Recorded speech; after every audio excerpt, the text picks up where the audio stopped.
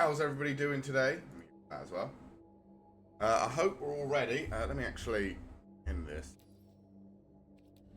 Nice background music, but we're going to be talking about the cards today, so we don't really need background.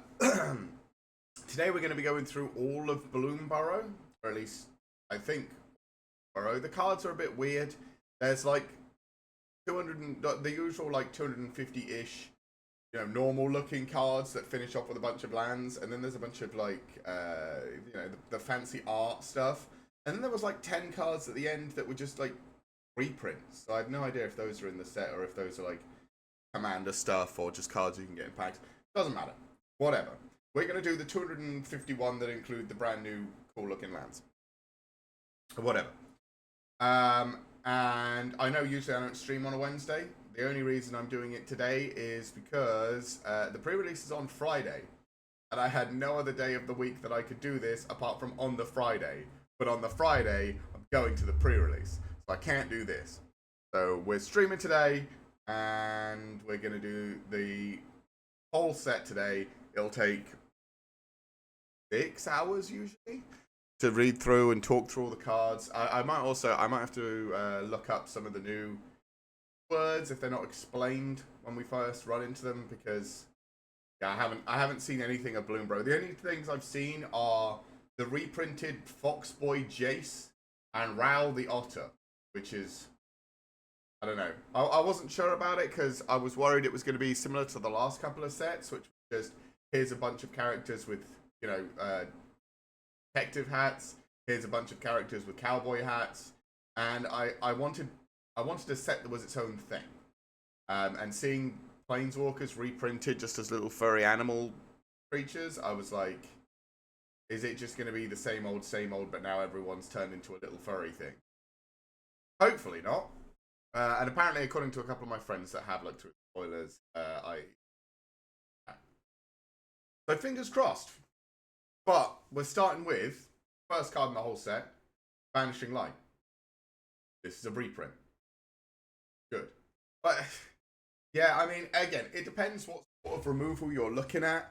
But removal is premium. It's removal. It's in white. I mean, like, Vanishing Light's been printed a million times. And it's been printed as a whole bunch of different things as well. Oblivion Ring and all the rest of the crap. So, and they're all good. Certainly in like draft and limited. I mean, you want as much removal as you can stuff into a deck, really. So yeah, removal is premium. This is removal. Guess what? It's good. Fantastic. Card 2. Visa the Bounding Spring. 4 mana, 4/5. When Visa the Bounding Spring enters. As in enters, I'm assuming that's enters the battlefield. I think I looked that up. They've shortened enters the battlefield to enters. Sure. When Beast of the Bounding Spring enters, create a treasure token if an opponent controls more land than you. Gain 4 life if an opponent has more life than you. Create 2 1/1 blue fish creature tokens if an opponent controls more creatures than you. Draw a card if an opponent has more cards in hand than you. I mean, this is great in draft, right? Because if you're behind in any way, it helps get you back on. Like, if you're behind in mana, it gives you the treasure. If you're lower in life, it heals you. If you're behind on the board, it gives you some extra blockers. If you don't have as many cards in your hand, if your opponent has more cards in hand than you, it draws you a card. I think this card is just good. It's also a 4 mana 4/5, so it's just like that. Like, if your opponent has more creatures than you, play this, it's a 4/5. What? 6/7. 4, because it's a 4/5 and 2 1/1s. Yeah, this card's good. This card's kind of gross, actually. Because they had this on a like a 2 mana spell. It was like, if your opponent controls more creatures, create 2 1/1s.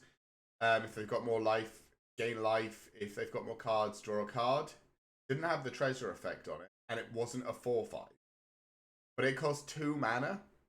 So if they think that effect costs 2 mana, then you're essentially paying 2 mana for a 4/5 that makes a treasure. Because the rest of it, they stapled onto a 2 mana card. 2 mana instant. creature. No, what's the other one? I can't remember what the other one was. But either way, this card's great. It just has to be, right? It's so much value stapled onto a fine creature, a good creature even, slightly above stats. This thing has to be good in limit. Has to be. It has to be just great in limit. Brave Duo. 1 mana, 1/1, and give target creature +1. Yeah, it's fine. Like, I have no issue with stuff like this. Just sort of generically okay. A 1 mana, 1/1, which is fine, and then it does stuff if you can't swing with it anymore. It does cost mana to do it, which is a bit sad. I'd prefer it just tapped and gave something +1/+1, but maybe that's too strong on a 1 mana, 1/1. But it's okay. I'm not excited about it, but you know, sure, whatever. Bright Blade Stoked is a 2 mana, 2 first strike and lifelink. That is fucking good. That is good because, like, in limited, especially, you're quite happy just playing on curves or 1 mana, 1/1, a 2 mana, 2/2, a 3 mana, 3/3. This having first strike and lifelink as well as being a 2/2 just beats ass. Because this will kill just, like, especially if you've got buff spells or this thing. Like, this can come down as a 2 mana, 2/2 with first strike and lifelink, so your opponent's not swinging bad. Unless they have something with a fat ass. But, and then it can be a 3/3 the next turn with this thing. Yeah, this thing's good. This thing has to be. Again, this thing has to be. First strike's a really good keyword in combat. Lifelink, you just want to keep yourself alive. This is 2 really good keywords stapled to, you know, a fine body. I am the only thing that would make it better would be it being a 3/2. So yeah, I'm good with this. I think this is a good card. Also, I'm not sure my microphone doesn't seem to be picking up my voice as much. Anyway, Builder's Talent. 2 mana. It is they've got levels abilities, level enchantments. Cool. It's been a long time since we've. This was the class cards, right? With the Baldur's Gate expansion. I thought these were cool, at least. Right, so 2 mana, when it enters the battlefield, create a 0/4 white war creature token with Defender. Sure. For an extra 1 mana, whenever 1 or more non-creature, non-land permanents you control enter, put a +1/+1 counter on target creature you control. Non-creature, non-land permanent. So this is artifacts, enchantments, that sort of thing. Okay, sure. You could make that useful, maybe. And for 5 more, when this class becomes level 3, return target non-land. Okay, from the graveyard to the battlefield. This is like artifact or enchantment shenanigans. Which is fine. I mean, there's already decks that like to do this sort of put stuff in the graveyard and then reanimate it bullshit. They're never very good, and also in limited, I wouldn't care for this. Like, limited, you're not going to be able to build enough. You're probably not going to have enough enchantments or artifacts in your deck unless it is built for it. And in limited, you can't guarantee you build, like, specific. I guess in nah. I don't like it. I don't think it's that. I think it's there. Too specific, I think. I don't like it. Caretaker's Talent. Okay. 3 mana. Whenever 1 or more tokens you control enter, draw a card. This ability only triggers once. Fine, whatever. That's good for token generators. We haven't seen any token. Actually, no. We've got the 4 mana guy does create the fish token. Sure. What are you doing? Hey Quirks, how you doing? What's this game? Sorry, I was looking at the cards, didn't look across. No, you're fine. Don't worry about it. And this game is called Magic the Gathering. It's sort of the original card game before Yu-Gi-Oh, before Pokemon, before any of that. And it's what I play, and it's what I'm going and playing on Friday. But this is the new cards they're releasing, so I'm kind of talking through them and trying to decide if I think they're good or not. But Yeah, I'm not really sure about this one. When this class becomes level 2, create a token that's a copy of target token. Sure, and then for 4 extra mana, creature tokens you control get +2/+2. It's like Clash of Clans, how you play. No, it's like Yu-Gi-Oh!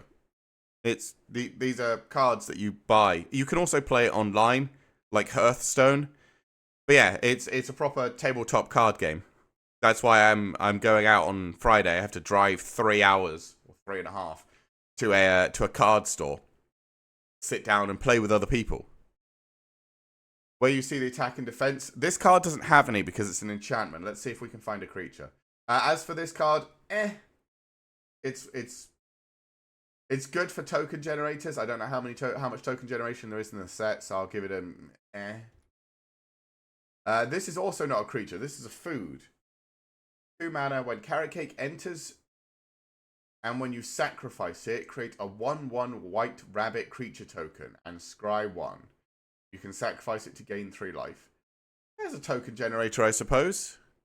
Available for mobile. Magic the Gathering Arena is. Yeah. Magic, MTGA. Magic the Gathering Arena. It's the online version, sort of like Hearthstone. Yeah, so what do I think of Carrot Cake? I mean, it's 2 creatures. It's 2 1/1s for 2, but it's it's 2 1/1s for 4.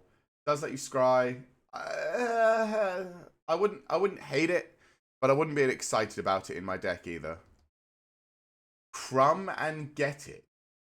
Okay, 1 mana instant. Gift a food. You may promise an opponent a gift as you cast this spell. If you do, they create a food token before its other effects. It's an artifact that sacrifices. Okay. Target creature you control gets +2/+2 until end of turn. If the gift was promised, so if they get food, the creature also gains indestructible until end of turn. Can we play together if I download? You can play against each other, but that's about it. And I don't know how much you'd enjoy playing against me, because I have a lot more of the cards, so I probably... It's a very, if you have good cards, you're more likely to win sort of game.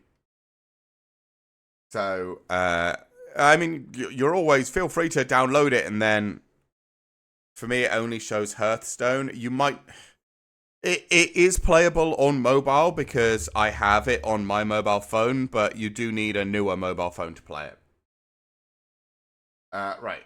So yeah, I think Crumb and Get It is a fine little instant combat trick. Again, I'm not too big on combat tricks because it's an easy way to get yourself 2 for 1, but I mean, it's not bad. Not anything like Magic the Gathering. Yeah, if you can't see it, then you might not. Only available for iPhone. No, I've got it on Android, but I've got a newer Android. Dawn's Truce. Okay. A 2 mana instant. Gift a card. You may promise an opponent a gift as you cast a spell. If you do, they draw a card. Sure. You and permanents you control gain hexproof until end of turn. If the gift was promised, permanents you control also gain indestructible. This is good, right? In white specifically, especially if you like white weenies. Like, if you're doing lots of little dudes and tokens with white, and then your opponent tries to blow the board up, you can just Dawn's Truce. If they try and target something, because it's permanents, it's not just creatures. So if they try and target something that you have that you don't want them to, I think this card's good. Limited. I don't think it's as good in limited because I don't know how much of a board you're going to be able to build. But I mean, you could swing for the fences, and when your opponent blocks, you could give everything you control indestructible. I don't think the hexproof is going to matter that much. I mean, maybe it does. I think this is a good card. Yeah, I think this is a good card. Just because of the indestructibility at instant speed. Can you gift me some cards? The online one gives you a bunch of free stuff. I don't think you can send gifts like that, no. Do drop cure for 3 mana. Gift a card. Okay, so white does a lot of gifting, it would appear, or does all of the cards do a lot? Do all of the colors do a lot of gifting? I'm not sure. You may promise a card. An opponent a gift as you cast a spell. If they do, they draw a card. Sure. Return 2 target creature cards, each with mana value 2 or less, from your graveyard to the battlefield. If the gift was promised, instead return up to 3 target creature cards with mana value 2 or less from the graveyard to the battlefield. I mean, so far, the only creatures we've seen have been this Stoat, this Bravekin duo, and Visa. And Visa you can't hit with it because it's 4 instead of 2. So currently I'm bringing back, what, 3 Brightblade Stoats? But that's the best Dewdrop's Cure is doing. Which is fine. I mean, it's pretty good actually. But like again, this is an uncommon. You're not getting 3 of these. If you do, I mean, run all 3 of them. But you're probably not getting 3 of those. So, and even then, you're probably not getting them all. I don't know. This is one of those cards that I'm always like, yeah, sure. Like technically, if you pay 3 and gift a card, you're getting 6 mana's worth of creature, or the maximum you get is 6 mana's worth of creatures for 3. For 3 mana. Which sounds great, but it's never that good. Like, it's always just kind of never that good, right? So I'm going to say I don't think it's going to be that good. It's going to be kind of naff. I don't know, because I'm going to say it's crap, and then I'm going to get absolutely blown out by it on the pre-release, but I don't think it's that good. Rift Gloom Coyote. Okay. 5 mana for a 3/4. Okay. When Drift Gloom Coyote enters, exile target creature an opponent controls until Drift Gloom Coyote leaves the battlefield. Okay. If that creature had power 2 or less, put a +1/+1 counter on it to make it 4/5. This is good, right? It's exiles. It is just good. It's a creature that has an exile effect on it. This is good in limited because you play this creature, you remove one of your opponent's creatures. And if it's something weak and crappy, this thing just gets bigger. Like, this thing being a 4/5 is no joke. That's currently equal to the strongest creature we've seen. I don't know how big creatures in this set are going to get, but yeah. I think this is a good card. And I mean, even if there are bigger things, this can just exile it. So I think this is a good card. Like, a 5 mana 3/4, I usually wouldn't even consider, but it has removal staple to it, and any creature with removal staple to it, I'll take. I think this is really good in limited. Essence Channeler. Okay. 2 mana for a 2/1. As long as you've lost life this turn, Essence Channeler has flying and vigilance. Whenever you gain life, put a +1/+1 counter on it, and when it dies, put its counters on target creature you. Have we seen any life gain?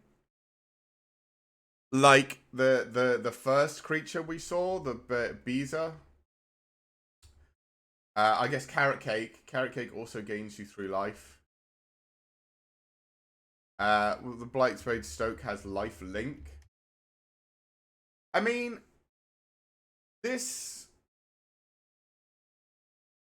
can be good. I think this might actually be kind of scary good in some of the new life linker or some of the previous life healing builds.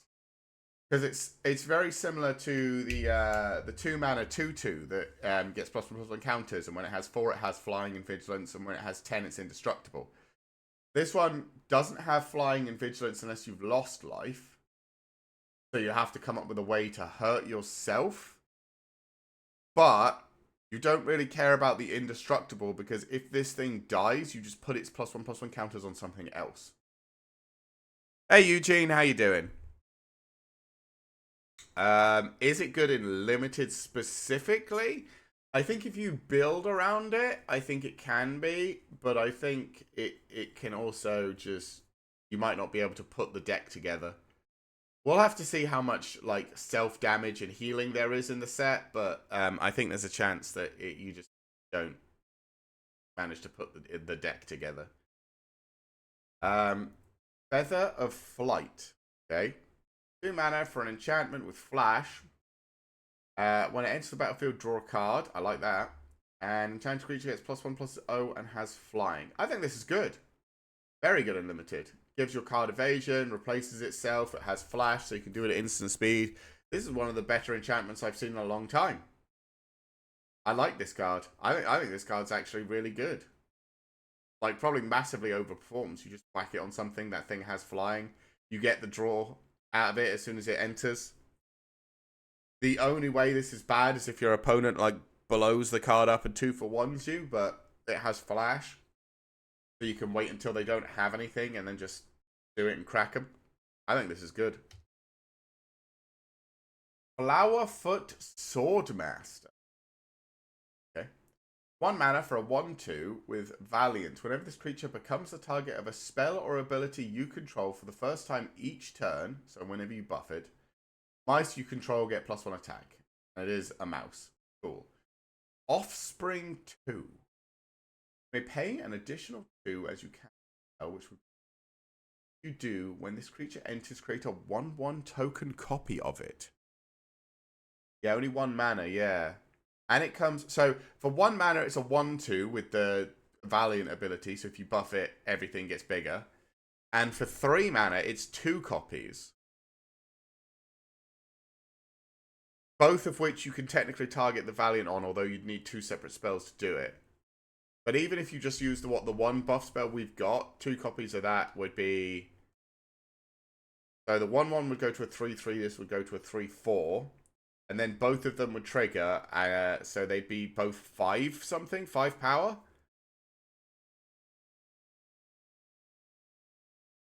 I went outside, sorry. Am I strong in this pack? I have no idea. We've only just started looking, Eugene. I'm downloading the game. Oh, okay. That's cool, Quirks. I can load it up after the stream, but for now, obviously, I'm on this screen doing the cards.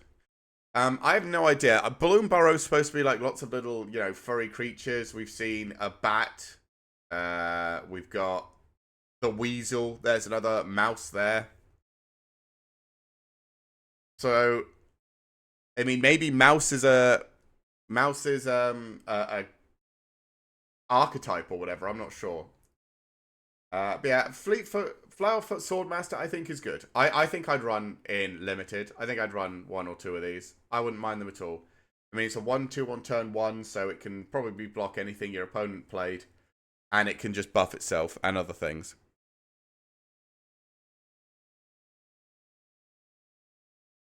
I'm not playing today. No, I'm just going through. There's over 200 new cards. So it's gonna take me about 6 hours to go through all the new cards and talk through them. And that's my plan for today. That's the whole stream. It's just me looking through the cards and talking about them. I do this every time there's a new set in Magic. Although usually I don't do it on a Wednesday. Usually I actually have a day set up for it. But this time it was just a Wednesday. So, what is that word? Harvest Straight Host. Sure. Is a 3 mana 3/3, and when it or another rabbit enters, target creature gets +1/+0 until end of turn, and then draw a card if this is the second time this ability has resolved. Again, I don't know how strong rabbits are. We haven't seen any other rabbits, right? Oh no, yeah, there's a rabbit there, so there's 1. And I think the carrot cake makes rabbits, right? Yeah, white rabbit creature tokens. I'm not going to be able to play. I'm not playing anything today, no. By the time we get to the end of these cards, it's going to probably be like 2, 3, 4 o'clock in the afternoon. But yeah, like I said, I can... I do play Magic regularly, so I'll see if I can... like next week on Friday, we'll be doing draft for the first time for the new set. So you'll be able to see my my username on Magic. You can add me, and then at some point we can always play a couple of games. Like I said, you'll get a bunch of free decks. So and there's also the tutorial, so you can play the tutorial. It'll teach you a little bit. But yeah, I like Magic a lot. So yeah, for the Haverstrite Host, Again, I think it depends what other rabbits there are. I'm not really sure. I don't really know how good this is because I don't know what the other rabbits are like or how many other rabbits there are. So maybe this is good. Maybe it's terrible. It depends if rabbits are good, I guess. I'll give it a rabbit out of 5 because I don't know. Hop to it. Okay, well, here's some rabbits. 3 mana for 3 1/1 white rabbit creature tokens. Is Magic on Steam? No, you have to find it on Google. Just type in MTGA or Magic the Gathering Arena. You're going to play Magic Friday. Can't we play Friday? Yes. I mean, I'll be doing a couple of drafts, and you won't be able to draft at the same. You can't draft with other people, but I could play a couple of just me versus you games, and then do a draft, and then a couple of me versus you games, and then do a draft or something. But we'll see. I could definitely play a couple of games against you. Again, the issue being, I'm gonna have probably a lot better cards. Maybe I'll make some weird derpy. Maybe I'll make like a full rabbit deck or something. We'll see. But yeah, create 3 1/1 white rabbit creature tokens. So if you harvest strike host and then the turn after hop to it, this goes for it to being what, a 6/1 and you draw a card because 3 white rabbits enter. All right, see you later, Quirks. So, yeah, hop to it, triggers Harvest Strike Host 3 times. It goes to being a 6/3 and you draw a card. Not bad. On Steam, there's a game called Magic the Gathering Arena. I don't know. I mean, I don't do it through Steam. I got it off just the YouTube. It's free. Yeah, it is free. Not off YouTube. I got it off Google. I just Googled Magic the Gathering Arena because, well, to be fair, I played Magic the card game before Magic the Gathering Arena ever existed. So when there was word of a Magic the Gathering Arena, I applied for the closed beta and got closed beta access before it was on anything. So, yeah, that was years ago, though. So maybe it's on Steam. I'm not sure. Intrepid Rabbit. Oh, we got another rabbit. So, it is a 3 mana 3/2. When this creature enters target creature you control gets +1/+1, and it has Offspring. So for 4 mana, Offspring 1. So for 4 mana, you can get another trigger, which is pretty good actually. Like if you Harvest Strike Host and then on turn 4 you just play the Intrepid Rabbit and Offspring it. Again, that triggers Harvest Strike Host and to give itself +2/+0, assuming you have no other cards. And you draw the card, and it gets +2/+2 from this. Rabbit might actually be pretty good. 8.2 gigabytes. There's a lot of cards. There's a lot of cards in Magic the Gathering Arena. Jackdaw Savior. Okay. 3 mana, 3/1 flyer. We like flyers. Probably pretty good. Yeah, I think maybe Rabbit is actually, and like this one as well, I think maybe this is pretty good in Limited at least. When Jackdaw Savior or another creature you control with flying dies, okay, return another target creature card with lesser mana value from your graveyard to the battlefield. Okay, yeah, this is a good card. This is good in Limited, especially in white. It's a 3 mana 3/1 that when it dies with flying, that's just going to keep smacking your opponent in the face. This is just an animal pack? Yeah, sort of. So the way Magic... It's a bit complicated. The way Magic used to work is they have these things called planes, which are like their own mini-universes. And we are what's called planeswalkers, which means we can travel between them. So every time they went to a new plane, it would be completely different from the old plane. They had like one that was filled with vampires and werewolves and zombies. They had like a horror one. They had one that was super advanced technology-wise with a bunch of vehicles and stuff like that. They had one that was that had 10 different schools of magic that were all fighting to rule the entire sort of area. They had one where elementals, like, the land came to life. They had one that was full of dinosaurs. You know, they just had a bunch of different planes that were filled with different things. But in one of the more recent sets, they kind of blew it up and said that now all the planes are connected, so now everyone can just walk to different planes. Which means that the last couple have just been like the same like 5 characters walking around doing like just dumb shit. So I haven't really enjoyed that very much. But BloomBurrow seems to be, hopefully, just, you know, a brand new plane that we've never been to before, and it's full of weird, tiny critters in it. I don't know. You are correct. It is, you know, the animal pack. But, yeah, I haven't really looked through yet, but it's, yeah, it looks like rabbits, mouses, there's a bird. We had a bat earlier. Yeah, it looks like it's just going to be a bunch of critters in the forest. Jolly Gerbils. 2 mana for a 2/3. Whenever you give a gift, draw a card. This card's good, I think. There's been a bunch of gift giving. So I know this one's been Offspring and all that, but we had, what, gift a card here, gift a card here, gift a card here. And all of them, most of them seem to be your opponent draws a card. But if those change from your opponent draws a card to both of you draw a card, that's actually pretty good, right? You play this, you play a gift card, both of you and your opponent draw a card. You just, you know, it doesn't look... The fish looks so cute and huggable. I mean, it's currently getting a hug. But yeah, that, I think that's pretty good. I don't know...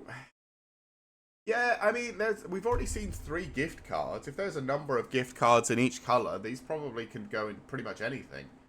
So I'd say they're probably good in limited as well, just so that your opponent doesn't get card advantage when you're trying to play gift stuff. I don't mind this. Life Creed Duo. Okay, 2 mana for a 1/2 with flying. Whenever another creature you control enters, gain a life. Yeah, this is good. I'd play this. You just, you know, sit there with this out, gaining life. I mean, the good ones with this effect are whenever another creature enters, not just you control, and they usually cost 1 mana. But I mean, this is still fine. Mabel's Metal. Funny joke at the bottom. Why are you eating upside down? Asked the bird. Why are you eating upside up? Replied the bat. I like it. Mabel's Metal. 2 mana for instant. Target creature gets +1/+1 until end of turn. Up to 1 other target creature gets +1/+1 until end of turn. Oh, so with this card, you can trigger both of them simultaneously with the same instant, which is a lot of power. I like that. This one might actually be one of the better instant. It doesn't give any protection, though. That's the only problem. No protection, but buffs to 2 things on the attack. I think this is good.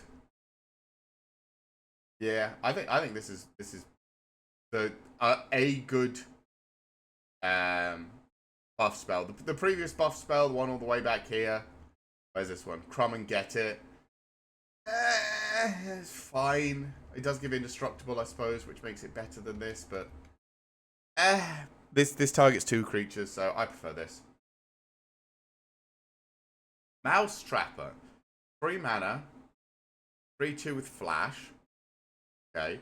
Whenever Mouse Trapper becomes the target of a spell or ability you control for the first time each turn, tap target creature and opponent controls. If it's spell or ability, actually, doesn't this... Way back. Doesn't this 1/1 trigger it? Maybe this 1/1's better than I thought because it triggers all of the Valiant abilities. Yeah. I think I like that 1/1 more than I thought because it's going to be triggering all your abilities. Hey, I don't know. How you doing? Yeah, I think that little mouse duo is actually considerably better than I thought. If it's going to be triggering, if Valiant is going to come up a lot. But what do I think of this guy? I mean, it's a 3-2 with flash. You play at the end of your opponent's turn. It's not bad. I think this is good, actually. Just because of the flash. The 3-2 with flash. Nettle Guard. 2 mana, 3-1. Whenever it becomes the target of spell or ability for the first time each turn, it becomes a 3-3. And you can always sacrifice it to destroy target artifact or enchantment. Not, you know, insanely good, but it's a card you're probably going to be running like at least 1 or 2 of. Probably 1. I think you're at least happy with 1, right? I think 1 you're happy with. Lots of mice. Yeah, that's true. Those mice buff cards are starting to look a little bit better, huh? Parting Gust. 2 mana. Gift a tapped fish. You may promise an opponent a gift. If you do, they create a 1/1 blue fish creature token or its other effects. It is tapped though. Exile target non-token creature. If the gift was promised, return that creature to the battlefield under its owner's control with a +1/+1 counter on it at the beginning of the next end step. Okay, so it's a bounce effect. But you could bounce an offspring card. Oh no, that's cast. No, you can't.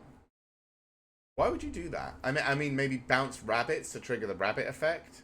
Anything else that's good when bouncing? I mean, the Drift Gloom Coyote, I suppose. If there's stuff if there's something new you want to get rid of.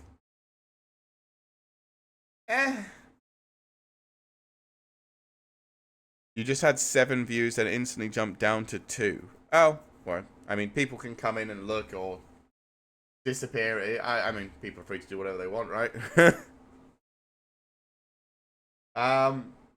This card is... Maybe there's something interesting you can do with it. I mean, you could probably re-trigger the first card we looked at, the Bezer or whatever, but that's a mythic rare, and you can't plan on having a mythic rare. I don't know.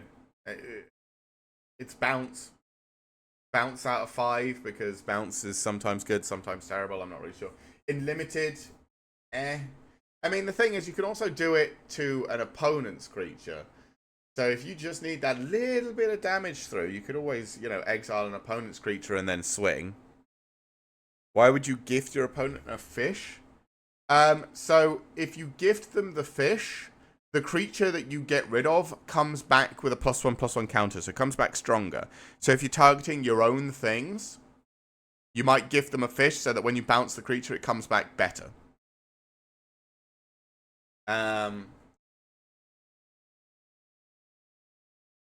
Because, yeah, it says on the card, if the gift... Oh. Oh, no. If the gift wasn't promised. That's the wrong way around. Okay. So, you exile target non-token creature. Generally, your opponent's thing. If you give them a fish, it comes back normal. If you don't give them a fish, it comes back with a +1/+1 counter. So if you're targeting your own things, you don't pay the promise and your stuff comes back stronger. If you're targeting your opponent's thing, you give them the fish so that they don't get stronger. I mean, it's a bit... Giving them the fish is an extra +1/+1 anyway, so I don't think you pay the gift on this one. Ever, really, right? I don't know. I don't think I like this card. I don't think it's very good.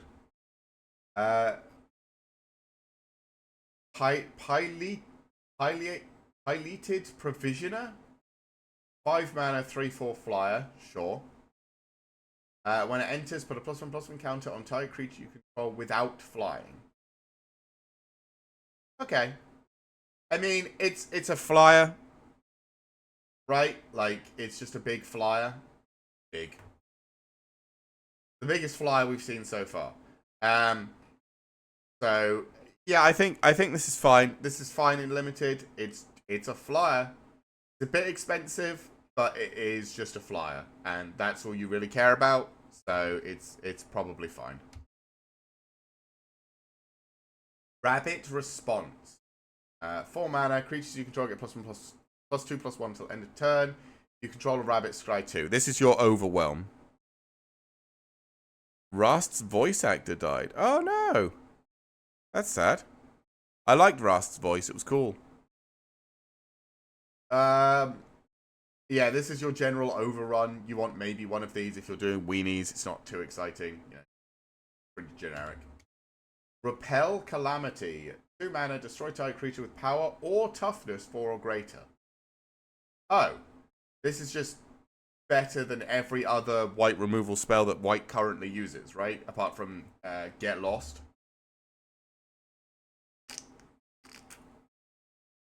Because they've got like Destroy Evil, which is power 4 or greater, and there's another one that's toughness 4 or greater. This is either and costs 1 less. So this is just insane. This is a really good card. I don't know about in limited because I don't know what's going to have more than 4 power or toughness, but yeah, I'd say this is a really good card. This is a really good card. What? Salvation Swan is a 4 mana 3/3 flyer with flash, which is really good. Whenever Salvation Swan or another bird you control enters, exile up to 1 target creature you control without flying, return it to the battlefield under its owner's control with a flying counter on it at the beginning of the next end step. Okay, this card's great. I mean, it's a flying 3/3 that you can play, you know, at the end of your opponent's turn and give one of your dudes on the ground flying. Or before that, you can do it before they go to the end step, I guess. So that, would you do that, or would you just do it during the end step? I guess you. Yeah, I'd probably do it before you go to the end step, because then you'd get the flyer back, the dude back with flying.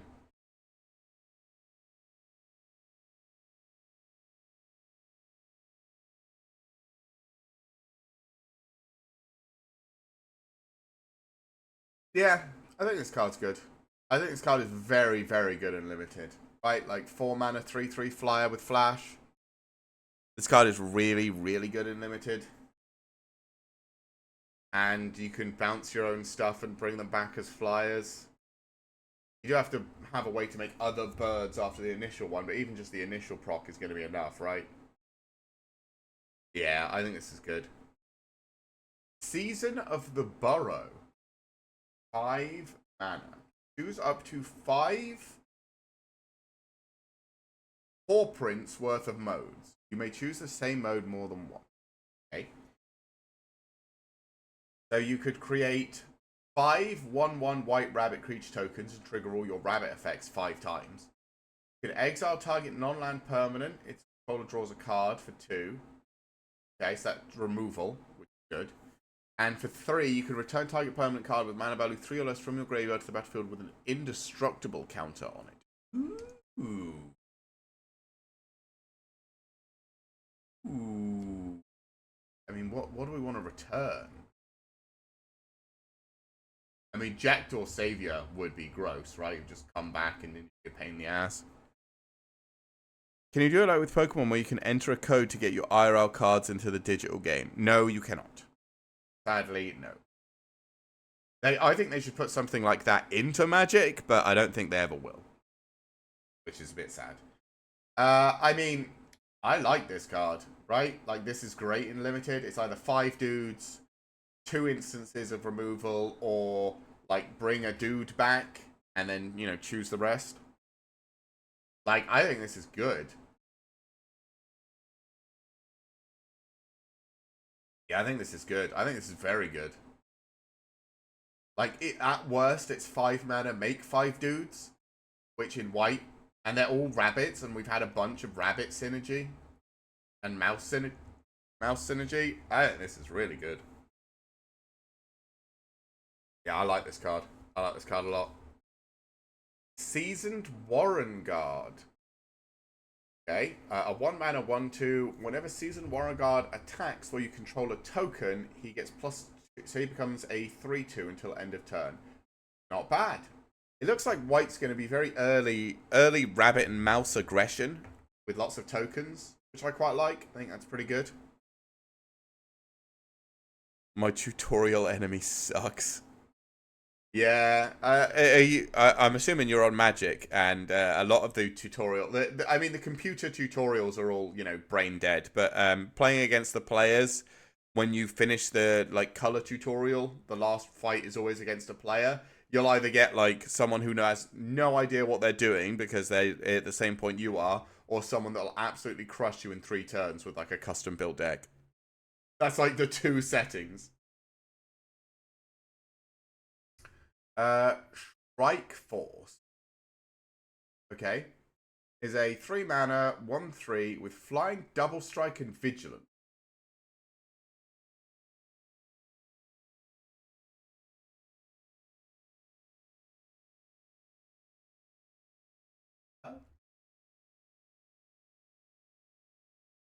Why is the color so? Look at the changing color on the mana on the expansion sim. Why is that? What the fuck is going on there? Right. Again, it's flying. We probably take flying because we like flying. It's got double strike, so it holds buffs really well. Yeah, this card's probably really good. This card is probably something to be really scared of, actually. If your opponent plays this, you kind of have to deal with it, or else you could take 6 damage the following turn really easily. I like that card. Yeah, I think this is really good in limited.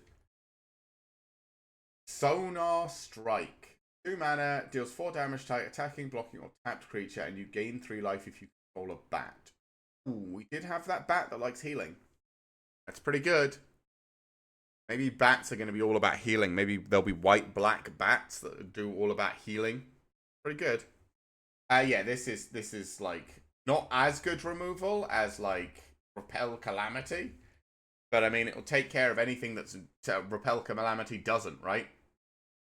Anything below 4, this blows up. Anything above 4, Repel Calamity's got covered.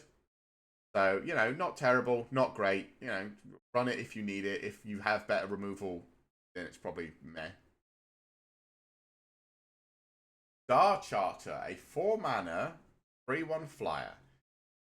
At the beginning of your end step, if you gained or lost life this turn, look at the top 4 cards of your library. You may reveal a creature card with power 3 or less from among them and put it into your hand. Put the rest on the bottom of your library in a random order. GG easy. Good work, Eugene. So bats care about losing or gaining life here. What do I think of this effect? Look at the top 4. I mean, the thing is, in limited, it's a flyer, right? You don't anything stapled onto flying is just bonus points. So I think in limited, you just take this, right? It's flying. That's all you care about. You're like, oh, a 4-mana 3/1 flyer that's slightly understated, but it's got flying, so you just run it, right? You just do. Starfall Invocation. 5-mana sorcery, gift a card. You may promise an opponent a gift. Do they draw a card yet? Destroy all creatures. If the gift was promised, return a creature card, put it into your graveyard this way to the battlefield. Oh, this card's great. This card's really good. It's a board wipe where if your opponent draws a card, you get to keep something. And it's not, usually that sort of thing are oh, both of you get to keep a card or some bullshit like that. No, this is just you. And because it goes to the graveyard and then comes back to the battlefield, you can trigger any enter the battlefield effects again. This card's good.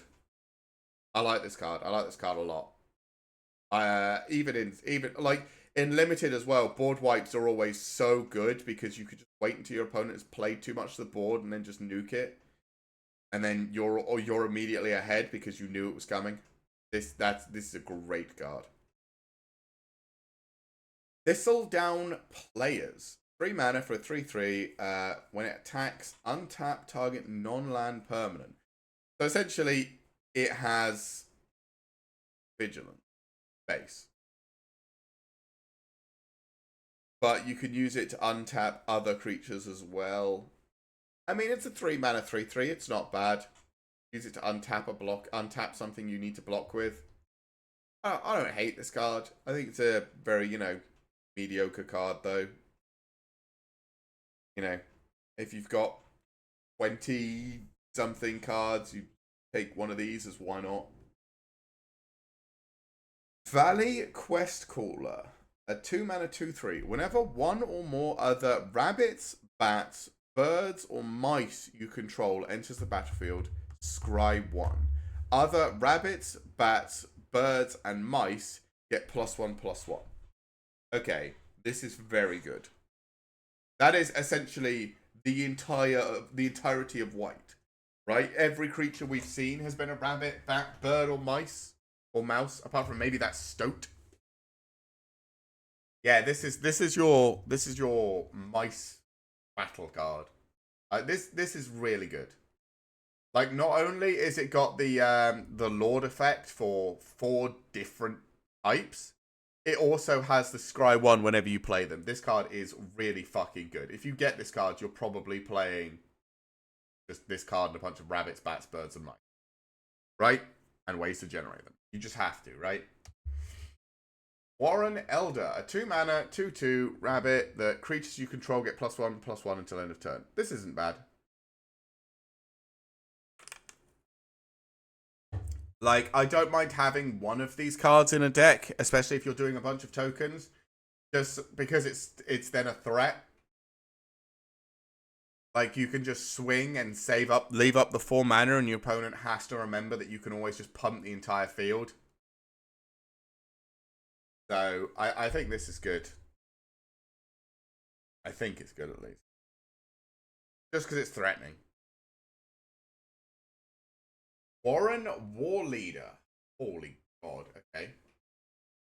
4 mana for a 4/4, another rabbit, with Offspring 2, so for 6 mana you can make an extra copy of this. Whenever you attack, not that, this is just whenever you declare attacks, you either create a 1/1 white rabbit creature token that's tapped and attacking, or attacking creatures you control get +1/+1 until end of turn. So for 6 mana, if you play this and Offspring it, swing with anything, you can make a 1/1 and pump everything. Because you can do both. Or you can make 2 1/1s. This card is bonkers, right? Just because it doesn't have to do anything, it does. As long as you've got a creature on the field, it does something immediately because you play it and then just swing. Whether you Offspring it or not. I think this card is kind of bonkers. I think it has to be, right? Yeah. And like, especially with this guy, like if you have the rabbit warrior guy as well, like this is just make 2/2s, they all become 3/3s and everything's crazy and get scries and yeah, this is nuts. Have you ever played Legend of Runeterra? I tried Legends of Runeterra, but unfortunately, again, because I'm so used to Magic, it felt like Magic but with a bunch of stuff missing. So, I just kept playing Magic. It's the same with like Yu-Gi-Oh! And Hearthstone and Pokemon cards. It just feels like they're Magic, but not quite as good. Because Magic has existed longer. At least to me, but that's because I've been playing Magic for such a long time. So, yeah. Wax Wayne Witness. Okay. 4 mana for a 2/4 Flying Vigilance. Again, you probably just take this because it's a flyer. Whenever you gain or lose life during your turns, Wax Wayne Witness gets +1/+0 until end of turn. It has Tam Kench. I don't. Does it? I didn't. I played it when it first came out. It's not so much like the characters. The problem I have is, like I said, like this card having like flying and vigilance and all that sort of stuff. Like, Legends of Runeterra had that. It had like the overpower, which was essentially trample. It had fast attack, which was first strike. They had was it like shroud or something that's essentially flying. It can only be blocked by other creatures with that ability. Like, it has all the base keywords that Magic already has, but take like Offspring 2. That's a mechanic that is in this set and has been made specifically for this set. When I first played Legends of Runeterra, they didn't have anything like that. They just had, you know, basic keywords like trample and flying and first strike. And I was there like, okay, but if I just wanted to play with basic keywords, why would I not just like it? There wasn't anything. The evolving champions, that was the only thing it had though. That was the one difference that made it unique. And like, I it wasn't there wasn't enough interesting variation for me and like decks that I wanted to build. It because I couldn't build like, oh, in the next set I might build an offspring rabbit deck, or I might build whatever one of the other colors is, or you know, the colors all do something different, and they'll all have these interconnecting mechanics or different mechanics. And because there's like 10 different sets that have come out, there's a whole bunch of different mechanics that interweave together.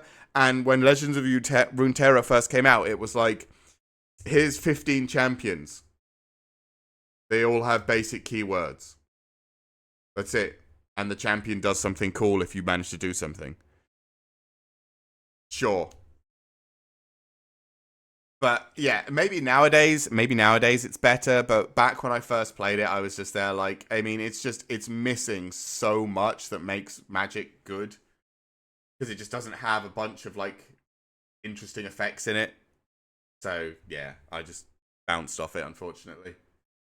Yeah, Waxwayne Witness, I mean, it has flying. You probably just take it for limited, right? Everything with flying you just take for limited. I still haven't seen a massive amount of gain or lose life. We've seen like 1 or 2 cards that do it. So I guess black maybe will have a bunch of gain or lose life stuff. I mean, we've got something that you gain life whenever a creature enters, so maybe that works with it, but like, meh.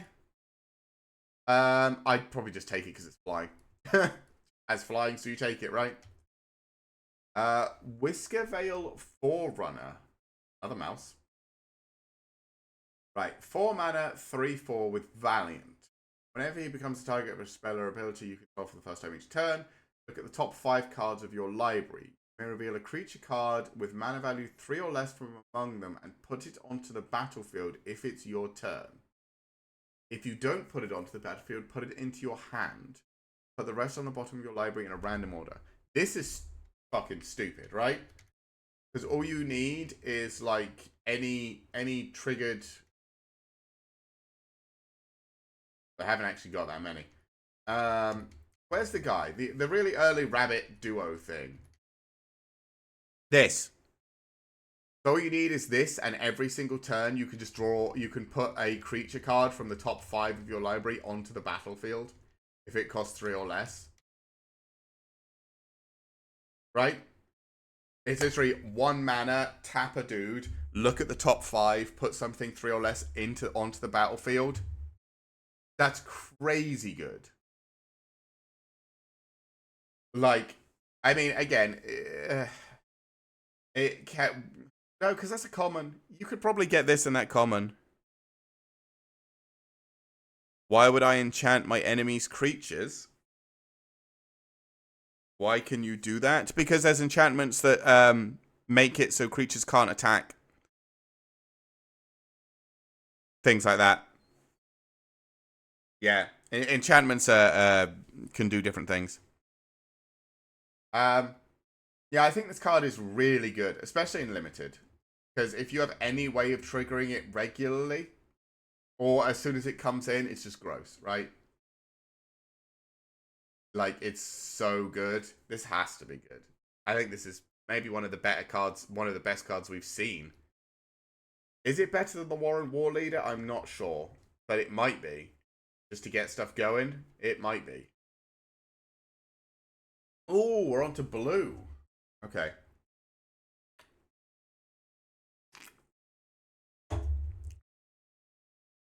So, what did I think of white? It looks like white's doing 2 things. Lots of mice and rabbits, and then like lose life, gain life shenanigans. This guy is insane. This guy's probably the best card. I like the Warren War Leader just because it's really good. But I think the Valley Quest Caller is like the best card, right? Literally, if you play another white creature, essentially from the whole fucking set, scry 1, and every other white creature you control gets bigger. This card is insane. But there's some good cards. So white's doing a lot of weenie stuff again, which I like. Off note, my new main is Aatrox. I mean, I do like we'll have to see if we can do another Ram day and see if we can get you Aatrox again. See if we can get you that Penta I stole from you. Sorry about that. Right. First card in blue. I think I like white, by the way.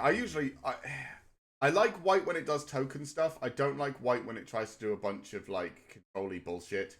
But this is all very tokeny spam, and I like tokeny spam, so I like what white's doing in this set. Azure Beastbinder. 2 mana for a 1/3 with vigilance that can't be blocked with creatures with power 2 or greater. Okay. And whenever it attacks, up to 1 target artifact, creature, or planeswalker an opponent control loses all abilities until your next turn. If it's a creature, it also has base power and toughness 2/2 until your next turn. Or you could just PayPal me €5. I don't think a Penta's worth that much. It's alright, we'll get you another one. It'll be fine. We'll get you another Aatrox Penta. It'll be great. I mean, this guy's pretty good.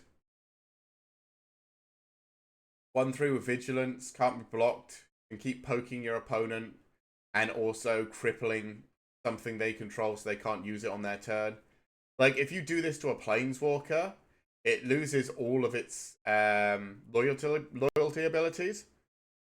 And because it's until your next turn, their planeswalker is essentially useless as long as this can keep attacking.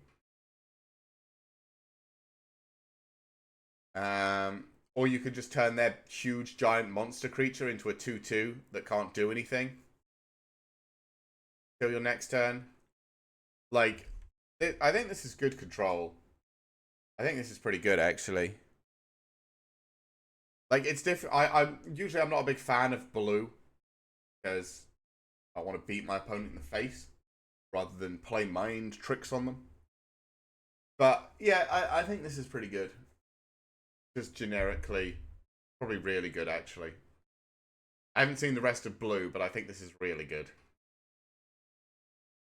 Bellowing Crier, a 2 mana, 2/1. When it enters the battlefield, draw a card, then discard a card. Yeah, sure. It's fine. Whatever.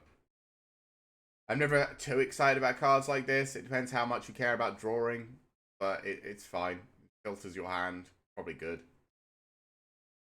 Calamitous Hide. 6 mana sorcery. Return up to 2 target creatures to their owner's hand. Draw 2 cards, then discard a card. Very expensive, but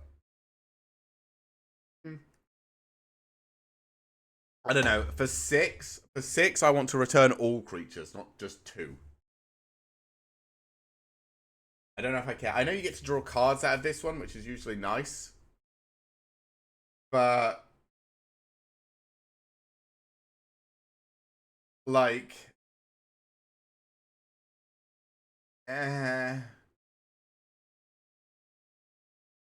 this is just, it's just, I don't know. It's just not great. It's like 2 mediocre abilities stapled together.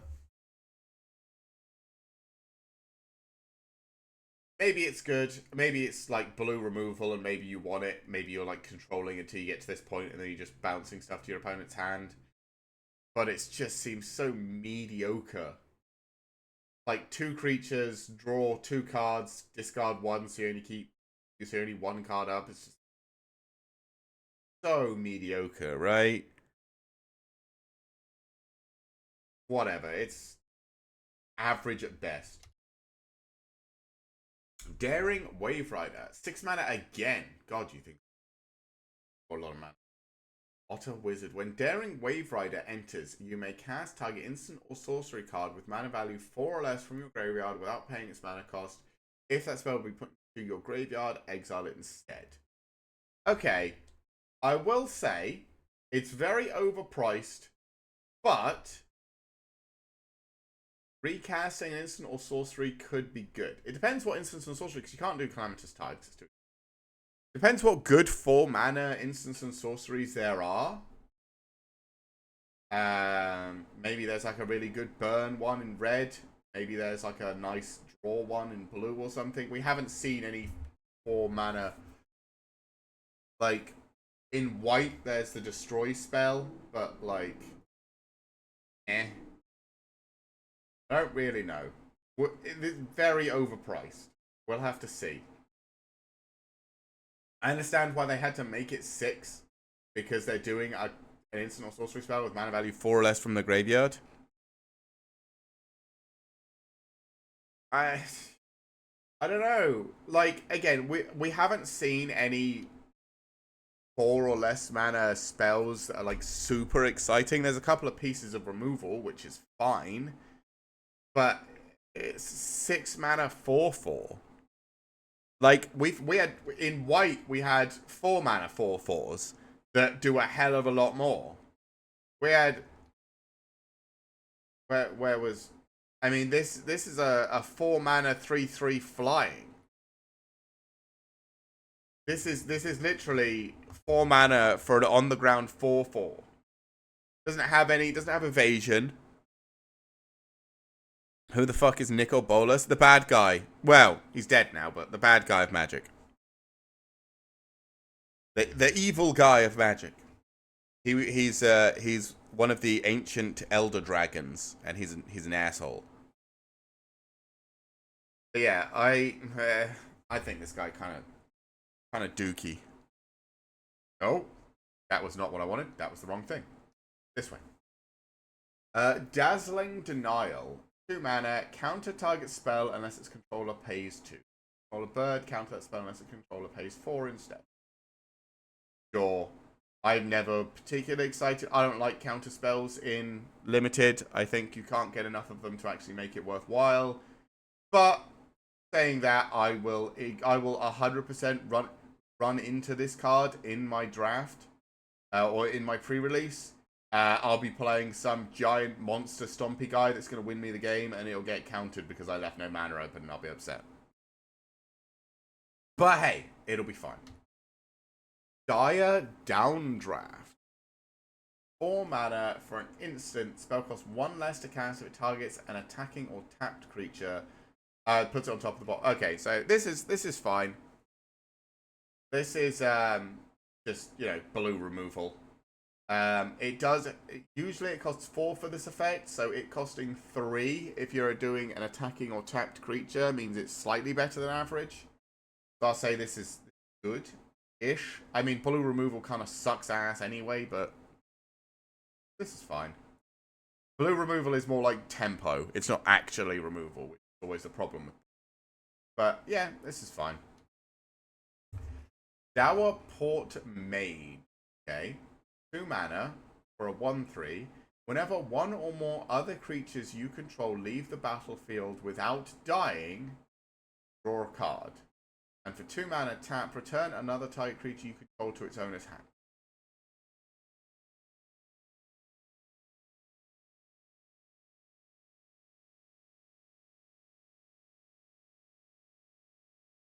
Is this good? I don't think in Limited it is. I think in Limited it might be a bit slow. I think if you're returning a creature to your hand, unless that creature has a really good effect, you're just going to get your ass fucking beaten by your opponent. Usually. Like, if I'm playing green and my opponent is spending 2 mana and tapping a creature to return another creature to their hand, I'm like, oh, good, I can just absolutely murder you next turn. So I think because it's 2 mana and tap this and return the creature, you like have to replay the creature, or else you're just gonna get stomped all over. I don't know. It seems just a bit slow and limited, right? I mean, it is drawing you cards, but like, it's essentially by itself. It is 2 mana, tap a creature, and remove a blocker, draw a card, which is just I wouldn't pay those. Would you? If you had a spell that said instant speed, pay 2, tap 1 creature, and return another creature to your hand, draw a card, would you ever play that spell? No. Of course you fucking wouldn't. That seems ridiculous, right? That's so much. I don't know. Maybe it's good, but I hate this kind of thing. I feel like it's just so you're just giving up so much for like maybe draw a card, and if you're really pressured by your opponent, just die horribly because you can't ever trigger this. Eddie Merc Crab. Holy big boy. 7 mana for a 5/5 with flash. Costs 1 less for each instant sorcery card in your graveyard. And it enters tapped if it's not your turn. And when it enters, you tap up to 2 target creatures. I think this card's great. I think this card's really, really good. Everything blue wants. I think it's good and limited. I think this card's great. But he's a frog wizard. He is a frog wizard, to be fair. He's not the lizard wizard. He's not what the lizard wizard we had, but we'll take a frog wizard.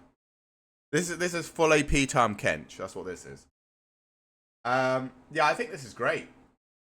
Like, it's big. The biggest thing we've seen so far, I think. It's cheaper for instance sorcery cards, which blue's going to be playing. You can't block with it if you play it on your turn, but on your opponent's turn. But if you play it on your opponent's turn, you can just tap down 2 creatures. I think this is good. I think this is actually one of the better blue cards I've seen. Like, weirdly, because it doesn't do anything exciting, but it's just kind of like thick. What are those? It's like in mono blue tempo for a long time. You're using the 5/5 ward. Cost 1 less for each card in your sorcery instant or sorcery card in your graveyard. The commons, I can't remember what they're called because I don't care for mono blue tempo. But yeah, looks very similar to that, but with upsides. So this is probably really good in limited. I think just good in general, yeah. What the fuck? Okay. Eluge the Shoreless Sea. I'm assuming that's how you say that first name. Is a 4 mana star. Power and toughness equal to the number of islands you control. So it's at least a 4 mana 3/3. Not bad. When it enters or attacks, put a flood counter on target land. It's an island in addition to its other types for as long as it has a flood counter on. Okay, so that means when you attack, you can make that extra 1 into an island as well, so it's at least a 4/4. The first instant or sorcery spell you cast each turn costs blue, or 1, less to cast for each land you control with a flood counter on it. This card is gross. Like, if this doesn't get immediately answered, you've lost. Right? Like, you just have. So, turn 4, you play this. You've got 3 islands and 1 extra thing, whatever this is. As soon as it enters, you put the flood counter onto the extra land. So, it is also an island. This is a 4/4. Okay, so it comes in on turn 4 as a 4/4. Great, brilliant. Exactly on curve, that's what we want. Okay? If your opponent doesn't deal with it immediately, next turn, play an island. Play an island, it becomes a 5/5. You attack with it, you put a flood counter on another one. It's still just a 5/5, but the first instant or sorcery spell in your hand now costs 2 less, and that can be the colored mana or the non-colored mana. Like,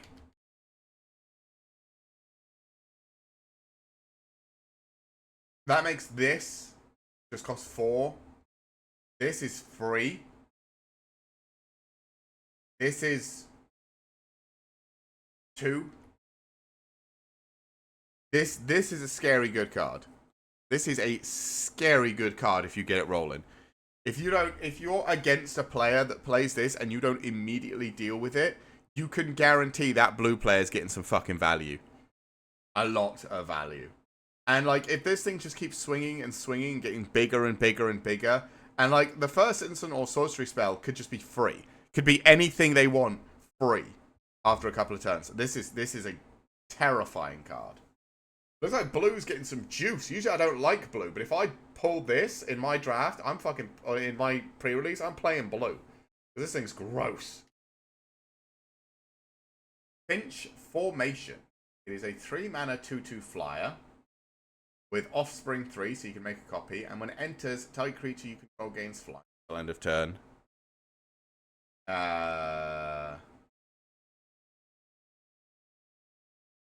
Sure. I mean, I don't know why you'd pay the Offspring cost. I mean, I think this 3 mana for a 2/2 flyer that does something is fine. But an additional 3 mana, so 6 for a 1/1 flying token that does something is not anywhere near as good. I think if you're at like 8, 9 mana and you're top decking and you pull this card, you offspring it. But I think most of the time you don't, and most of the time this card isn't particularly exciting. This is fine. It's not great. It's okay. Gossip's Talent. Okay, one of the new class enchantments. So for 2 mana, whenever a creature you control enters, surveil 1. Bad. For an extra 2, whenever you attack, target attacking creature with power 3 or less can't be blocked this turn. That's good for getting damage through. For an extra 4, whenever a creature you control deals combat damage to a player, you may exile it, then return it to the battlefield under its owner's control.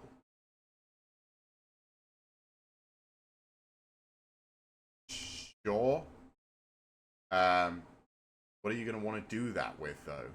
I mean, I guess because when it enters, you get to put flood counters on things. This, because you tap things. Actually, there's actually a few. This, because it would be a bouncing creature that lets you draw cards. Okay. This is good. This is good. It works with a lot of things. The basic ability, the 2 ability, whenever you play a creature, surveil 1, great. One of your creatures can't be blocked, great. Whenever you deal combat damage, bounce for a lot of the cards, great. I think this is Gossip's Talent. I think is actually better than both of the white ones. I think this is just really good. Into the Floodmaw. Okay. 1 mana to Gift of Fish as well. Return target creature an opponent controls to its owner's hand. If the gift was promised, instead return target non-land permanent an opponent controls. Okay. So this is another one I don't think you're ever really promising, right? You're probably just using this to bounce a creature, like regularly. This is 1 mana bounce a dude. This is fine. This is good. We like this in blue. So yeah, I think that's a good card. I'm not particularly excited, but yeah, it's good. It's 1 mana bounce a thing. If you want to give your opponent a fish, you can bounce anything better. But it's 1 mana bounce a dude, and that's the important thing. Hit Nap. Okay. It is 4 mana, gift card, sure. Enchant creature. When Hit Nap enters, tap enchanted creature. If the gift wasn't promised, put 3 stun counters on. And then you control enchanted creature. Okay. So this is a mind control effect for 4. Pretty cheap. But if you don't let your opponent draw a card, the creature that you mind control is just tapped for 3 turns. But that might be fine, right? Because if you're blue, you're probably just doing a whole bunch of value, draw, instant shenanigan stuff, and you're just using this to take your opponent's biggest creature so that it's not hitting you in the face. So I think this card's pretty good, actually. I'll give it an okay. I'll give it an okay. Yeah, I think this card is good. Blue's getting actually some good cards. Because this is, you know, steal your opponent's biggest thing, and if you want to kill them with it, you can let them draw a card. If you just don't want it on the board, you just don't, and it just sits on your side stunned for a while. I think this is good. Oh my god. Hitsa Otterball Elite. Okay, sure. A 2-mana 1/3 with Vigilance and Prowess. Okay, we're getting better, we're getting better. Tap, draw a card, discard a card. Tap 2 and tap. Copy target instant on sorcery spell. You may choose new targets for the copy. Activate only if his power is 3 or greater. Interesting. Okay.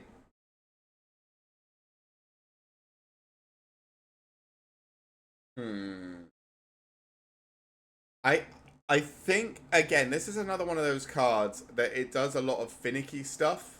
And I'm never sure how much I care about this sort of finicky stuff. This card is probably far and away higher than I'm thinking of it. Because it's just got a lot of stuff that it does. It's a 2-mana 1/3. It has Vigilance, so it can block and attack. It has Prowess, so it can get bigger whenever you cast a spell. You can use it just to draw and discard if you need to filter cards out of your hand, like lands and stuff, in a limited format. And if you do get it big enough, you can copy, like, a big, powerful spell. But it's a lot of little value-y things, and I'm not really sure how to evaluate that. It's not, like, gonna win a game by itself. Like, this thing can win a game by itself. It's massive, it keeps growing, and it can make you pay, essentially, free spells. This thing wins you a game by itself. This guy just does, like, lots of little things. Like, Vigilance is good, Prowess is always good, drawing cards, discarding a card is good. Copying a card can be game-winning, but you have to get his power above 3. So you either have to enchant him with a buff spell, or you have to play 2 spells before the big spell to trigger his prowess twice, and then play the big spell, which you're planning on copying. I mean, the Vigilance does mean you can attack while also doing the other effects, which is nice. But I'm really not sure about this one. I'm not sure what I'm rating it. I'm going to rate it good. I'm going to say good. I don't think it... I don't know. This is my problem with blue. There's a lot of cards like this that I'm just like, yeah, this seems generically good. And then, you know, blue becomes one of the best colors because it's got generically good stuff. Because you can just mix it with other colors and you just get generically good stuff. But, yeah, it's just generically good. Night Fisher. Okay, a 5-mana, 4/5 flyer. You're taking this because it's a big flyer. Whenever another non-token bird you control enters, create a 1/1 blue fish creature token. Yeah, this is great. This is, in limited, this is nuts. It's a big flyer that makes dudes. We love it. We're all about it. This is a great card. Light Shell Duo. A 4-mana, 3/4 with prowess, and when it enters, surveil 2.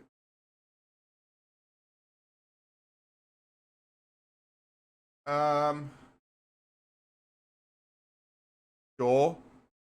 Like, this is fine. This is your 24th, 25th card. Again, this is a very sort of like, you know, pack filler. It's fine. It's just not particularly exciting. Long River Lurker. Okay. 3 mana for a 2/3 with Ward 1. Other fogs you control have Ward 1. And when it enters, target creature you control can't be blocked this turn. And whenever that creature does combat damage this turn, you may exile it if you do return to the battlefield. Okay. Depends how good other frogs are. I think, what have we seen that's a frog so far? Just the one? Just this frog wizard? I think. Oh, and the frog advisor. I guess this guy's also a frog. So if frogs all have enter the battlefield effects or things that they want to do with leaving and entering the battlefield, this guy's pretty good. How good is he in limited? Fine. I mean, the Ward 1 is annoying, especially if you've got a card that you really need to get rid of, but I haven't seen a frog yet that really makes me think you need to die. Like, all the frogs are just kind of mediocre in stats, and they don't really do that much. AP Tam Kench killing lots of Teemos, pretty lore accurate. Yeah, it's true. But I can't see this guy being... I mean, he's good if frogs are good. How good are frogs? Teemo's being the mice, yeah. Blue versus white is Tam Kench versus Teemo. But yeah, I just... Meh. I don't really do blue. Like I said, it depends how good frogs are. Long River's Pull. 2 mana, counter target creature spell if the gift was promised instead counter target spell. This, again, I don't like counter spells in limited. I don't really care for them. I think they don't really do very much generally. But this is a card where I'm going to play some giant 6-drop green bomb and my opponent's just going to go, yeah, no. And then I'm just going to be upset. I'm not much of a blue player. So this card is probably better than I give it credit for, but, you know, meh. Actually, 2 mana for just a counter anything spell is really good. This is probably really fucking good, but in limited, eh. Mind Spiral. Okay. 5 mana, gift a fish, sure. Target player draws 3 cards. If the gift was promised, tap target creature an opponent controls and put a stun count. This is okay. I think this is fine. I think it's what, draw 3 cards, give your creature a 1/1 so that you can tap down their big dude for a turn. It's not incredible. It's not bad. It's just kind of, again, it's fine. At least 5 mana is what we pay for draw 3 cards. So you're kind of just getting the extra bit as just the gift part. So this is fine. I think this is fine. Mind Whisker. Okay. 3 mana for a 3/2. At the beginning of your upkeep, surveil 1. Okay. As long as 7 or more cards are in your graveyard, creatures your opponent control get -1/-. Okay. I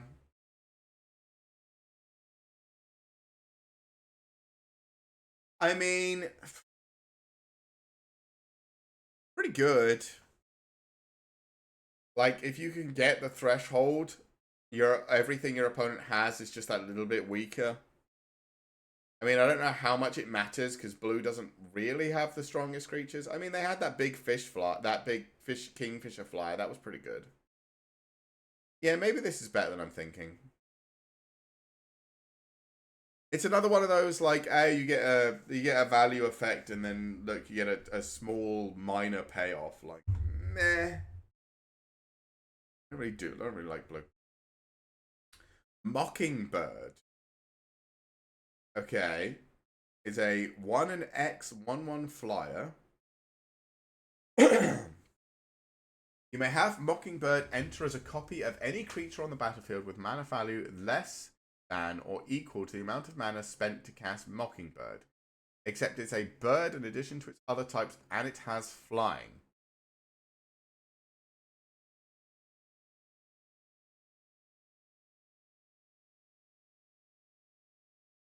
Probably incredible.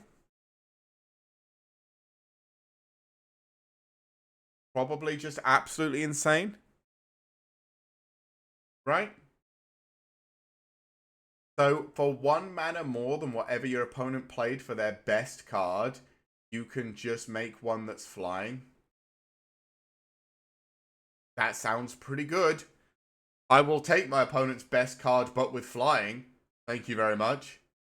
Yeah, I think this card is insane, right? Especially in limited, you just... whatever the biggest creature your opponent has, it is that, but with flying. This has to be good. This has to be good. Yeah, I think this is just good. I think it just has to be so good. Night Whirl Hermit. Okay. Is a 3 mana, 1/4 with vigilance. As long as 7 or more cards are in your graveyard, it's a 2/4 that can't be blocked. Pretty good, actually. Maybe rats have to do with a bunch of threshold stuff. But yeah, this becoming unblockable, you can just sort of whittle your opponent down while playing a bunch of control and draw spells. This is pretty good. Yeah, I think this is pretty good, actually. Like, is it super good in limited? I think it's... no, it's probably good in limited, yeah, because you just have a way to guarantee to get damage through. Yeah, I think this is good. Otterball Antics. 2 mana to create a 1/1 blue and red otter creature token with prowess. If this spell was cast from anywhere other than your hand, put a +1/+1 counter on that creature. And it has flashback. Okay. Not bad. I mean, it's not white level of token generation. It's instead of 1 mana for a 1/1, it's 2 mana for a 1/1, but this one comes with prowess. And when you flashback it for 4, it's actually a 2/2 with prowess. I think it's good. Not incredible, not terrible, just fine. Probably better than I think, to be fair. But again, it's another one of those like incidental value things that I just give me big stats. I want the big stats with all of the keywords, and I want to smash people with it. Pearl of Wisdom is your usual draw spell that costs less if you have an otter. Sure. How many otters have we seen? Those. Okay, actually, yeah, because you could Otterball Antics in the following turn. You could do this for 2. Draw 2 cards. Yeah, okay. This is probably good, actually, because you get... there's probably a lot of ways to generate otters. Bloom Creed Escort. A 2 mana, 2/1 with flash and flying. And when it enters target creature you control gains hexproof. Pretty good. Yeah, no, this is good. Because you just keep this thing in hand until your opponent tries to remove something. You give it hexproof, and then this is just another flyer. I like this card. This card's good. I would use as many of these as I could, I think. Portent of Calamity. Okay. 1 blue and X. Reveal the top X cards of your library. For each card type, you may exile a card of that type from among them. Put the rest into your graveyard. You may cast a spell from among the exiled card without paying its mana cost if you exiled 4 or more cards this way. Then put the rest of the exiled cards into your hand.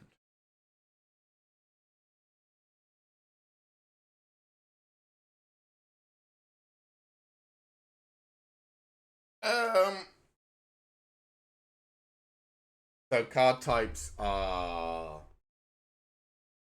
land, creature, enchantment, instant, sorcery, artifact, planeswalker, battle.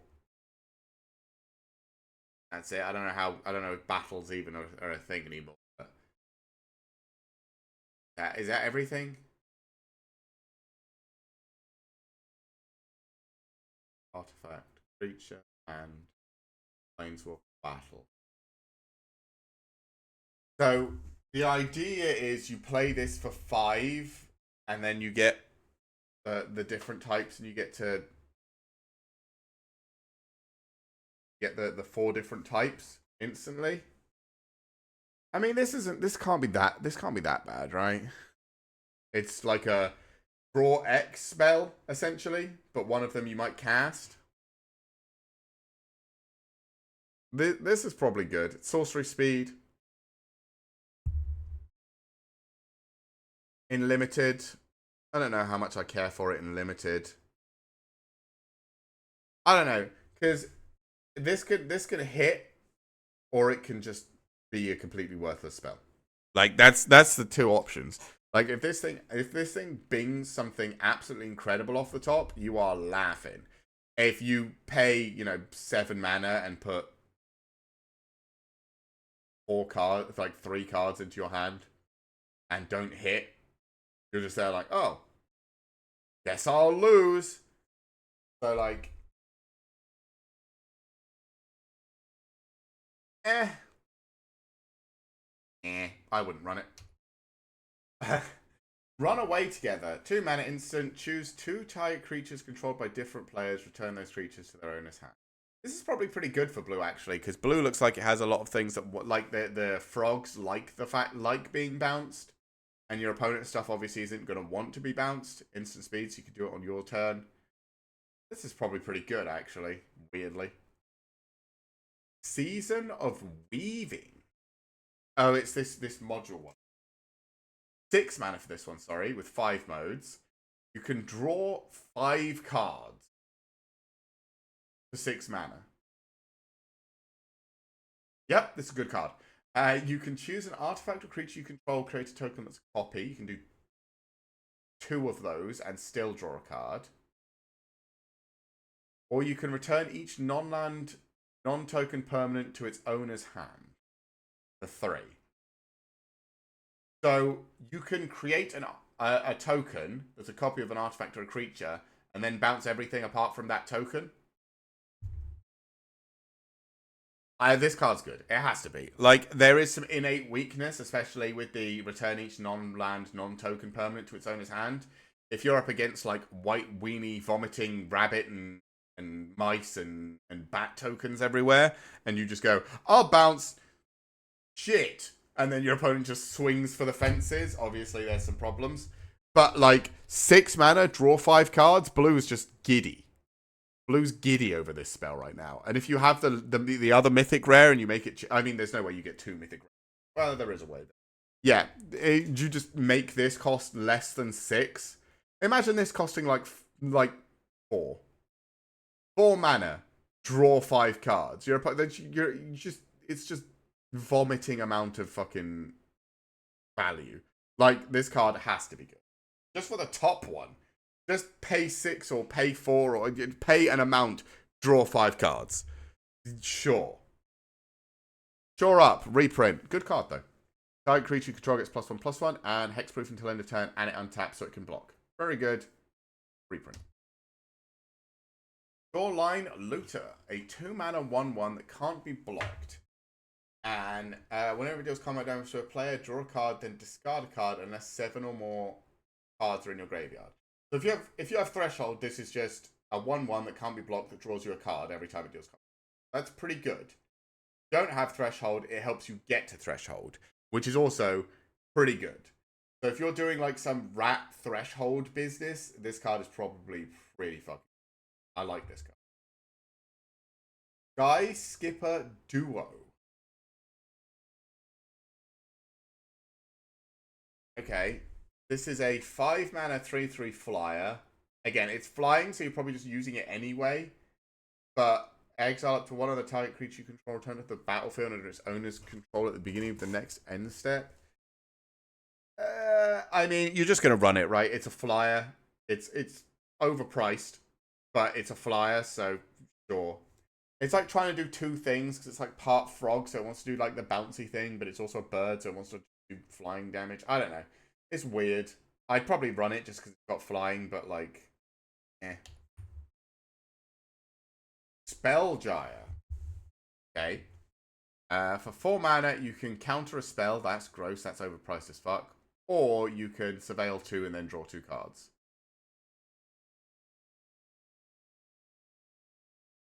I mean, draw 2 cards, instant speed.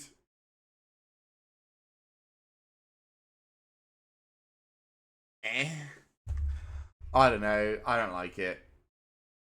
I think it's overpriced. Maybe it's good. I mean, it's flexible. That's the thing. Blue loves flexibility on a spell. Loves it. When they have like modal spells, blue gets all giddy because they can do. But this is like overpriced counter spell and then maybe on price draw 2 because it's instant speed. So because like draw 2 is usually 3 mana at sorcery speed, 2 mana if you have the thing that gives it the discount. This is 4 mana to draw 2 cards, but you can do it at instant speed and you get to surveil first. No, I don't like it. I don't like it. Splash Lasher. Sure. 4 mana, 3/3. When this creature enters, tap up to 1 target creature and put a stun counter on it, and you can offspring it. So for 6, you can have a 3/3 and a 1/1 and tap and stun counter 2 things. Fine. Fine. It's not great. It's kind of expensive. But it's not terrible. It's just fine, I think. Splash Portal. For 1 mana, exile target creature you control, then return it to the battlefield under its owner's control. That creature is a bird, frog, otter, or rat card. Fine. Again, another one of those, like, it's okay. I mean, thank you! Sorry, chat. It's 1 mana, re-trigger your enter the battlefield effect, and draw a card.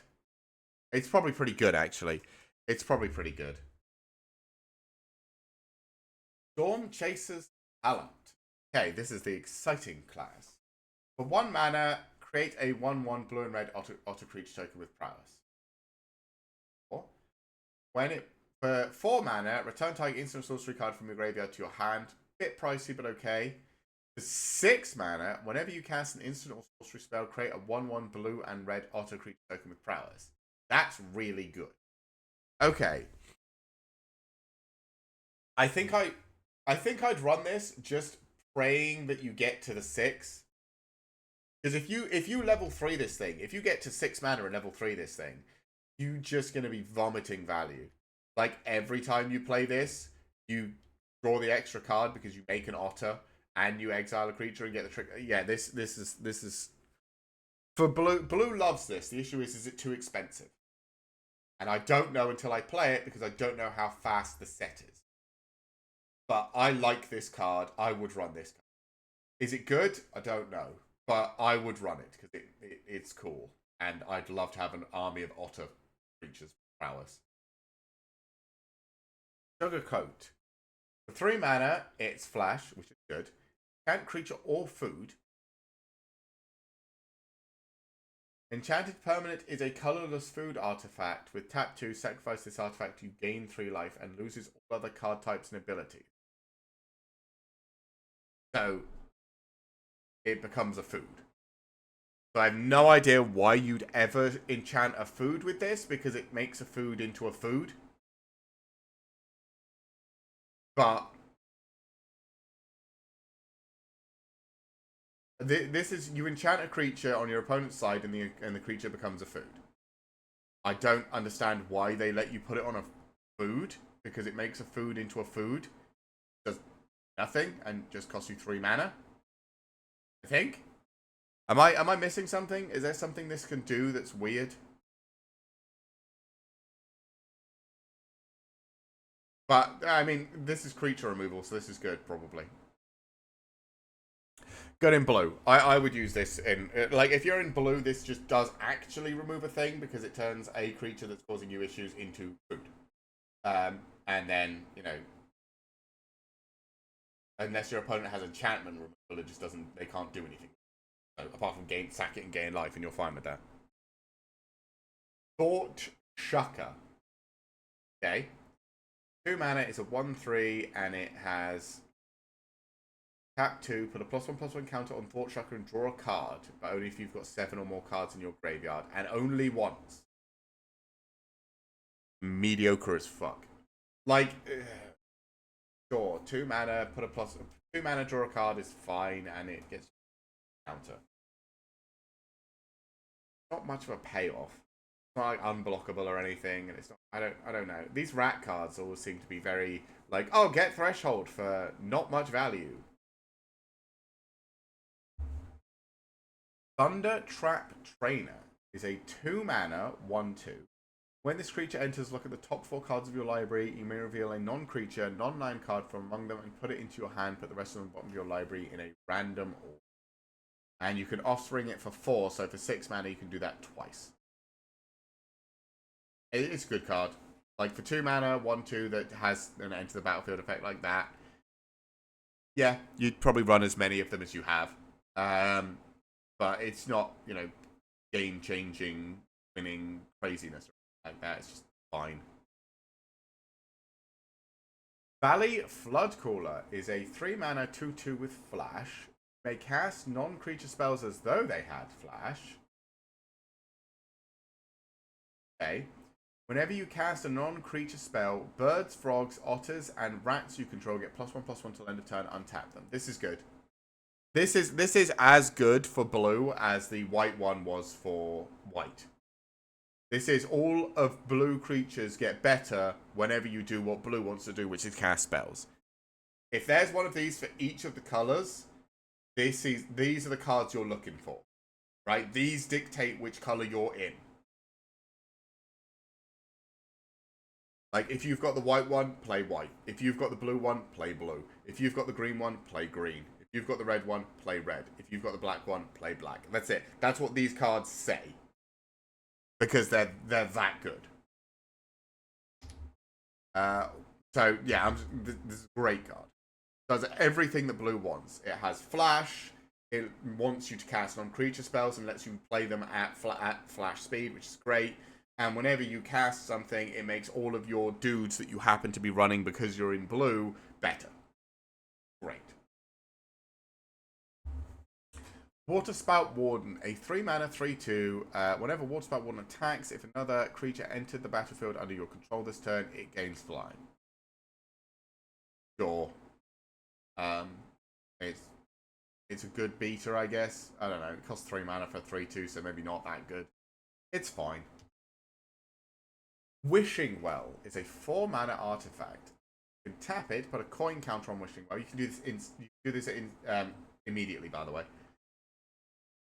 Put a coin counter on Wishing Well. When you do, cast target instant or sorcery card with mana value equal to the number of coin counters on Wishing Well from your graveyard without paying its mana cost. If this spell would be put to your graveyard, exile instead, activate only as a... This is good. This is very good. I know usually something like this would be like, oh, why would you play it in limited? Everything blue wants to do is about casting spells, and this just recasts spells at instant speed. Tap it whenever. This is. Oh, but it does only activate only as a sorcery. Okay, maybe it's not as good. I still think it's fine, but it's not as good as I was hoping, because you can only do it at sorcery speed. I mean, maybe it's too good if you can do it at instant speed, but, like, come on. Wizards, you've released better cards than that. Go nuts with it. I don't know. I think this card is still good, though. We're on to black, and I need to go to the bathroom. So we are going to run an ad. I'm going to go to the bathroom, and then when I get back, we'll do black, and then I think... Once we've finished black, we need to swap the cards layers, so it's going to be weird for a second, but yeah. Anyway, I will be right back.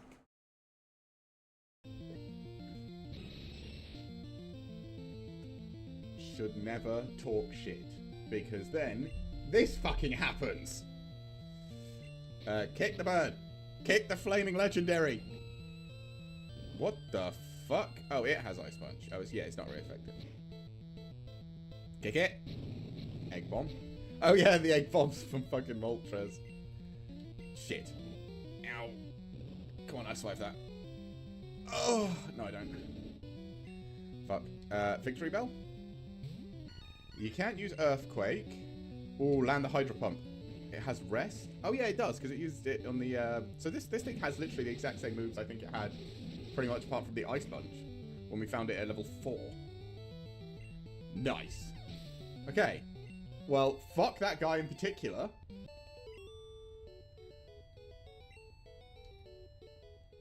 Fuck off.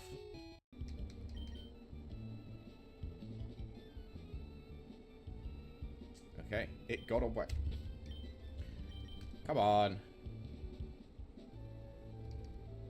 Alright, what do we get?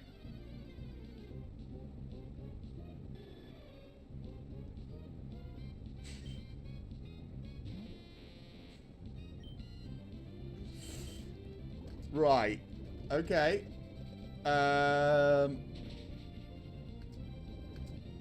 I mean, you're just not going to do it. You're not going to go in the ball, right? I throw this and you just don't even give a shit. Yeah. Do I have a Pokemon that doesn't instantly kill you? Maybe Sludge? No, Sludge kills you. Right. So, the old rod fishing Pokemon is Ho-Oh.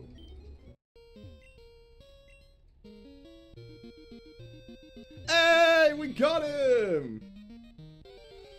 Oh, we're not going to save because we're just going to throw a Master Ball at it, so it's fine. What the fuck are you?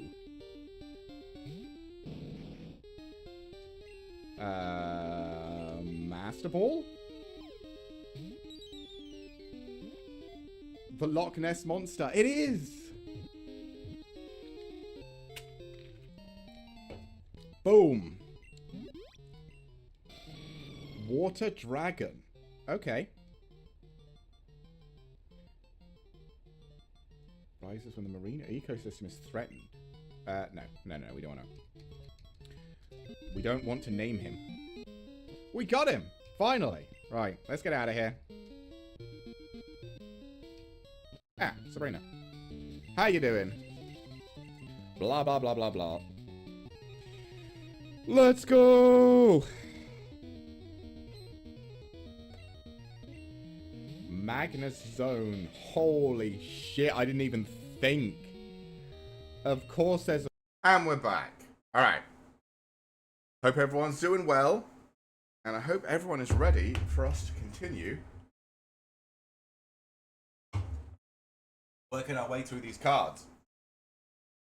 So, what did I think of blue? I think blue's more interesting to me than usual because it still does some tokeny stuff and still looks like it has some decent creatures. It still has a lot of, you know, like finicky, you know, do stuff, do lots of little things creatures. Where's the one I was gonna... This one. There's like lots of minor good things. But overall, I think I wouldn't be upset if I ended up in blue at the pre-release. Like, in previous things, I would have been like, oh, why am I stuck in blue? I hate this guy. But I think there's enough in this set that blue can still, like... my problem with blue is a lot of the time when you're playing blue, you just kind of get run over. Unless you've got exactly the right kind of removal, bounce, or control cards.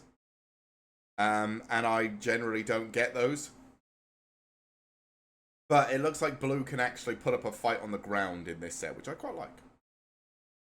Right, let's see what black has to offer. So, what are we getting? What have we got in? Like, black's just going to be probably a bunch of removal. I don't know. We'll see. So, we've got a Gate Blade. A Gate Blade Assassin. 2 mana for a 1/3. Whenever it attacks, the blending player loses 1 life and you gain 1 life. Okay, this is pretty good for triggering like the bats. And just in general, just vamping some life early on. Like, I think this is fine. I think this is... You'd probably run like 1, maybe 2 of these. These would be fine. Bandit's Talent. Okay, so this is the common enchantment. 2 mana. When it enters, each opponent discards 2 cards unless they discard a non-land card. Sure. For 1 extra, at the beginning of each opponent's upkeep, if that player has 1 or fewer cards in hand, they lose 2 life. Okay, this is actually not terrible. 4. At the beginning of your draw step, draw an additional card for each opponent who has one or fewer cards in hand. I mean, this is pretty good, but again, your opponents can see it, so they can kind of just play around it.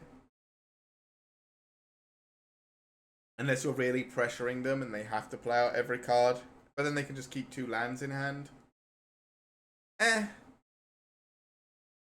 I mean, it's probably fine in limited, right? It's just a pain, and it's a pain that's not going anywhere. So, and maybe you just spend some extra mana on it if you've got. I don't hate this card in limited.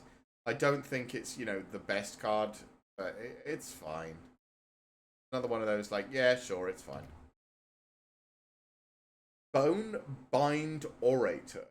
Okay, 2 mana for a 2/2. And for 4, you can exile this from your graveyard to return another target creature card from your graveyard to your hand.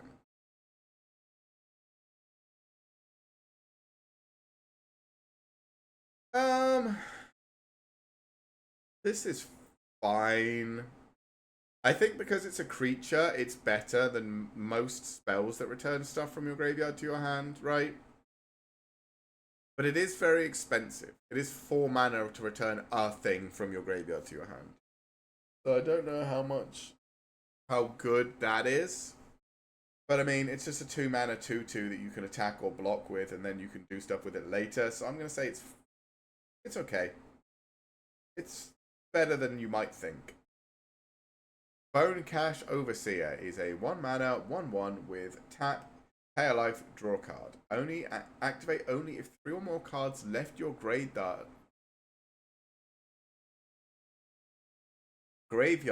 this turn, or if you've sacrificed a food this.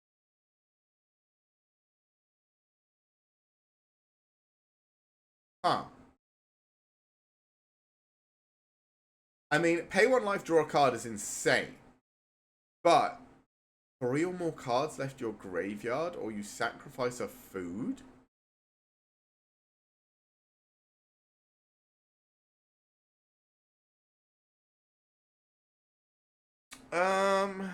Is this good? I suppose it depends on what food generators Black has access to.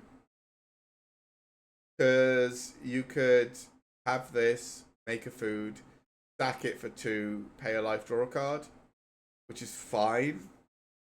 In limited, I mean, it's a 1 mana 1/1, so why not? I guess, but like the fact that you have to jump through so many hoops to trigger it is a bit, or yeah, not so many hoops, but you have to jump through hoops to trigger it is a bit of a pain. But it is a very good effect. Boiling Rebirth. Okay. 5 mana, gift an opponent. They get a card, sure. Return target creature card from your graveyard to the battlefield. Then, if the gift was promised and the creature isn't legendary, create a token that's a copy of that creature, except it's a 1/1.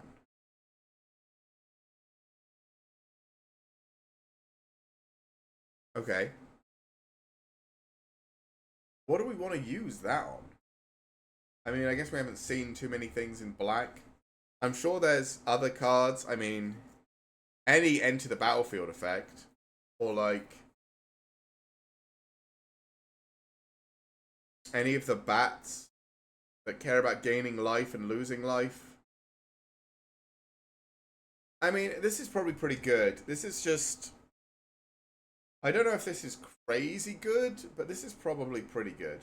Problem is, if you have this and nothing in your graveyard you want to bring back.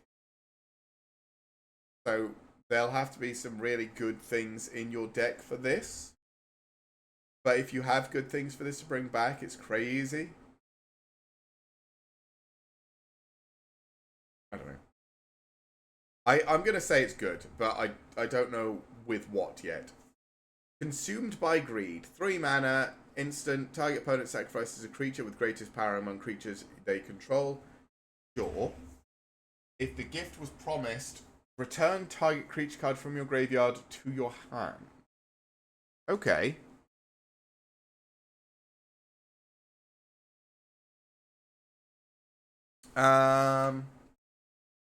I like this. This is removal of your opponent's biggest thing. And then if you have something that's really good in your graveyard, you let them draw a card and you get whatever the really good card back is. I think I like this. I like this being stapled onto removal. Maybe this card is too... no, probably not. Maybe. I guess this is removal with value attached, which is always dangerous because people want removal. The only thing removal doesn't have is usually like good value unless you have other things. Like there's that it was a 1/3 or a 1/4 that has whenever a creature dies, draw a card. And people use that for a little while because they needed to draw cards when they removed things. This lets you get a card back from your... It's not a draw card, but it lets you get a card back from your graveyard after you remove... Which is probably better. So, I think this is a good card. I mean, it's removal. You're obviously taking it if you're in limited, it's removal, but... Actually, really good removal. Rule Clause Heist. 2 mana, gift card shop. Target opponent reveals their hand, you choose an online card from it, exile that card. If the gift was promised, you may cast that card for as long as it remains exiled, and mana of any type can be spent to cast it. This is very good. Has to be, right? Well, I don't know, you can miss, but this can be pay 2, your opponent gets to draw something, and they get to draw it before the effect goes off, so you get to look at it. So it's pay 2, your opponent draws a card, look at their hand, take their best thing, and you can have it later. I think that's really good. That has to be really good, right? Has to be. In limited and in normal, and in standard, that has to be good. Dagger Fang Duo is a 3 mana 3/2 with Death Touch, and when it enters, you may mill 2. Sure. Again, kind of pack filler. It's fine. It's got Death Touch, so people won't want to swing into it. So maybe you get a couple of these. Okay. Dark Star Augur is a 3 mana 2/3 flying bat with Offspring for 1, so for 4 mana you can have a copy as well. At the beginning of your upkeep, reveal the top card of your library, put that card into your hand, life equal to its mana value. This is good. This is very good. Especially if you've got the white side of things, or you've got ways to gain life as well. This is just really strong. Especially with the Offspring, you get to do it twice. Like, the only issue is you might kill yourself with it, but if you've got a bunch of healing, you're not going to do that. This is really good. Dire Sight. 3 mana, sorcery, surveil 2, draw 2 cards, lose 2 life. Yeah, I mean, not exactly Read the Bones or Pet or Blood Pact or whatever the fucking draw 2, lose 2 other cards are called, but it's about the same. Fine. You know, these cards are fine to have 1 or 2 of. Downwind Ambusher. 4 mana 4/2 with Flash. And when it enters, target creature or opponent control gets -1/-1, or destroy target creature and opponent control dealt damage. This is good. I don't actually run them usually. The destroy target. There's always been like a Flash creature with destroy target creature and opponent controls that was dealt damage this turn. But people know they exist, so people don't block a very obvious block if you give it to them. So if you attack with a 1/1 and they've got a 7/7, they're not going to be like, oh yeah, that's obvious. Because you'd only do that. I mean, maybe you do, because, you know, you're out mind gaming your opponent. But you'd only really do that if you had this in hand.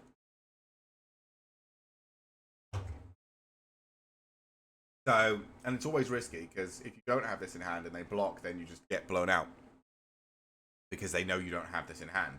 If you do have this in hand, you know, it's one of those, but this one you can just give something -1/-1, so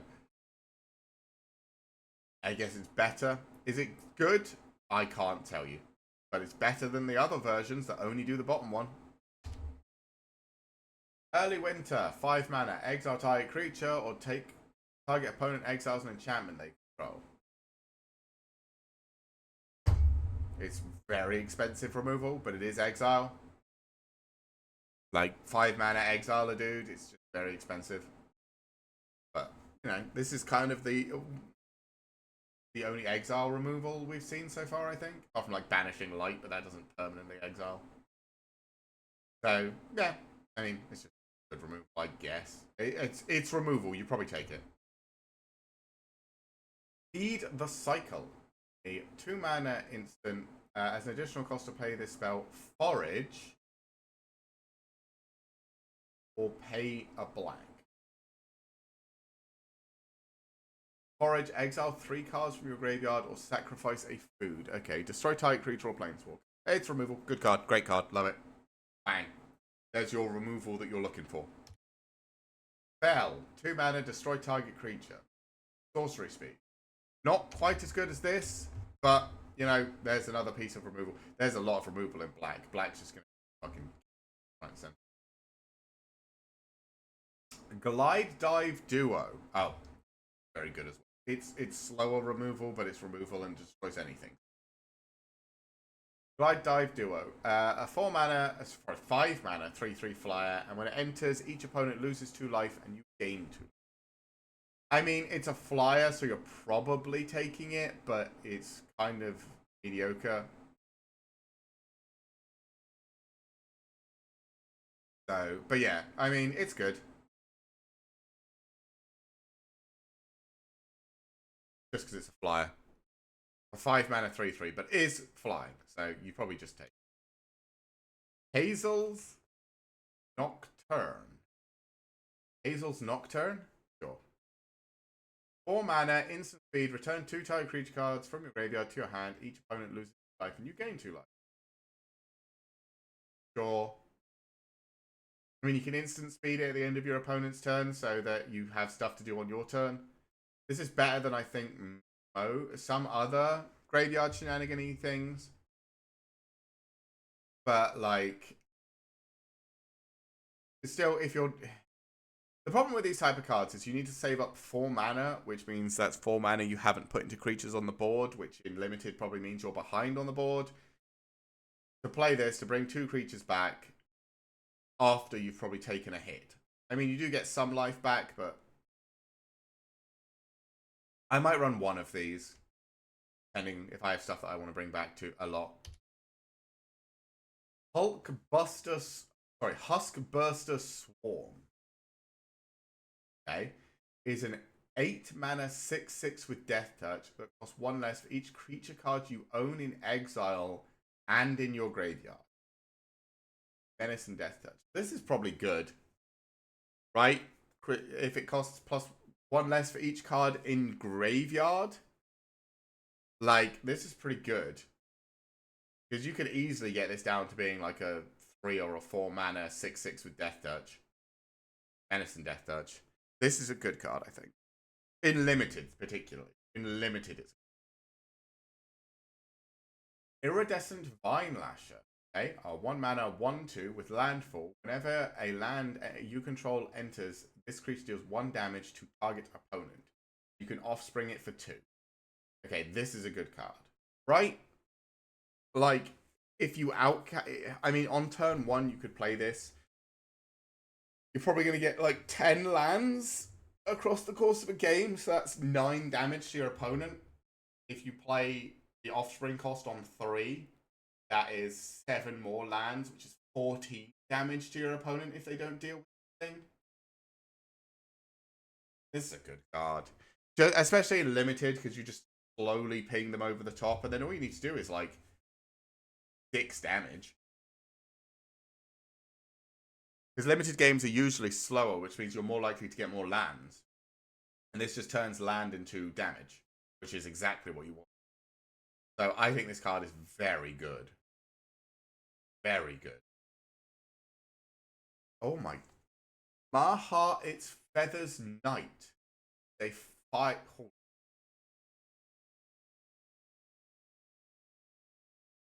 Card's insane. Sorry. Maha, its Feathers Knight is a 5 mana 6/5 flying trample with ward. You have to discard a card, and creatures your opponents control have base toughness 1. This thing's insane. This thing is an absolute fucking beater. Holy shit. Because that means Downward Ambusher kills anything. I mean, this is probably like one of the best cards we've seen so far. A 5-mana 6/5 flying trampler that just goes over anything. With Ward, your opponent has to discard a card, so they can't just have the last piece of removal in their hand. And all of your creatures have a toughness of 1, so anything that you have just trades. This is insane. That is fucking terrifying. If you see this thing in limited, it is unfortunately over for you unless it's on your side of the field. That thing is fucking terrifying. I think this might be the best card we've seen so far. Yeah, I think this is the best card we've seen so far by a long way. Moonstone Harbinger is a 3-mana 1/3 flying death touch. When you gain or lose life during your turns, bats you control get +1/+0 and gain death touch. Give every bat you control death touch? That's a good card. That's a very good card. All we need now is a bat with lifelink. Yeah, I mean, this is great. 3-mana, 1/3 flying death toucher. No one's swinging into that. And it can give everything you control death touch on the swing, which means nobody wants to block anything either. This is really good. Nocturnal Hunger. 3-mana, instant spell, gift of food, so they get food. Destroy target creature. If the gift wasn't promised, removal, you take it. A lot of removal in black. Holy shit. And it's like common and uncommon. Osteomancer Adept, okay, is a 2-mana 2/2 with death touch. With tap, until end of turn, you may cast creature spells from your graveyard by foraging in addition to paying their other costs. If you cast a spell this way, that creature enters with a finality count.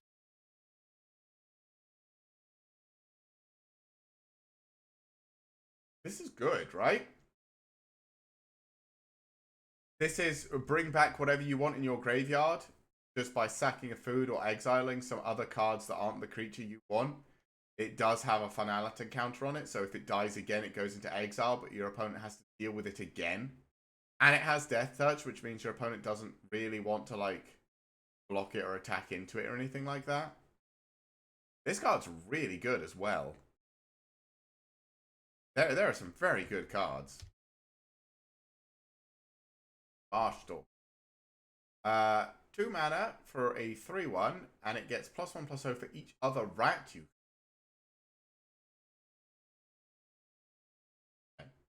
Threshold. When you attack with 1 or more rats, if 7 or more cards are in your graveyard, you may pay 3. If you do, return it from your graveyard to the battlefield tapped and attacking. Oh, so this thing is an absolute pain in the ass to get rid of, and is a huge attacker as well. Hey, you've got all we need is like 2 other rats, and this is a 5/1. So, yeah, this is a real nightmare to deal with unless you exile it, because it's just going to keep coming back, and it's going to keep coming back tapped and attacking, so already swinging, which is just going to be a pain in the ass. Yeah, I like this card. I think this card's great. Psychic Whirl. 3 mana, target opponent discards 2 cards. Then if you control a rat, spell 2. It's mind whatever. Mind Goblin. Whatever the Mind Melt spell is, or whatever it's called. The one that makes you discard 2 cards. That one. But if you have a rat, there's upside. Whatever. Ravine Raider is a 1 mana 1/1 with menace that can pump itself. Yeah, it's fine. Like, you probably just take it. Yeah. In the early game, it's a couple of pecking pieces of damage. Later on, it can pump itself and block something bigger. Sure. Rotten Mouth Viper is a 6 mana 6/6. Okay. As an additional cost to cast this spell, you may sacrifice any number of non-land permanents. The spell costs 1 less to cast for each permanent sacrificed this way. Fine. Whenever Rotten Mouth Viper enters or attacks, put a blight counter on. Then for each blight counter, the opponent loses 4 life unless that player sacrifices a non-land permanent or discards a card. In limited, this is gross. Again, Black has got some... Black's mythic rares are fucking nightmare fuel. This thing is insane. That thing's completely unstoppable. This thing, the only reason this isn't is because it's on the ground, so you can put like 15 dudes underneath it, and hopefully they live. Hopefully they kill it. Because this is just... If this actually starts swinging on an empty board, you're going to take 6, and then either 4, taking 10 in total... Or, for each blight counter, sorry, every time it attacks, you put a blight counter. So when it comes in, so you play this as a 6/6. It gets a blight counter, your opponent either loses 4, discards a card, or sacrifices something. They'll probably just lose the life. If you swing with it on the following turn, they have to do that, so they have to discard 2 cards, or discard, sacrifice, or pay 4 life twice. There's no way you're paying 8 life after already paying 4. If you attack with this thing once and your opponent pays 4 life each time, they've taken 12. They're on 8 HP. This thing puts them to 2 if they don't block.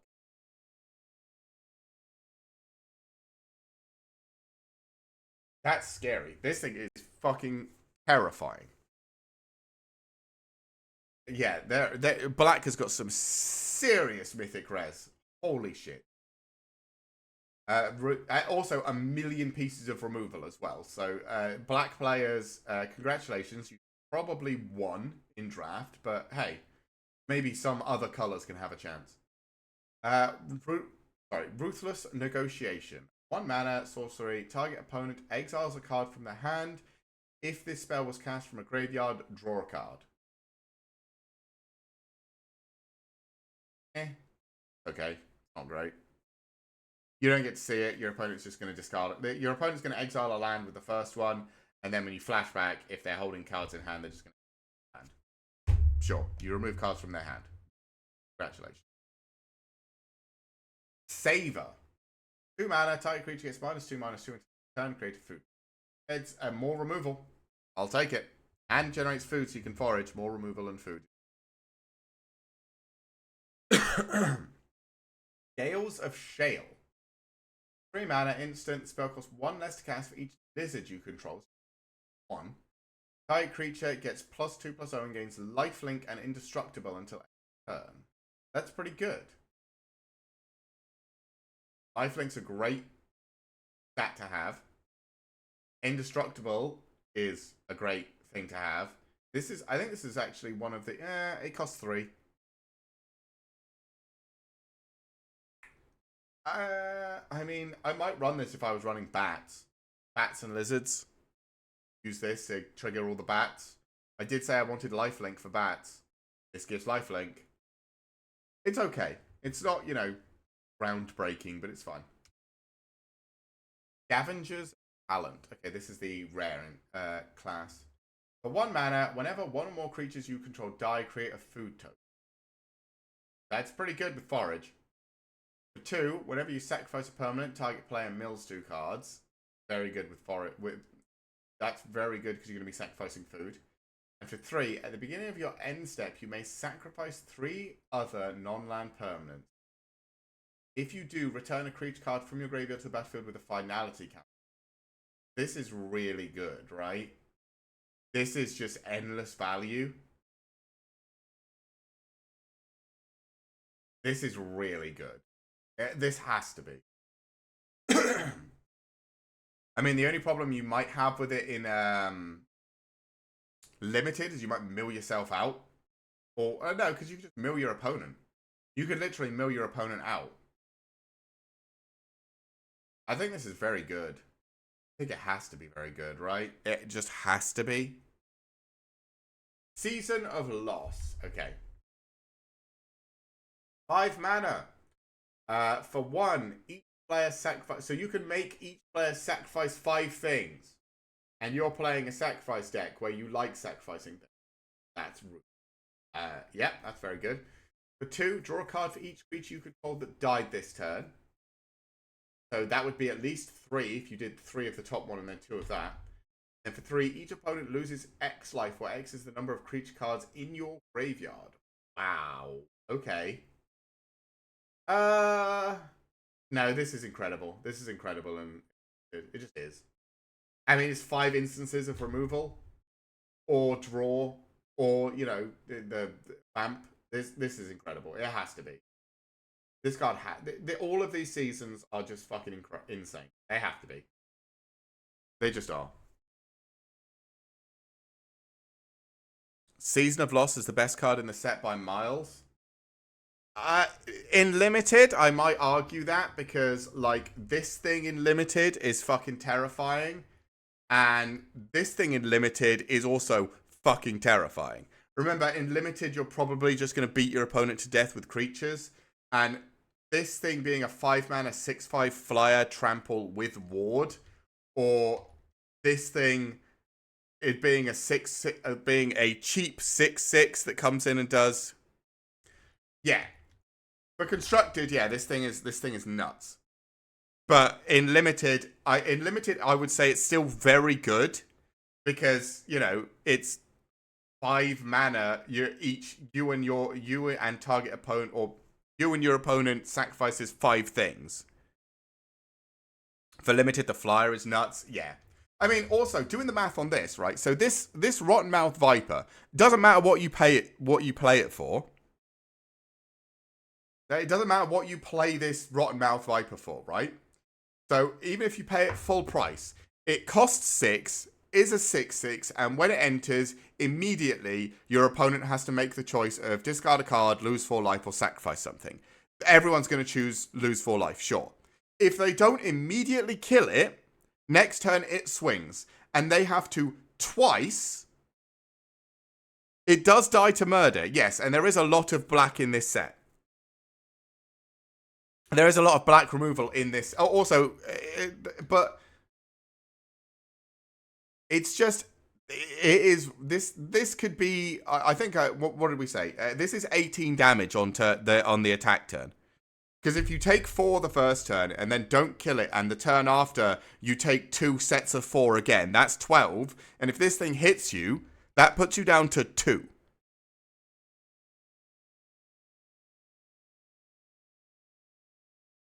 Yeah, it does. Like, that's why I think this is better, because it has the ward. This is just better because of the ward. But I still think the Rotten Mouth Viper is very good as well. If you're swinging a 6/6, your opponent is kind of ruined anyway. Yes. I think Season of Loss is incredible. I will say, it is very good. But also, you say it gets much worse in Limited because you have to play creatures. Season of Loss wants you to play creatures. Like, unless you're paying 5 mana for just the first effect, if your opponent's not allowed anything, fuck you forever. But, like, the second one, draw a card for each creature you controlled that died this turn. And for the 3, each opponent loses X life, where X is the number of creature cards in your graveyard. So you have to play creatures with this thing, unless you are literally just saying Season of Loss is 5 mana, you sacrifice 5 creatures. Which, at that point, why are you not just playing a board wipe? There's board wipes that do that.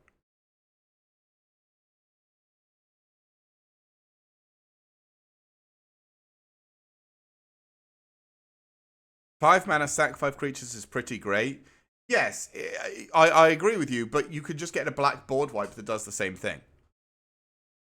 So if you're not playing this with any creatures, I'm not sure. I think this is best when it's like, you know, your opponent, you and your opponent have been playing creatures, and then 5 mana, you both sacrifice 2 creatures, and then your opponent loses, say, 6 life. Or something. Because, like, I don't know. True. True. I do like Season of Loss. But, yeah. I think this card is. I think all of the seasons are very good. It's more flexible than 5-mana destroy all creatures. It's true, it is. But I think all of the seasons are very good. I liked the blue one, and I liked the. Did you see the white one is make 5/1/1s, which again, sure, whatever. But the blue one is draw 5 cards. Like, is that not nuts for blue?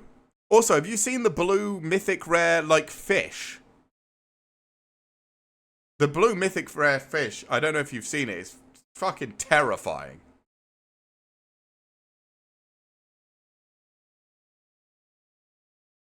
Sometimes you're going to curve out creatures and your opponent floods the boards and then you hit them with the Season of Loss. Whereas if you get flooded on like turn 4 or 5 by white weenies and you just have a straight board wipe, you feel kind of... I don't know. I think Season of Loss is very good. There's a lot of good cards in this set, to be fair, so far. Right. Sinister Monolith is a 4-mana artifact. At the beginning of combat on your turn, each opponent loses 1 life and you gain 1. Or, and then you can tap it, pay 2 life, sacrifice it, draw 2 cards. I guess, like, maybe this is good because you can just sit there and drain from your opponent, and then when you don't need it, you can always sacrifice it. I don't mind this. I don't know if it's worth 4 mana. I think 4 mana is a bit pricey, but actually, I probably wouldn't run this. 4 mana is a lot. 4 mana to do nothing. I guess 4 mana to gain a life and your opponent loses a life.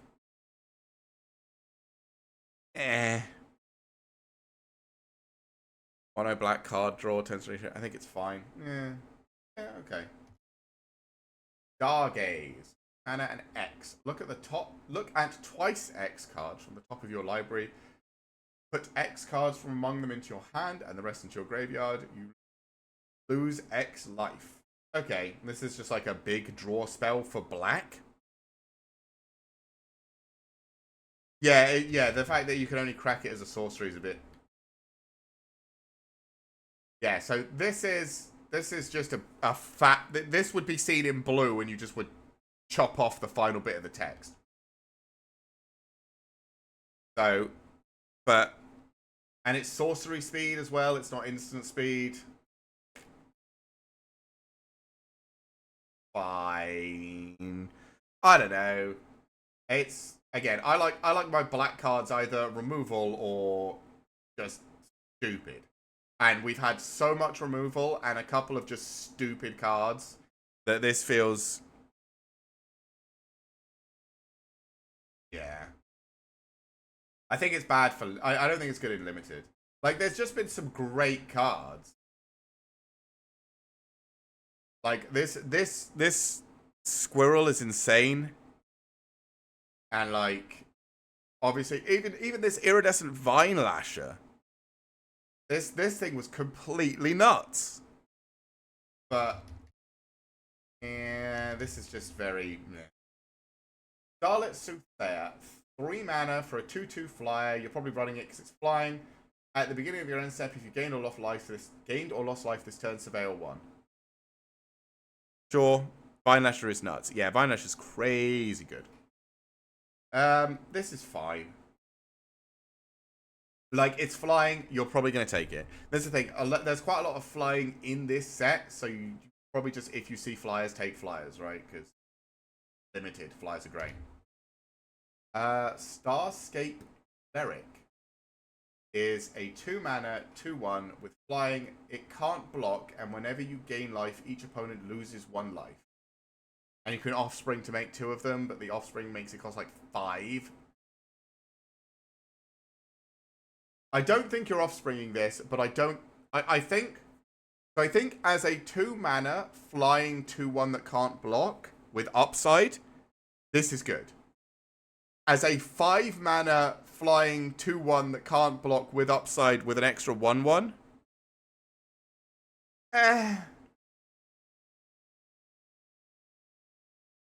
The offspring is terrifying. There's better things with offspring.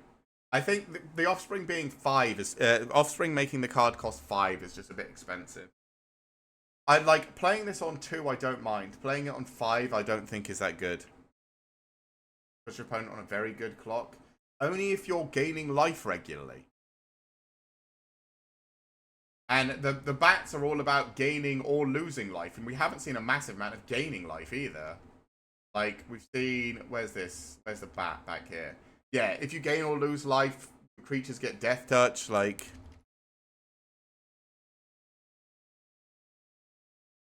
2-1 flyer on turn 2 or a reasonable clock on 5. I think it's a good turn 2 play. I don't think it's a good turn 5 play. Also, because it can't block... Hey, Trees and Fish, how you doing? Don't worry, don't worry. We've still got all of red, all of green, and all of the multicolored cards left. You think there's enough in white-green to get it going? There was like one card in white. I haven't seen green yet, so... But yeah, this card's eh. Thorn Plate Intimidator is a 4-mana, 4/3. When this creature enters, target opponent loses 3 life unless they sacrifice a non-land permanent or discard a card. And you can offspring it. For 7. Doing good, been playing Terraria like usual. That's cool. I mean, it's a 4-mana, 4/3 that does something when it enters. Like, the effect isn't completely nullified by murder, as Jim said earlier. Dies to murder. This still gets its effect. Not good. Kind of okay. I feel like this is another pack filler. Yeah, this is fine. Thought Stalker Warlock. It's a 3-mana. Hard to update because I can't do multiplayer otherwise. Oh. You think there's a reasonable aggro deck with the rats? Probably. Right. 3-mana, 2/2 with Menace. And when Thoughtstalker Warlock enters, choose target opponent. If they lost life this turn, they reveal their hand, choose a non-land card from it, and they discard that card. Otherwise, they discard a card. Fine. This is fine as well. It's a 3-mana, 2/2 with evasion. Sort of. It's got Menace, so sort of evasion. That does something when it enters the battlefield, whether your opponent lost life or not. This is fine. Again. I'd like this more as a 5-mana 4/4. Maybe. Have it like the top end. I think it's okay. I still think it's fine. Valley Rotcaller is a 2-mana 1/3 with Menace. Whenever it attacks, each opponent loses X life, and you gain X life, where X is the number of other squirrels, bats, lizards, and rats you control. Yep. So this is the card where if you get this, guess what? You're playing black. Like, this is the same as the other cards. Like, there's one in blue, there was one in white, there was one in blue, and now this is the black one. If you get any of these cooler cards or whatever, you're just playing that color. Like, this is gross. This is the worst one. This is the worst one, and it's still good.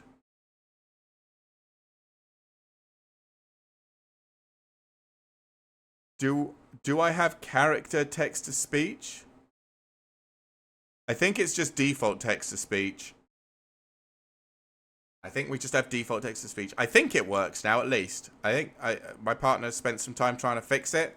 But yeah, I think we just have normal text-to-speech. Thank you, Jim. I know that's you. It's always you. But yeah, this card... Trees and Fish 123 says Liam. Okay. It seems to be stuck. Because you both put one after another. Blue says you woo. There we go. You got the uwu. There you go. It took a minute to work its brain out. So you're Liam. I like trees and fish. Okay, I'll call you Liam. Sorry. But yeah, I think this Valley Root Caller. Thank you. This Valley Root Caller is, yeah, good. Really good. Trees and Fish 123 says Trees and Fish 123 says Trees and Fish 123 says Trees and Fish 123 says. Just say trees. Okay, trees. 123 says Trees and Fish 123 says. You enjoying yourself there, Trees? You're just having the default voice go nuts. Right. But yeah, this is a great card. If you get this card, guess what? You're probably playing black. Wick the World... What? World Mind. Okay. Is a 4-mana 2/4. Whenever Wick or another rat you control enters... Jim Boblu says. Create a 1/1 black snail creature token. Don't control a snail. Otherwise, put a +1/+1 counter on a snail you control. And then for... What's that? Grixis? Is that Grixis? Blue, black, red. Sacrifice a snail. Wick deals damage equal to the sacrificed creature's power to each opponent. Then draws cards to the sacrificed creature's power. Grixis. Yeah. AKA Bolus. Yep. So, again, you're going to say, oh, it dies to murder, and it does, but I still think this is alright.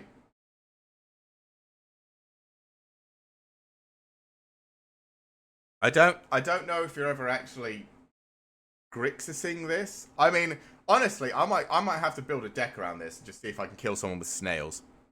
But yeah, I think this is fine, especially in limited. Like, it's a 2/4 that comes in with a 1/1, and if you don't do anything about it, it just starts pumping the 1/1, and then you can just draw cards and deal damage and all that stuff. I think you have to be in blue, black, red, because the sacrificing it to deal damage and draw cards is kind of like the big thing. My point with the big dude was that the triggered abilities kind of win more. I mean, yes, but it does trigger as soon as you play it, and it does make itself cheaper if you sacrifice things. And I mean, if you're playing black, it seems like sacrificing. 123 says when made dress stream. Not a chance. Do you really? You do not want to see me in a maid outfit? Can you imagine? You'd be scarred for life. I'm fat and hairy. It would be awful.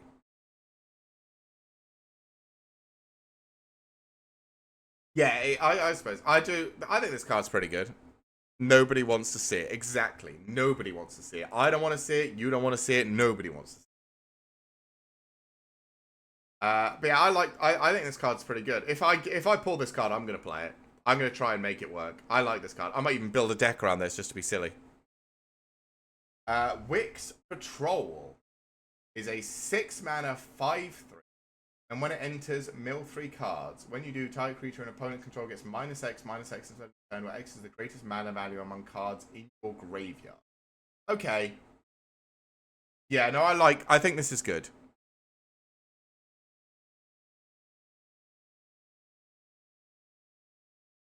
I mean, I probably will just for the value, but just to see if I can pull it off. But you're probably right. You don't necessarily need to. You could just play. You could literally play mono black with all rats and just vomit giant snails everywhere that your opponent has to blow up.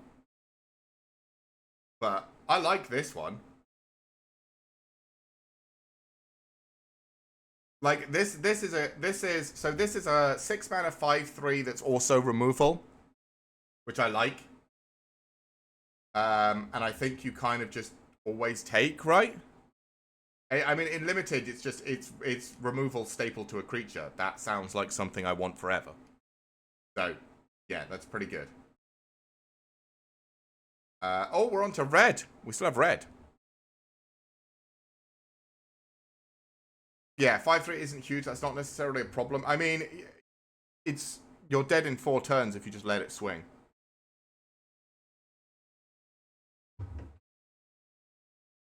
Yeah, it's like Chupacabra. Yeah. Alright. So, black has what black always has.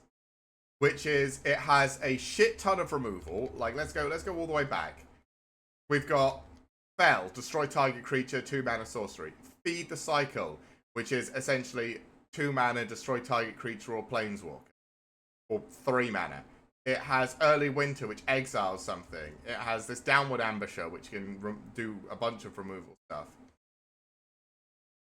It has Consumed by Greed, which makes people sacrifice stuff and return stuff to your hand. Like, it has a shit ton. So that's what? Just one. Even if we only count straight removal cards. What is Fel? Yeah. Unconditional 2 mana, but it's sorcery speed.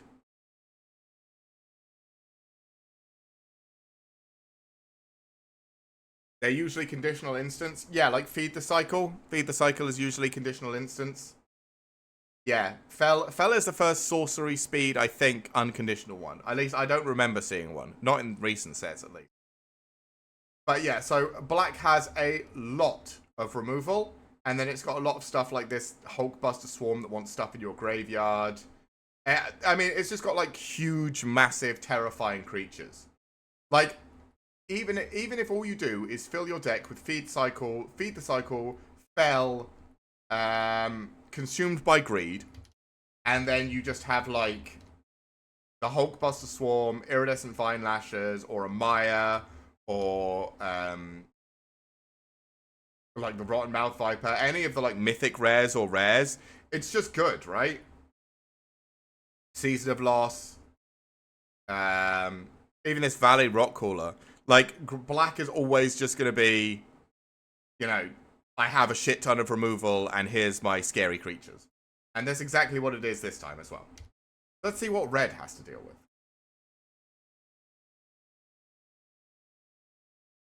I think we've seen this card before, haven't we? Argate Assault? Maybe not. 3 mana to deal 4 damage to a creature, and if it would die, exile it or exile target artifact. This is fine. This is removal.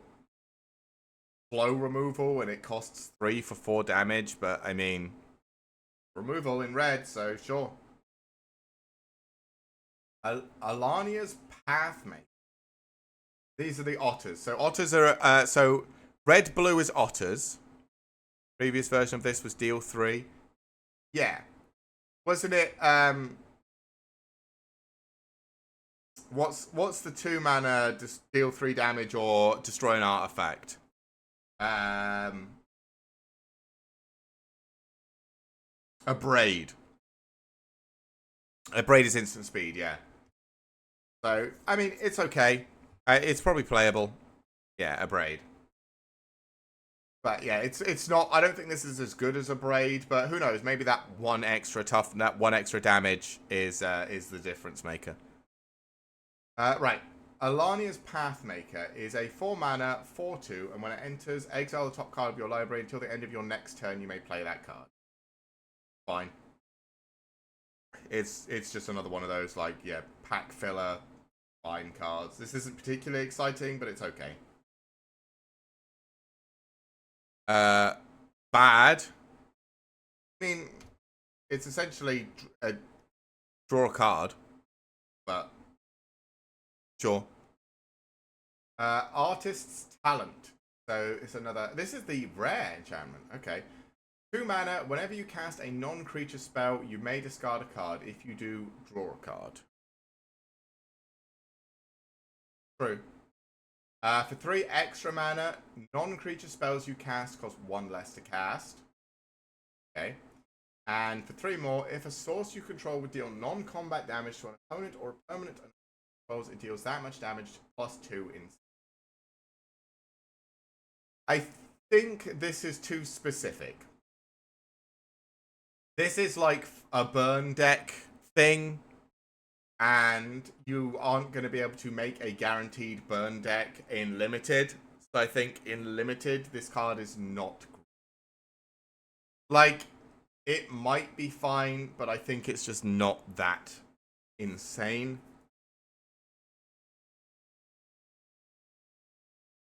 Yeah, there is a deck you put this in. But in Limited, I don't think you can make that deck. Yeah, I agree. It's not good for Limited. Here's the other one, Blacksmith Talent. For 1 mana, when it enters, create a colorless equipment artifact token named Sword. Equipped creature gets +1/+1 and equipped for 2. Very generic. At the beginning of combat on your turn, attach target. So this is for 3 extra mana. At the beginning of combat on your turn, attach target equipment you control to up to 1 target creature. For 4 more mana, during your turn, equipped creatures you control have double strike and haste. I think Blacksmith's Talent is better. So again, this has a similar problem to the last one in that it very specifically wants to go in a type of deck. It wants to go in a type of deck with equipments, but it does also make its own equipment.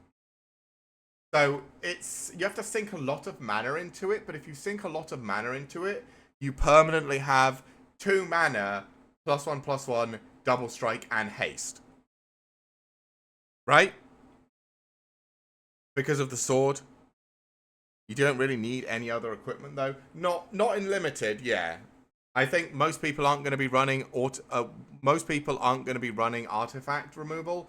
So I think you just play this in limited and it just eventually will be a sword that gives +1/+1 double strike and haste, which is crazy. So I think this is playable, but it is very expensive. Like, turn 1, you're playing this. Turn 2, you play a creature, I guess. Turn 3, you're upgrading it, and then it automatically equips the weapon onto your creature. And then turn 4, that creature has double strike and haste. You still only have the one creature you played on turn 2.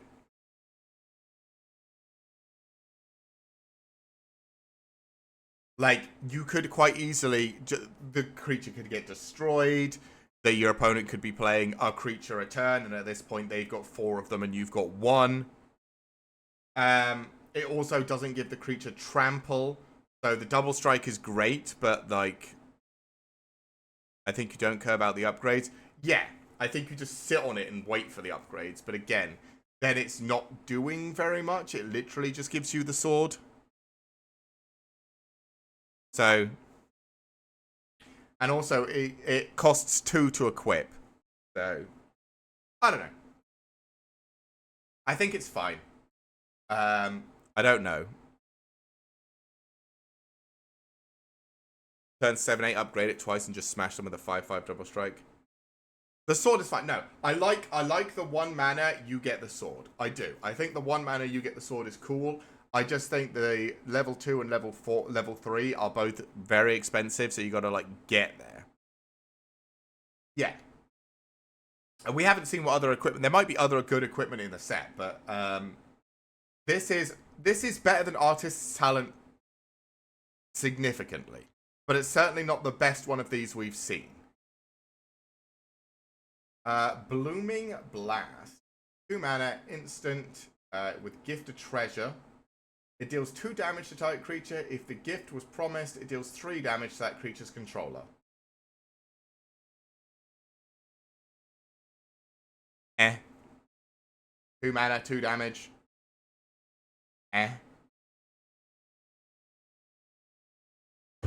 This is kind of meh. I mean, it's removal, so it could be good, but yeah, 2 mana, 2 damage is mediocre. Exactly. Meh. Considering Fell exists, true. This is instant speed, but yeah, I think this is very mediocre. Bramble Guard Captain, a 4 mana 2/3. At the beginning of combat on your turn, target creature control gets +X/+O until end of turn, where X is Bramble Guard Captain's power.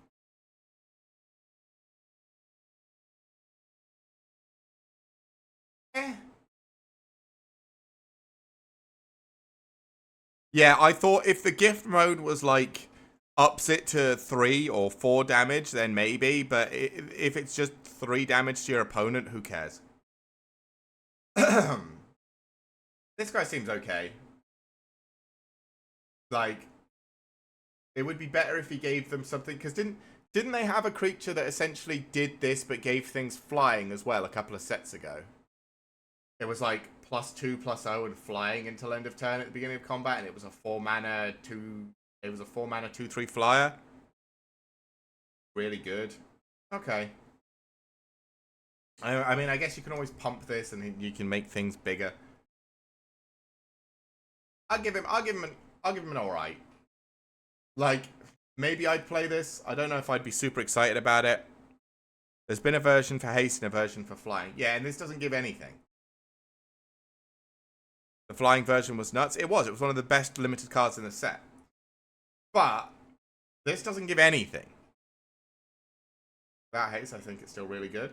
Well, I guess we'll have to see. But it just gives power and like, I mean, maybe if you're doing like white, red mouse tokens, and you're using this to just make one of your mouse tokens absolutely yoked and just slap people with it, then...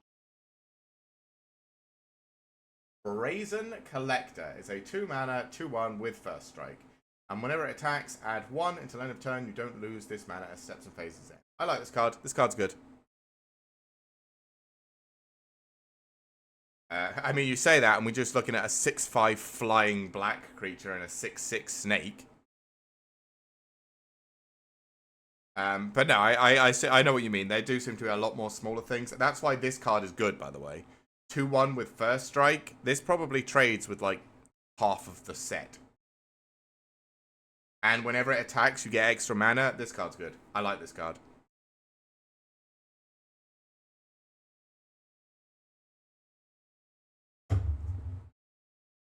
Yeah. This card. Yeah, 2 mana, 2/1 with first strike is good, yeah. Because the one health doesn't matter. The extra mana is just gravy. Exactly. This is just a good card. It was like they've got a 2 mana. There's a white card that's a 2 mana 2/2 with lifelink and first strike. I was like, I'd have taken it at 2 mana 2/2 with first strike. The lifelink's just all just extra. Like, this card is good. Byway Barterer. Okay, 3 mana for a 3/3. Sure, with menace. Whenever you expend 4, you may discard your hand. If you do, draw 2 cards. You expend 4 as you spend your 4th total mana to cast spells during your turn. I love this card. Okay. I mean, is this the top end of like super red aggro? I feel like. Like you turn 1 a bunch of things, turn 2 a bunch of things, or turn 2 a creature, turn 1 a creature, turn 2 2 creatures, turn 3 this, turn 4 vomit your hand because you've used all the cards you've got, and then draw 2, and then every turn you just play both cards, draw 2, play both cards, draw 2, play both cards, draw 2. 14 lands and pray, exactly. This is like turbo red. And it's got menace as well. I think you could make like absolute turbo red out of this card. This is I like this card. I think you're right. I think this is like a whole deck by itself. Conduct Electricity. 5 mana to deal 6 damage to target creature and 2 to up to 1 target creature token.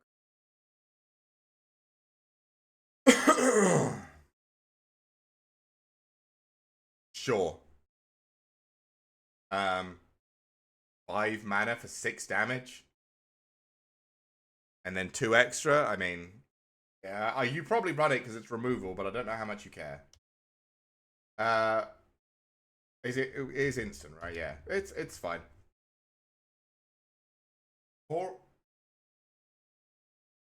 Probably really good. Conduct Electricity. I mean, it kills everything in the set we've seen so far. 5 mana, deal 6 has been fine before. Yeah, I suppose. I mean, if it's the only thing you really have option to in red, hitting tokens is probably relevant. It depends on what colors you're playing against, but sure.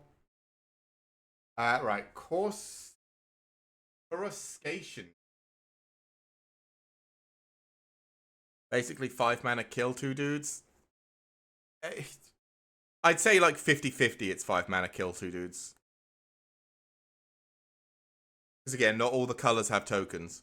Like white has a lot of tokens, blue has a few, red has a few, black doesn't really have any. Right. Anyway, 2 mana for a 2/2. Whenever you cast a non-creature spell, it deals 1 damage to each opponent, and it has offspring too. So this is Turbo Gutter Snipe, right? Or, well, I guess it's 1 turn later Gutter Snipe because there's 2 pokers. Offspring is in every color though, right? I suppose, yeah. It has now been in every color. There wasn't that many black offsprings though. There was only like 1 or 2, but yeah, sure. But yeah, this is one. I mean, Gutter Snipe is 2 damage for every instant or sorcery spell. But this is non-creature spells, so it's not even instant or sorceries. It's just anything that's not a creature. This is like, yeah, this is like Gutter Snipe. This is the reasonable for the artist, yeah. I think you'd still, if you're running several spells, this is the thing, in Limited, you're not running that many spells, but, I mean, this is still, it's a turn 2, it's a 2-mana 2/2, like, this is fine, and then if you have some non-creature spells, you can just, like, do a bit of extra damage over the top. This is probably fine. Dragonhawk, Fate's Tempest, a 5-mana 5/5 flyer. Okay. Whenever Dragonhawk enters or attacks, exile the top X cards of your library, where X is the number of creatures you control with power 4 or greater, so automatically 1, because this counts. You may play those cards until your next end step. At the beginning of your next end step, Dragonhawk deals 2 damage to each opponent for each of those cards that are still exiled.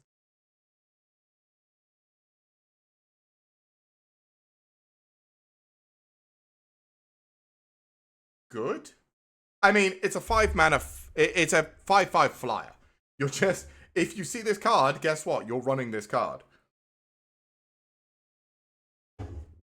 I think because it triggers on enter, you still get the effect.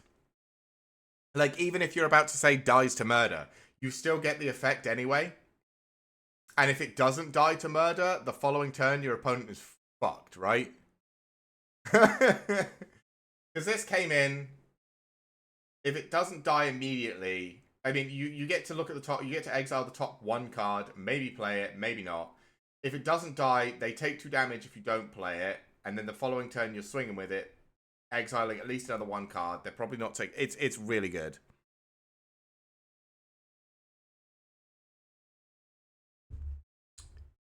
Yeah, I think Dragonhawk is gross. In Limited especially. Swing with it twice and don't play anything, and that's 21 damage. How do you get that? I get 16. Enter trigger? Yeah. Enter is, if it's by itself, the enter is 2 damage. So if it's the only card on the field, it enters, deals 2 damage, and then the following turn, you attack with it for 5, and it triggers once more, so that's another 2 damage. Oh, no. Wait. Do they leave exile? Wait, do they stick around? Wait. Yeah, you may play those cards until your end step. At the beginning of your next end step, deals 2 damage to each opponent for each of those cards that are still exiled. So if you don't... Wait. So the first trigger, the enter, triggers 1 card, and they take 2 damage. The following trigger has that first card, if you haven't played it, left, or does it still count? So when you swing, even if it's the only one, you get 2.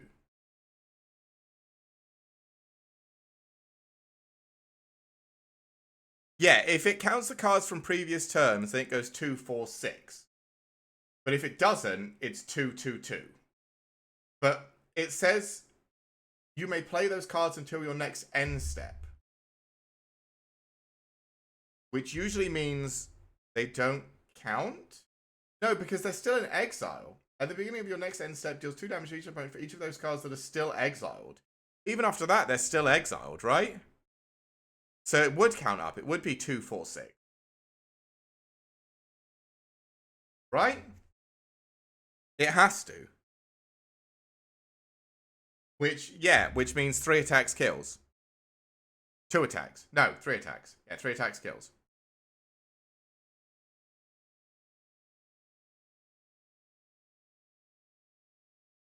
Yeah, it's not clear. I don't like, so they're like trying to streamline some things. Like enters has replaced enters the battlefield. So I guess they're trying to like shorten things so they can write more on the cards. But in doing so, they haven't explained this one very well.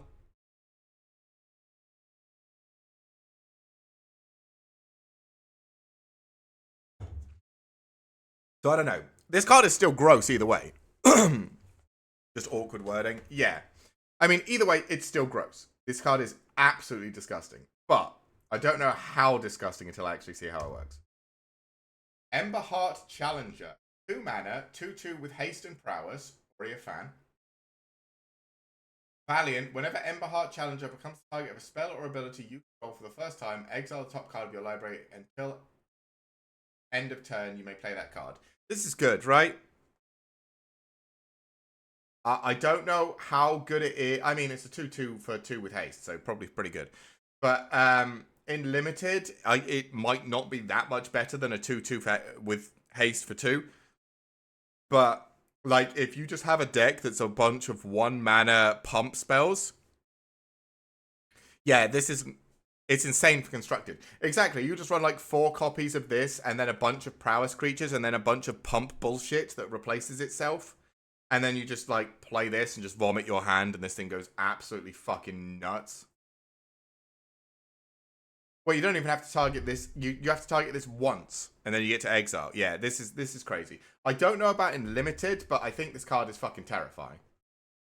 In limited, I would say it's probably just a 2/2 for 2 with haste and prowess, which is still good. But in constructed, this thing's fucking terrifying. Red has got some really fucking scary cards. Festival of Embers. 5 mana. Okay. During your turn, you may cast instant and sorcery spells from your graveyard by paying 1 life in addition to their other costs. It might make it in limited, depends on the pump. Yeah. Yeah, that's true. If a card or token will be put into your graveyard from anywhere, exile it instead. Sacrifice Festival of Embers for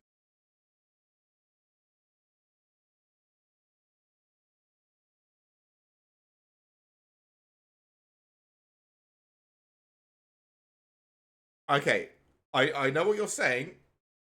It is a disgusting value engine. In limited, I think it's bad. I don't think turn 5 play a 4/4 that play an enchantment that does nothing. Just gonna die. Like, I don't think you can play this in limited. I think in limited, this is pick 15. Yeah, I have 15 cards. This is the last card you want, 100%. I don't think this card is playable in limited. It's cool. Don't get me wrong. This is like what was the 6 mana card that exiled stuff from your graveyard, and then every time you cast a spell, it recast everything that had been exiled with it. Whatever that red enchantment is, the 6 mana red enchantment that does crazy things. Like, you can make that. You can make. Hey, Blue Candy, thank you for the follow. You can make that card work. The 6 mana one, you can make that card work, but you have to build a very specific deck around it. This is exactly the same. This needs a specific standard deck, and in limited, this isn't going to do anything. Hey, Blue Candy, how you doing? Hope you're having a good day. Right, Flame Cash Gecko is a 2 mana 2/2, and when it enters, if an opponent lost life this turn, you add Rakdos. I'm pretty good today, just looking through the newest Magic set. And so, bare minimum, you can use Rakdos to discard a card, draw a card. I don't mind this. Hey, Prime Dog, how you doing? Salutations to you too. Why do who says that? Why have I got, I think it's like from, it's really good sometimes, nice, and I'm also good. Why do I, that salutations, why does that trigger a core memory of like some animated something? I don't know. Ruby. Yes, it's fucking, what's her name? It's the robot. It's oh my god. Why can I not remember the robot? It's the green robot girl. It's her. She says salutations every time. Yes, it is. Right, anyway, we need to get back to cards. But yeah, the stream's going well. And yeah, I'm having a good time. I like looking through Magic cards. It makes me happy. Yeah, I think this Flame Catch Gecko is good. I think it's just a 2-mana 2/2 when you need it. And when you don't, you can wait. You got my Penny reference. I I have watched Ruby, yes. I did only watch... Oh my god. I watched up to the season... The season where they all fell off the, like, Dream Dimension world bridges. They all get knocked off into the ether. I know there was a following season with a weird cat. Where they all woke up on, like, an island somewhere. I never watched that one. But I did watch the first, second, and third. That's my intro for Twitch. For my Twitch introduction, you make me happy. Well, I'm glad I did. But yes, I do. I know Penny from Ruby. I couldn't remember exactly what her name was, but I do remember the character. But yeah, I think this card's... I know we got completely sidetracked. I do apologize, but I think this card is good. I think this card... It's not great. It's just... I would use this as a good card. Frilled Spark Shooter is a 4-mana 3/3 with Menace and Reach that enters with a +1/+1 counter on it if an opponent lost life this. So this is a 4-mana 4/4 with Menace and Reach if you can hit your opponent first. Which is pretty good. I think that's pretty good, right? Like, it's exactly on curve. It has Menace. It has Reach.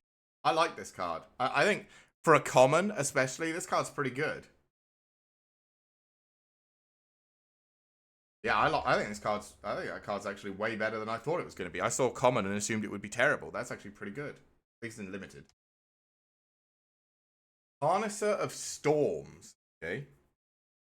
3-mana 1/4. Whenever you cast a non-creature or otter spell, exile the top card of your library. Until end of turn, you may play that card. This ability. Okay, this is good. Past in Flames is like Festival of Embers.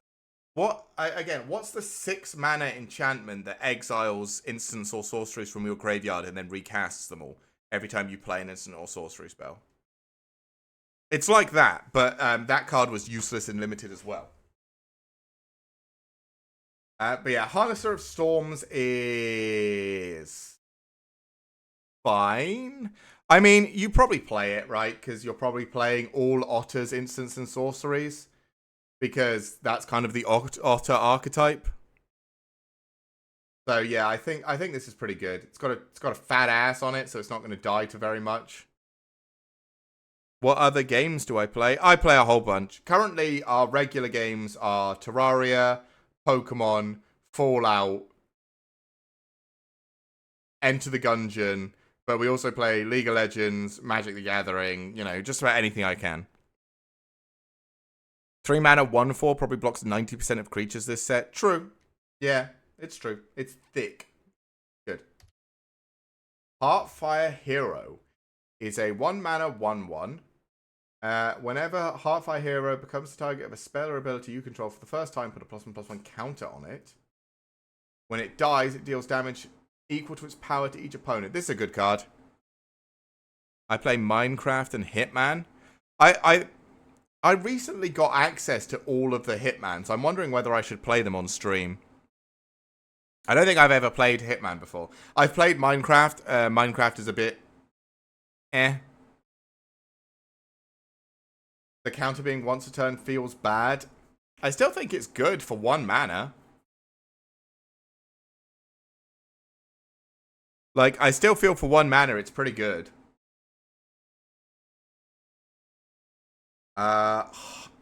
Hearthborn Battler is a 3-mana 2/3 with haste, and whenever a player casts their second spell each turn, Earthborn Battler deals 2 damage to target opponent. This is good. I'd much rather play like Prowess Dude and dump all my pumps at once. What's your hobby? This is nuts. Yeah, this is nuts. Because this is not just you, but when your opponent plays 2 cards, they get they get shocked in the face. I suppose it's not just both players. If you're playing Commander, it's every player.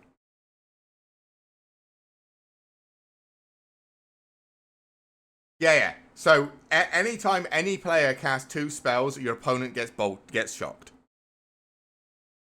I recently bought the gem packs. That's $5 and grinded 23 more packs in one day. Wow. Yeah, I don't tend to spend. I think I bought the starter pack on Magic the Gathering Arena. My hobby, by the way, Blue Candy, is playing video games. That's why I play quite so many, because I just love playing video games. Oh, and Magic, I suppose. I play Magic. Have yet to open. I mean, when you open them, you get wild cards. So I'd maybe wait until BloomBurrow if there's something you like in BloomBurrow, and then use all your wild cards you get to make a deck out of it. But yeah, this card is gross. I like this card a lot. Just video games? I mean, yeah, and play Magic. And spend time with my partner who I moved to America so that we could get married. That's kind of my days. Like, I used to do, Warhammer, but that's too expensive. And yeah, I don't really go outside. Outside is hot and uncomfortable and annoying, and there's people out there. I prefer in here. It's nice. Right. Hired Claw is a 1-mana 1/2. Whenever you attack with 1 or more lizards, Hired Claw deals 1 damage to target opponent. My hobby's cooking, gaming, and designing / making artworks. Oh, nice. Cooking's a good hobby, but I'm really bad at it. Do you even have grass there? No, we don't. We have scorched earth. Especially at the moment. There's a little some hardy grass makes it, but yeah, there's not a lot.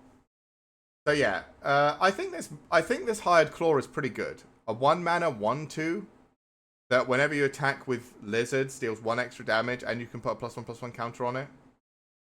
But again, it's got the same problem you don't like about the previous mouse, in that it only puts a +1/+1 counter once a turn, and only if they lost life. It slots into the 3-mana dude deck, I suppose. Yeah, I guess, I don't know, because I feel this is the same. Well, maybe, I don't know. My 2 binds of NTG are Toxic Counter decks and Phyrexia decks. Well, Toxic counters, I'll agree with you, but Phyrexia just has, like, so many generically strong cards, like, with the Praetors and stuff, you know, it's just... Why don't you use any graphic stuff on your channel? Because we haven't generated any money to buy them.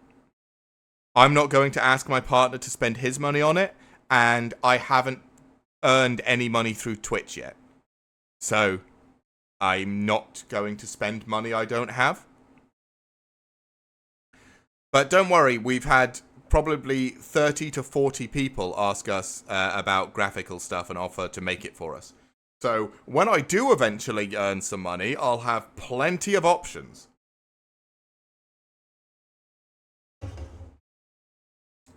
Spartan is poor. I mean, all I do is play video games and stream. And I'm not a popular streamer because, you know, I only play games I enjoy rather than, you know, all the games that are super popular. Spends all his money on Pepis. I do. We do spend a lot of money on Pepsi. Well, when you put some stuff so you... What? Well, maybe, like I said, I think I've said this before. Maybe in, like, 10 months, when I've earned a payout or 2 from Twitch, I'll go and buy some animated emotes so that subscribers can have some animated emotes that they can enjoy. But until that point, I'm not interested at all in anything. Thank you for the offer. Anyway, let's get back to Magic. So yeah, Hired Claw. I mean, I if you see it in limited, I'd say take it because it's just going to grow by itself, I imagine. Because you don't, it doesn't have to be. So the second part is just whenever your opponent has lost life this turn, they don't have to lose life from lizards. So this can just be like an early dude that grows. Hoarder's Overflow. Okay. 2 mana. When Hoarder's is an enchantment, when it enters the Hoarder's Overflow enters, and whenever you expend 4, put a stash counter on it. For 2 mana, you can sacrifice it, discard your hand, draw cards equal to the number of stash counters. Okay. This is... it's fine.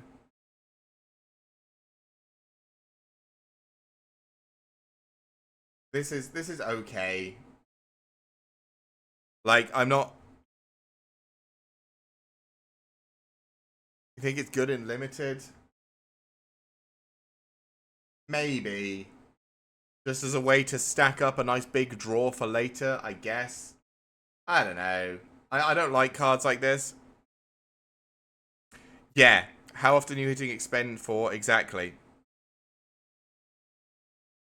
And, like, also, it's 2 mana, do nothing. Well, 2 mana, put a stash counter on this enchantment. It's like, do anything.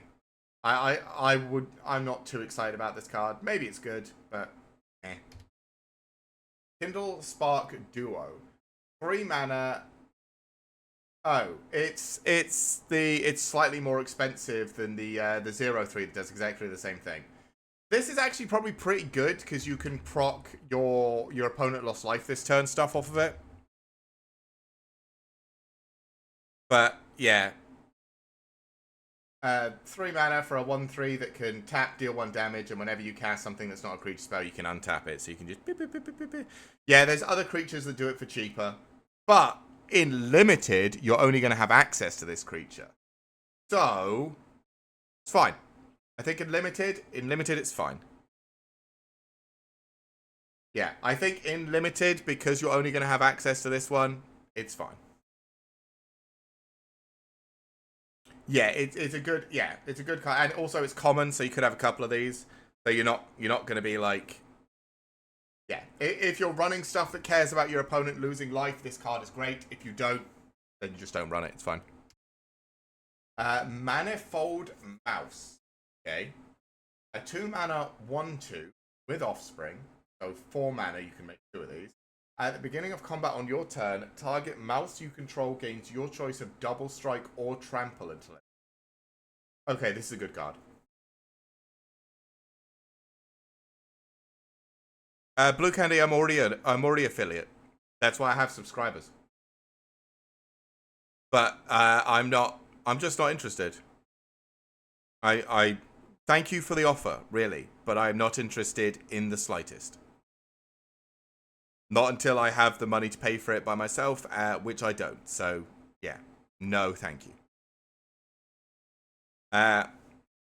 Yeah, the Offspring. I think the Offspring for this one in particular, I would almost always pay. 2 dudes double strike is insane. 1 dude double strike and trample is insane as well. Even like if you just need to go over the top, your 2 biggest things, trample is perfectly acceptable as well. Like, this is just very good in a lot of instances. The problem is it's only other mouse creatures, but I think you can probably... There's a lot of white mouse creatures that you can make this work with. I think white-red can do a lot of damage fast. Yeah.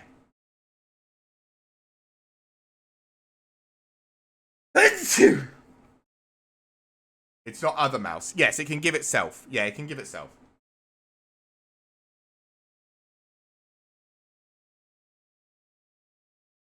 Yeah, you can. It can give itself. Yeah, I think white red can do a lot of damage.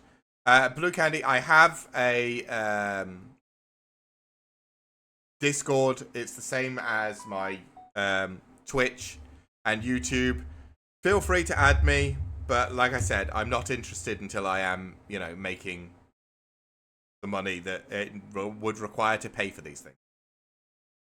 Might of the Meek, okay, is 1 mana instant. Target creature gains trample until end of turn. It also gains +1/+0 until end of turn. If you control a mouse, draw a card. This card is good, right? It's 1 mana, draw a card. Yeah. Yeah, it's just 1 mana, replace itself, and you get extra benefits. This card is good. This card is really good. Like, again, there's a bunch of stuff. So the Heartfire Hero would love this card. The Manifold Mouse would love this card. Yeah, there's a lot of mouses that would like this card. This card is very good. Playful Shove. 2 mana, deal 1 damage to any target, draw a card.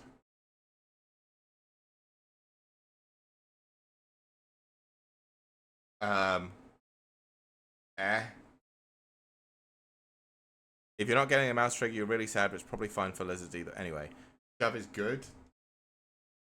I mean, I guess it is, you know, 2 mana, draw a card. It replaces itself again, but the 1 damage I think is going to be pretty much fucking irrelevant. But sure, it's fine. Quake Tusk Boar is a 5/5, a 5 mana 5/5 with reach, trample, and haste. That's what I like in my deck. Just a big boy. Pay 5, play it, slap your opponent with it. Reach is good, trample's good, haste is good, all good. I am happy with this Quake Tusk Boar. I would be happy running at least 2 of them. Just punch people with Quake Tusks. Rabid Gnaw. 2 mana instant. Target creature you control gets +1/+0 until end of turn. Then it deals damage equal to its power to target creature you don't control. This is very good as well. This is a green effect, usually. Weird. What's it doing in red? This is odd. I don't know why this is in red, not green. But yeah, this is really good. This is red removal you want. This is green removal that you want that's colored red for some reason. So yeah, this is a very good limited card. Straight up recolor of a green card. Exactly, yeah. Raccoon Railer. Blue Candy, I'll accept it at the end of stream. For now, I'm focusing on the stream and on, you know, reviewing the magic card. Oh, sorry, Raccoon Rallier, not Raccoon Railer. That would be weird. Is a 2 mana, 2/2, target creature gains haste. Sure. We've seen a bunch of these cards. These cards are okay. This is a 2 mana, 2/2. Sure, why not? Reptilian Recruiter is a 5 mana 4/2 with trample, and when it enters, choose target creature. If that creature's power is 2 or less, or if you control another lizard, gain control of that creature until end of turn. Untap it, it gains haste. Okay, so this is your temporary mind control staple to a dude. I don't mind this. Rabid Bite is the green effect. Yeah. It looks like I have, because I have an extra an extra notification on Discord. But I will look at it at the end of stream. Yeah, this is good just because 1, it has trample, so we can go over the top, and 2, you just take a dude.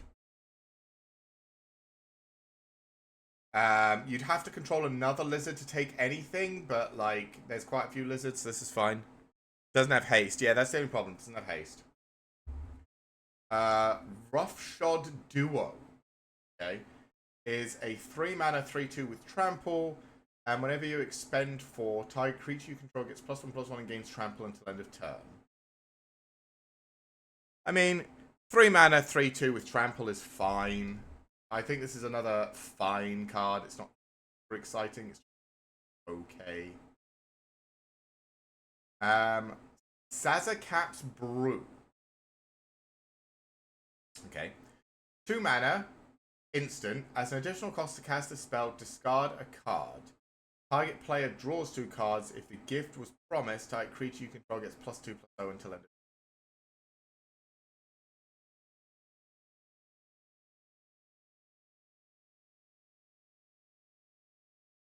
Yeah, I mean, yeah, it's discard 2 cards, draw 2 cards, which is probably good. And you can give them a fish, but it's a tapped fish, so it can't block, so you can still just smash them in the face. I think this is good. Or fine. It's not good, but it's just... It's a fine card. Season of the Bold. So this is the red season. So let's see. 5 mana, create 5 treasures. Okay. Sure. If you want to have a massive turn next turn, I guess. For 2, exile top 2 cards to your library until your next turn. You may play them, so you can exile 4 and make a treasure. Okay. And until the end of your next turn, whenever you cast a spell, Season of the Bold deals 2 damage up to 1 target creature. Yeah, I think that's true. If the 3/4 thing was any target, I think it would be better. But maybe this is like the top end. I think this is maybe the top end of that burn deck we were talking, or like the pump deck. So what you do is you play this for 5, you create 2 treasure tokens, and until the end of your next turn. And then the following turn you have, what, 7, 8 mana, and you just vomit your hand and go. Because you just blow up every creature your opponent controls, all your stuff gets pumped to hell, and you just explode somebody.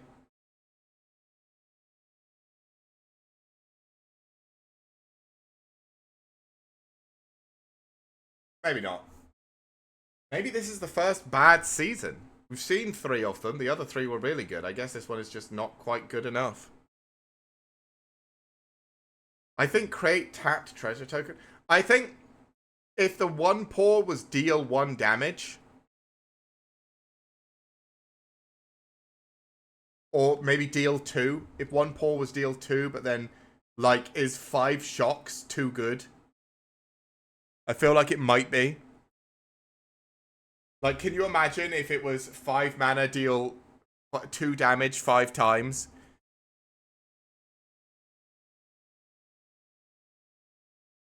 The 1 pause create a treasure token. Is it because it creates tapped ones, I suppose? I mean, I think if 1 paw was dealer damage, it would be more interesting. If one paw was deal 2 damage, I think maybe this is too strong. Because I imagine a burn deck where you're just playing 2 Seasons of the Bold and just blasting someone for 20, which is a bit much. But yeah, I don't know about it in its current state. It just seems like the worst. Yeah, that's the problem. Deal 1 damage is meh, deal 2 damage is nuts. That's the issue. Like, that would be the problem. Because if you made it deal 1 damage 5 times, people are just going to be like, yeah, whatever, it's still bad. If it's deal 2 damage 5 times, then you've got a card that kills someone if you cast 2 of them. Which is too much. Steam Path Charger is a 2 mana, 2/1, that when it dies deals 1 damage to target player. And I can offspring it. Okay. Sure, I guess. This is very mediocre. This is like a 23rd card. Good for limited. It's fine. It's not that good. Storm Splitter is a 4 mana, 1/4 with haste. Whenever you cast an instant or sorcery, create a token that's a copy of Storm Splitter.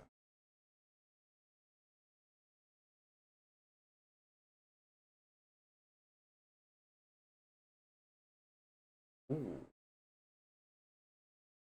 Interesting. So if you're putting, maybe this is the top end of that pump deck we were talking about.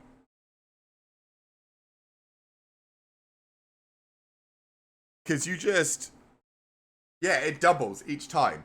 So that's the thing. Like, you just play like 3 or 4 of the 1 mana, draw a card, give something +1/+0 and whatever spells, and this thing just becomes like lethal. Right? It just becomes like lethal. Yeah, exactly. You go from 1 to 2, 2 to 4, 4 to 8, 8 to 16, and this is just lethal. Like, that's if you get this card in limited, just make a deck around it and pray, because it'll be so funny if you play this card, your opponent doesn't remove it, you play 5 spells and then explode them. This card is fucking nuts. I might have to build a deck around this just for the lols. I like Storm Splitter, I do. Sunspire Lynx is a 4 mana 5/4. That players can't gain life. Damage can't be prevented. And when it enters, it deals damage to each player equal to the number of non-basic lands that players controls. I mean, in limited, it's a 4 mana 5/4. Sure. Bigger than most of things in the set, I imagine. I don't think its ability triggers. Any of them really matter. Sunspire Lynx is sideboard value for it. Yeah, I think in standard this might be good. But in limited, I think it's just a 5/4 for 4, which is fine. Yeah, I think it's just fine. Like, I'm not super excited, but I mean, I'd probably... If I got it, I'd run it in red. It's not going to make me run red. But if I see it, I'll probably be like, oh, am I running red? If I'm running red, this is going in. Take out the trash. 2 mana. It deals 3 damage to type creature or planeswalker.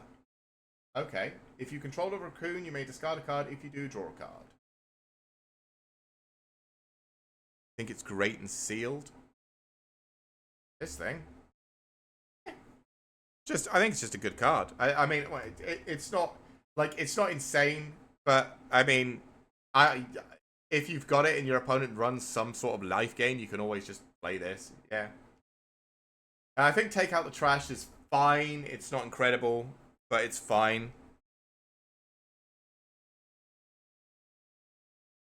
Yeah, that's true. Teapot Slinger is a 4 mana 3/4 with menace. And when you expend 4, it deals 2 damage to each opponent. Take out the trash is pretty good. Yeah, I think it's fine. It's like bolt creatures or players. It's fine. Yeah, well, yeah, it can't hit face, being the reason it's not lightning bolt, but it's fine. Teapot Slinger, I think, again, this is the same problem I've had with a couple of the expend cards. How often are you expending? I mean, it is a 4 mana 3/4 with menace, so it's still pretty good. Like, it's probably big enough to block and or attack through most things in the set. But I don't know how often you'd be doing the expend. Valley Flamecaller.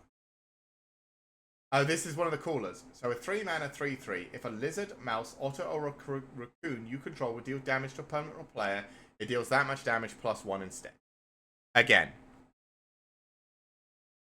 if you're playing red and you get this card, or if you get this card, you're probably playing red. Because this is every creature in your deck does 1 more damage.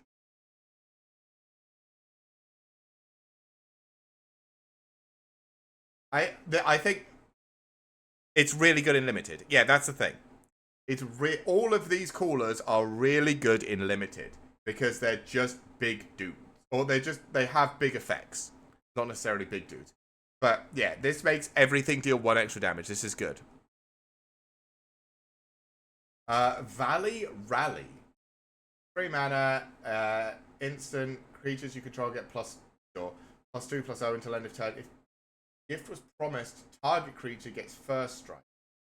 This is probably pretty good, actually. Like, you probably want one of these in a limited deck because it's everything pump spell, kill your opponent sort of deal. But you can gift a food if your opponent has set up a good block and just give your creature first strike and just murder it. I really wish this was a tapped food. Yeah, I like that the fish are tapped. I like that the 1/1 fish are tapped. I don't think this has to be a tapped food, but I do like that the fish are tapped, so you're not just giving them extra block. I think this is good. I like that. War Squeak. It's a 1-mana enchanted creature. When it enters, target creature an opponent controls can't block, and target enchanted creature has +1/+1 and has haste. Sure. Like, whatever. This is okay. I'm not too excited. It's fine. Whisperquill Scribe. 2-mana, 2/2 with Valiant. Whenever it becomes a target with spell ability you control for the first time, you may discard a card if you draw a card. Again, yeah, these are just sort of like pack filly cards sort of thing. Wildfire Howl. Okay. 3-mana. Wildfire Howl deals 2 damage to each creature. If the gift was promised, which is draw a card, instead Wildfire Howl deals 1 damage to any target and 2 damage to each creature. This is probably really good. Yeah, I mean, it's kind of just, yeah, it's kind of just a thing that exists in the deck. I don't think you're super excited, but you probably want like 1 or 2 of these in the aggro Valiant deck. I'm just not sure how super excited you are. Wildfire Howl is good. 3 damage to 1 target, 2 damage to everything else. Yep. Good card. Like it. Yep. Okay. That's all of the cards. So I am going to quickly...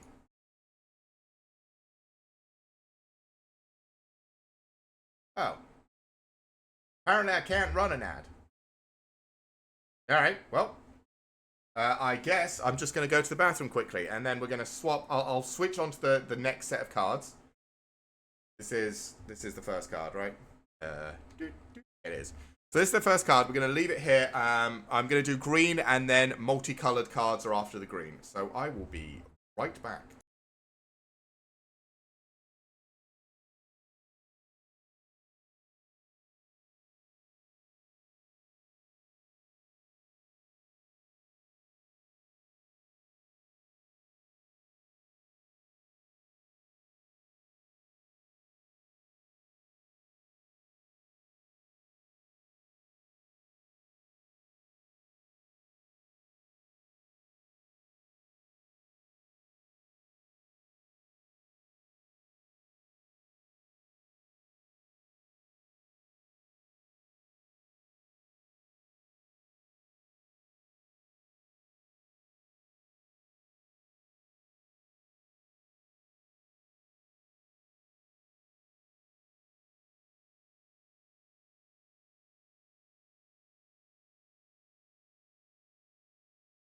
Alright, we're back. We're back and we're ready for green, multicolored, artifact, land.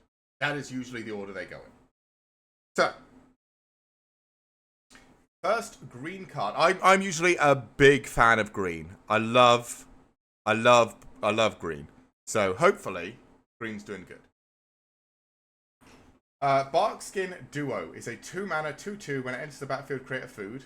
Sure. And when you expend 4, it gets +1/+1 till end of turn. I mean...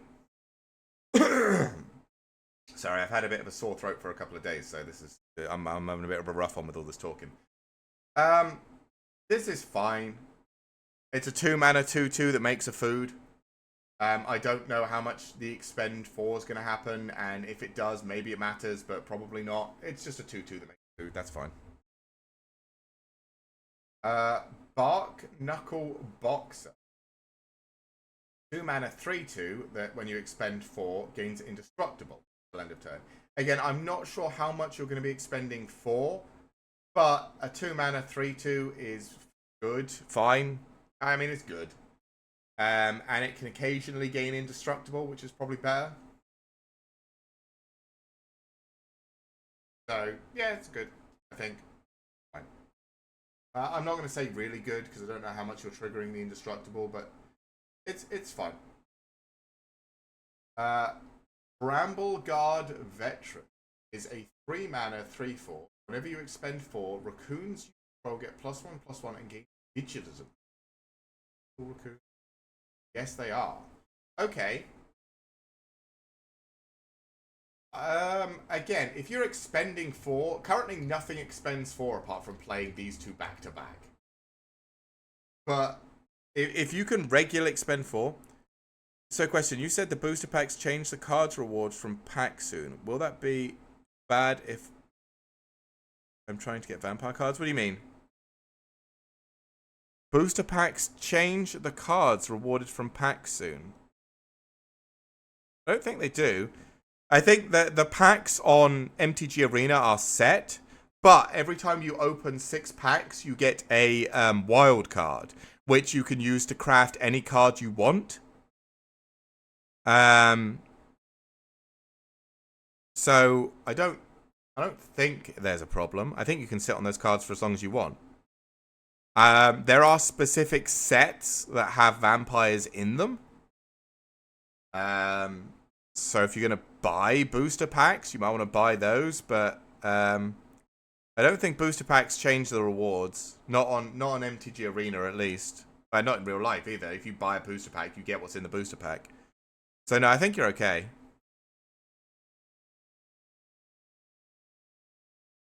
Yeah, I like Bramble Guard Veteran, actually.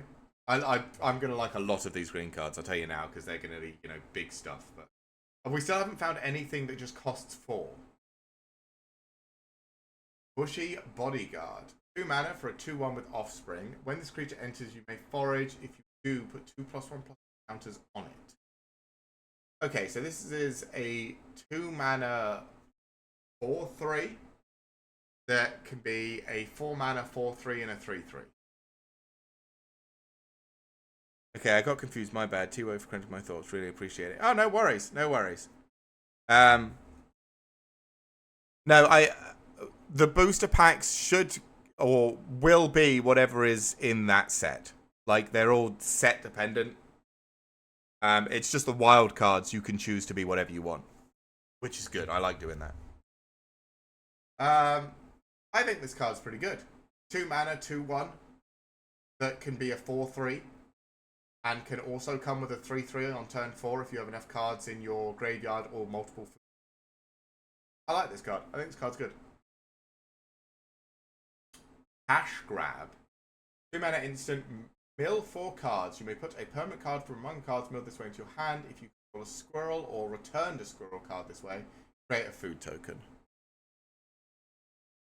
Do I have to open 6 at a time? No. It usually, I don't know if you're on MTG Arena at the moment, but it has like a little, when you're opening packs, it has like a little circle that shows you how many packs you've opened. And every time you open a pack, it'll fill up a bar, and you just need to, fill it up a couple of times. That's all right. MTGA's, it's just kind of the best way to play Magic at the moment. Unless you have and if you've got a very close game store with a bunch of people that play, that's probably better, but I don't. The closest game store is like 4 hours away. So I play a lot of Magic online. And the best way I think to do that is Magic the Gathering Arena, because Magic Online, which is the other way to do it, is insanely complicated and is like trying to play Magic in a Excel spreadsheet, and it just hurts my brain. I do not. Same 4 hours. Yeah.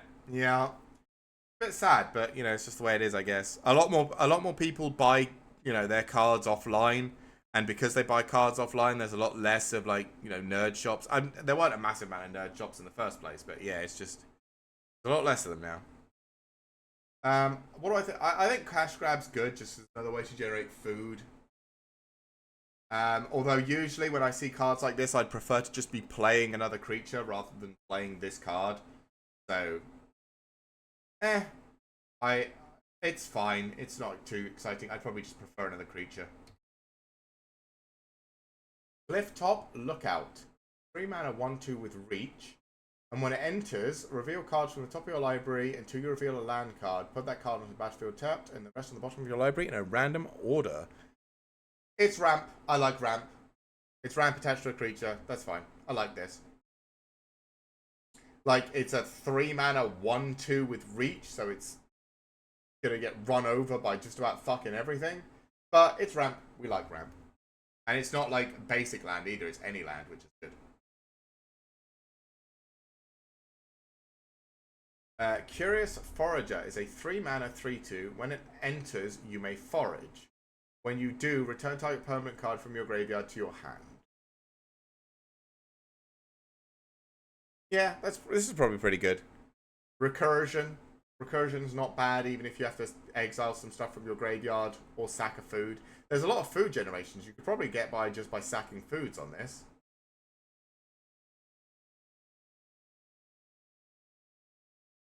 So, yeah, I think most of green's going to be like food and then foraging with food, which is better than. I mean, black's obviously got a lot of. One more question. I had a friend send me a really nice present, a gaming laptop for free, and I'm looking to get him a gift. What would you recommend for an MTG present? Ooh. I mean, it would depend what he's got. Like, because you can get custom-made playmats, or just really nice MTG playmats, but it would depend if he already has a playmat. You could get there's like really, really cool deck boxes you can get. You could just, buy him. I mean, like, you could go really crazy and get him some of the, like, really rare cards. Maybe he'd like that, but again, that can get real pricey. It depends what sort of how MTG focused he is. Like, I don't know. It would be I'd need to know a little bit more about what he likes in MTG and and a whole bunch of other stuff. But there's a lot of pretty cards you could purchase, but again, they can get really expensive if they're special cards, like hundreds if not thousands of dollars, which is a lot. Like, I wouldn't spend that much on a card, but and then obviously, like I said, you can get custom made or just really nice looking playmats. I have a playmat, MTG Historical. Again, the problem is there's so many things you could get. Like I said, playmats, custom playmats, custom deck boxes. You could get him some very pretty newer cards. You could get him some very rare older cards, but they're all gonna be sort of price ranging from $20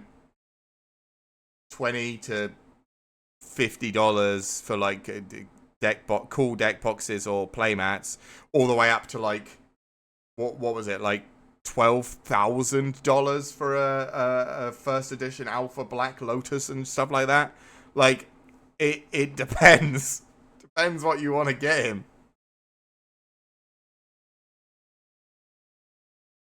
I mean, to be fair, the most expensive card is still that one ring card that was bought for like $2 million, but like, I wouldn't worry about something like that. But there's a lot of very cool historical cards that you can get, but they're very expensive because a lot of them are rare.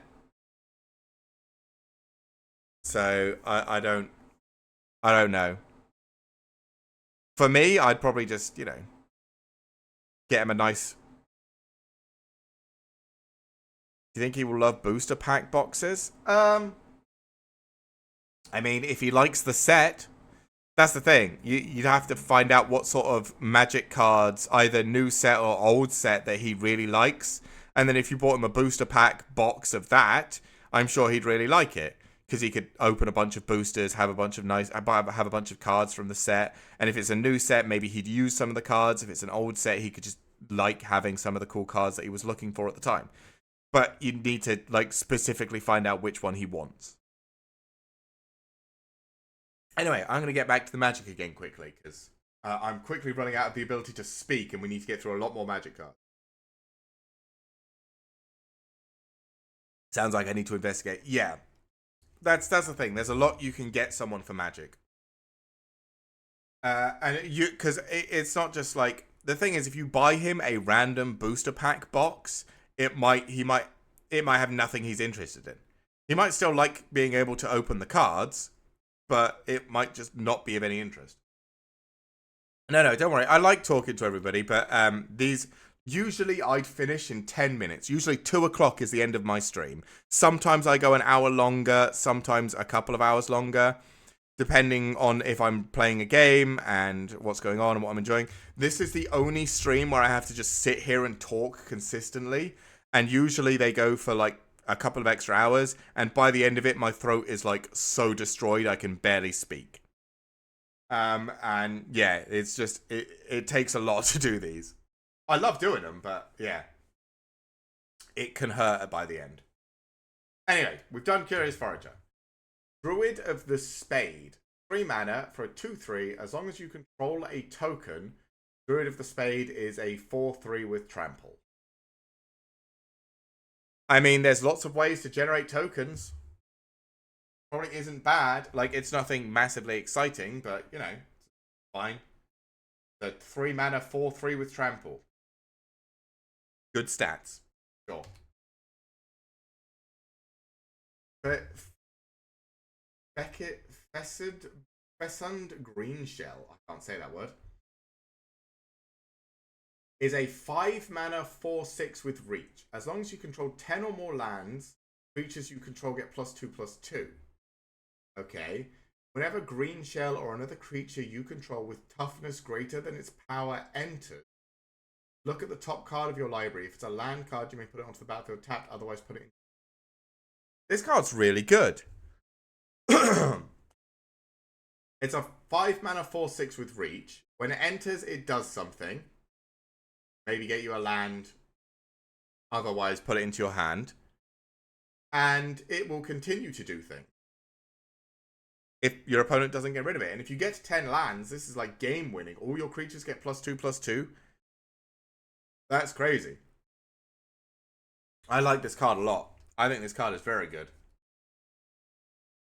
For the common good, 1 green X. Create X tokens that are copies of target token you control. Then tokens you control gain indestructible until your next turn. You gain 1 life for each token you control. But this is sorcery speed, so what does them being indestructible even matter?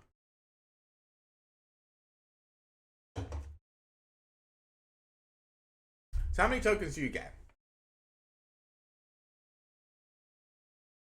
So for 1, 2, 3, it's 1 token. For 2, 4, 5, it's odd numbers essentially. So 3 is 1, 5 is 2, 7 is 3, 9 is 4. I mean,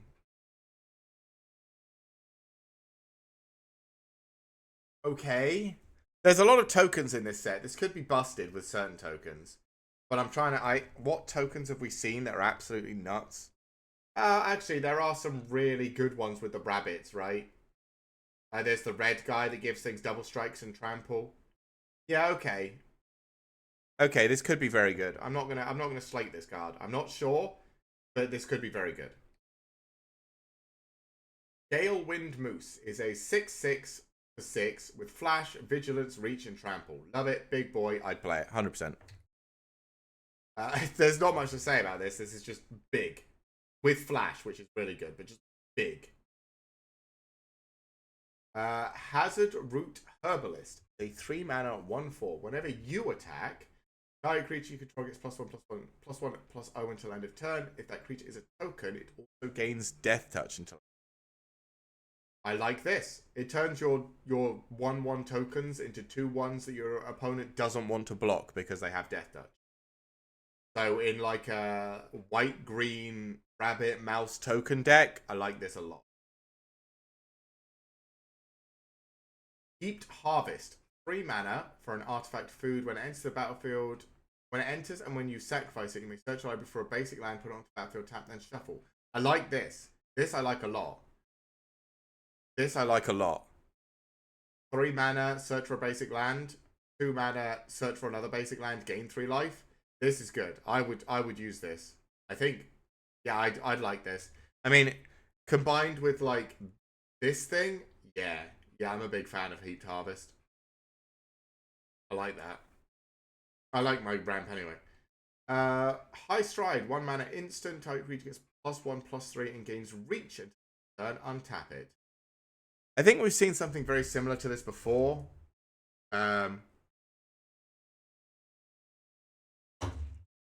It's fine. It's more of a defensive spell. I probably wouldn't run it in limited, but there is always that one chance when your opponent swings with a big flyer and then you just use this and they just get sad. Hey Lee, how you doing?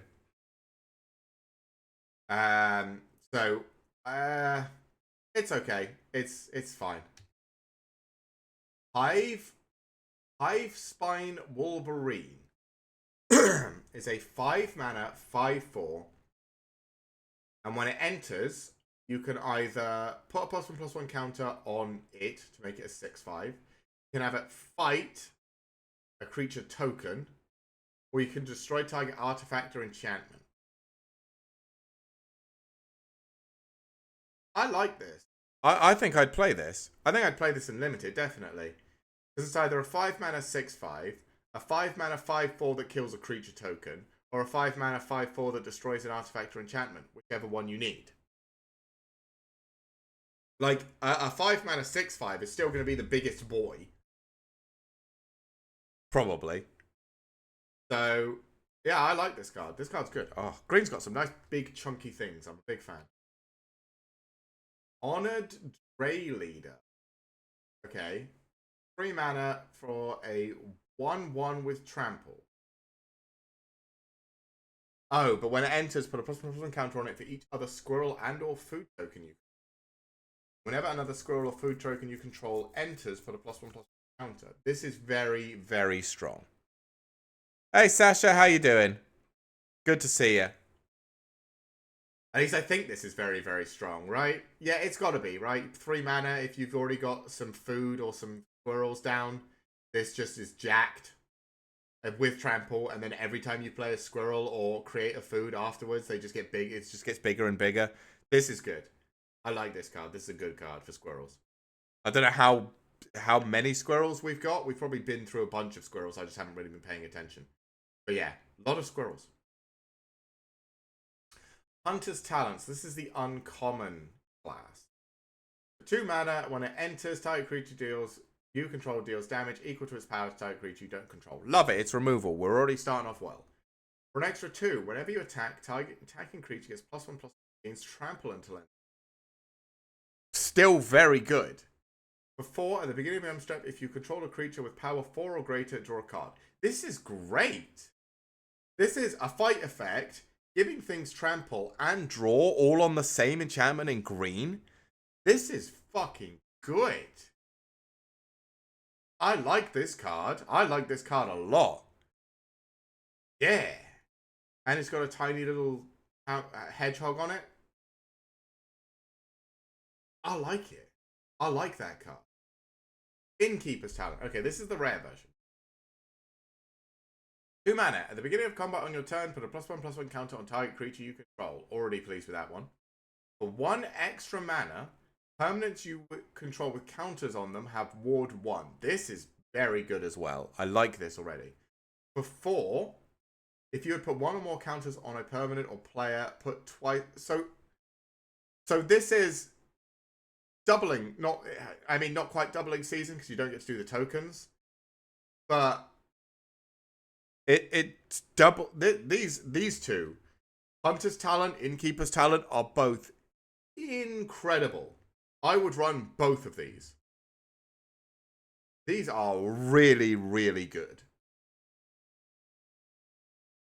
Yeah, I would run both of these. Keen-Eyed Curator is a 2 mana 3/3.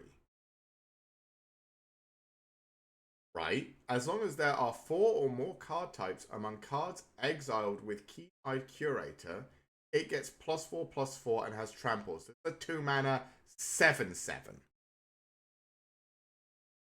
4 people on stream. Sweet. More people is always good. I mean, I'm just going through the newest MTG set, so I just hope people are enjoying themselves. I mean, technically, it's not a 2 mana 7/7. It's 2 mana, and then you'd have to dump 4 more mana into it. So it's technically a 6 mana 7/7. Yeah, but like, I mean, you can play this on turn 3, and it's already ahead of the curve. And then you can just start chewing cards up. Like, exiling a card from a graveyard is an upside. That's something you want to do with these cards. And then getting it to be a 7/7 with trample, that's so good. That's really good. I like that card.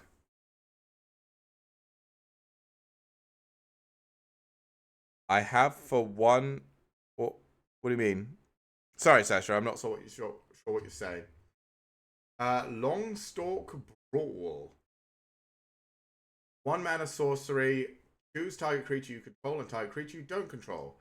Put a +1/+1 counter on the creature you control if the gift was promised. Then those creatures fight. Okay. And the gift is they get a 1/1 blue fish token that's tapped. So this is green removal. This is always good. 1 mana green removal. Pretty good as well.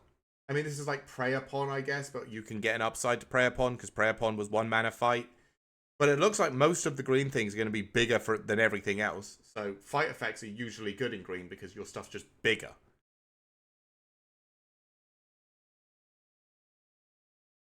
BloomBurrow of the Woods. What am I supposed to be doing? Oh, thank you for the resubscribe, Lee. The camera?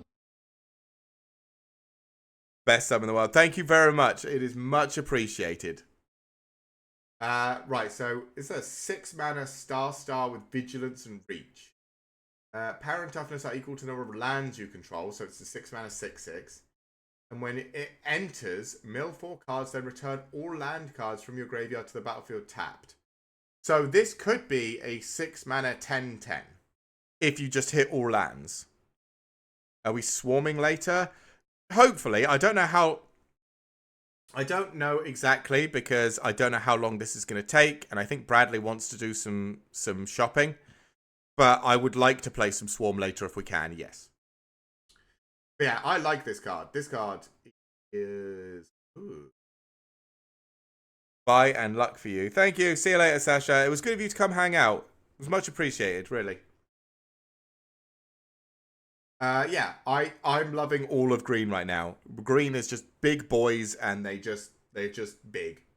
I know black has got a million pieces of removal, so black's gonna make me sad, but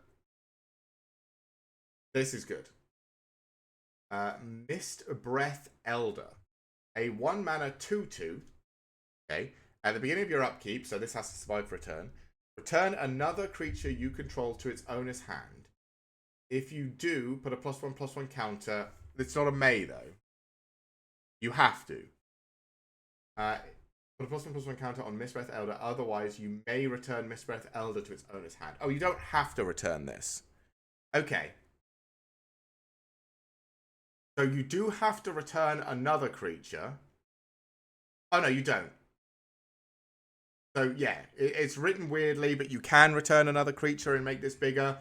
Or you can choose not to return this. Okay.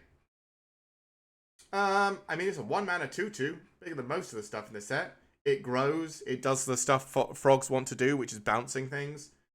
I don't know how good frog is as an archetype, but yeah. There's a frog that gives all frogs ward. Could be good. I don't know. Overprotect. 2 mana for target creature you control gets +3/+3, trample, hexproof, and indestructible. I'm happy about for pump spells. Makes me big, makes me trample, and also protects me from removal. Big fan, like it. Patchwork Formation. 2 mana to choose one. Destroy target creature with flying. Okay. Destroy target enchantment. Okay. Draw a card and create food. I think this is good. Just because you can always just 2 mana, draw a card and create a food at the end of your opponent's turn. There's a lot of stuff with flying that you're going to want to destroy, and with all these class cards, there's certainly a few enchantments that could do with getting blown up as well. So I think this card is good. I like weirdly good, like better than it should be, in limited at least. Or Patch Recruit, a 1 mana 2/1 with trample and offspring of 2. Whenever a creature you control becomes the target of spell or ability an opponent controls, put a +1/+1 counter on target creature you control other than that creature. Okay, yeah, so you can make 2 of these and you can put the +1 counters on things. I like this.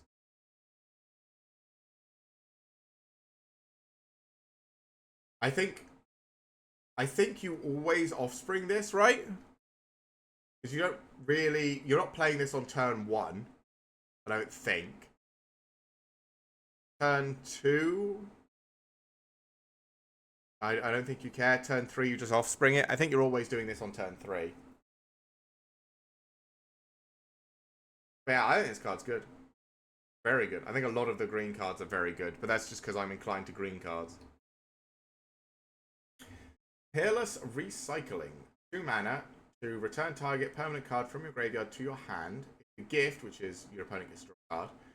Promised, instead return 2 target permanent cards from your graveyard to your hand. Again, I don't know how good these are in limited, but this is fine because it returns any permanent you want for 2.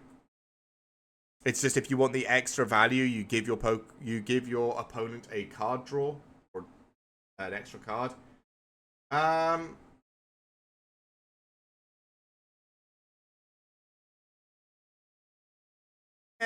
Again, most of the time I just prefer to have an extra creature, but sure, why not?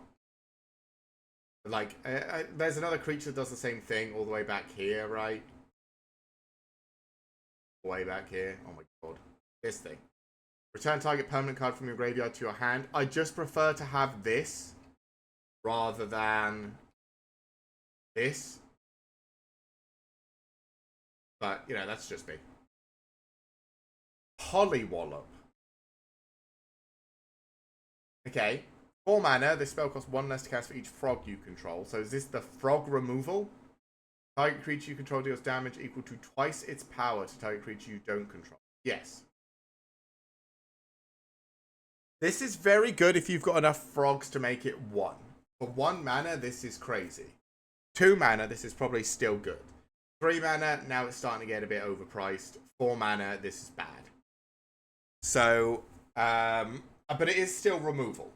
So I think you still take it, especially if you're playing frogs. Because it is still removal. And removal is always premium.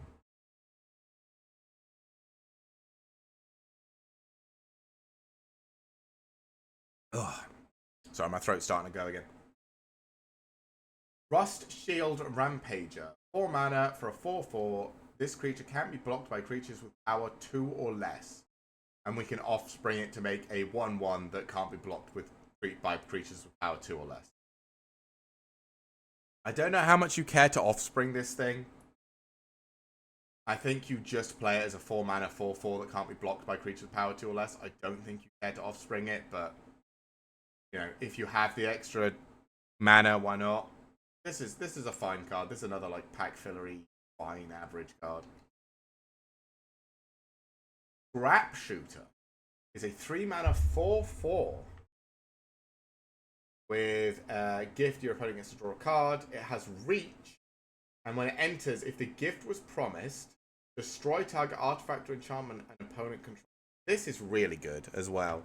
This is just a 3 mana 4/4 with reach that if your opponent has an artifact or enchantment you need to get rid of, just let them draw a card and blow it up. And you've still got a 3 mana 4/4 with reach on the field. This is really good. Green's got a lot of creatures that are overstatted. This green might just overwhelm and just smash people. Season of Gathering. So here's the green season. So for 6 mana, you can put 5 +1/+1 counters on creatures on a creature you control. You can right. It gains vigilance and trample until end of turn. You can choose artifact or enchantment, destroy all permanents of the chosen type, and you can do both. Or draw cards equal to the greatest power among creatures you control. I mean, this is it. This is good just for the draw, right? You pay 6, you put 2 +1/+1 counters on something, it gains vigilance and trample, and then draw at least 3 cards. Because green doesn't really get access to that much draw. I mean, Harmonize is what? 4 mana, draw 3 cards, and it's one of the best green spells. This is 6, but it's not just... 6, draw 3, but also something on your field gets +2/+2 and has vigilance and trample. I think this is another good season. I think only the red season misses. I think this is another good season. Because like that is assuming the one I just gave you, where you draw 3 cards and are left with a 3/3. That is assuming that the only thing you have when you play this card in limited is a 1/1. So on turn 6, you have a 1/1 and nothing else. And you get a 3/3 and draw 3 cards. Like, if you have any sizable minion, you can draw 5, 6, maybe more off of this. And obviously, drawing green is like green's one major weakness. So yeah, I think the green season is also very good. Maybe not the best, but very good. Sticky Tongue Sentinel is a 3 mana 3/3 with reach, and when it enters, return up to 1 target permanent you control to its owner's hand. The frogs do a lot of this bouncy stuff, and has there been like a massive payoff apart from drawing extra cards with the blue frog yet? Not really. And this isn't a may either, you have to.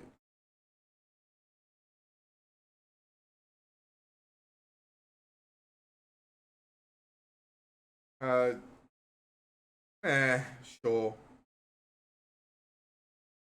Stocking the Pantry, a 1 mana enchantment. Whenever you put 1 or more +1/+1 counters on a creature you control, put a supply counter on Stocking the Pantry.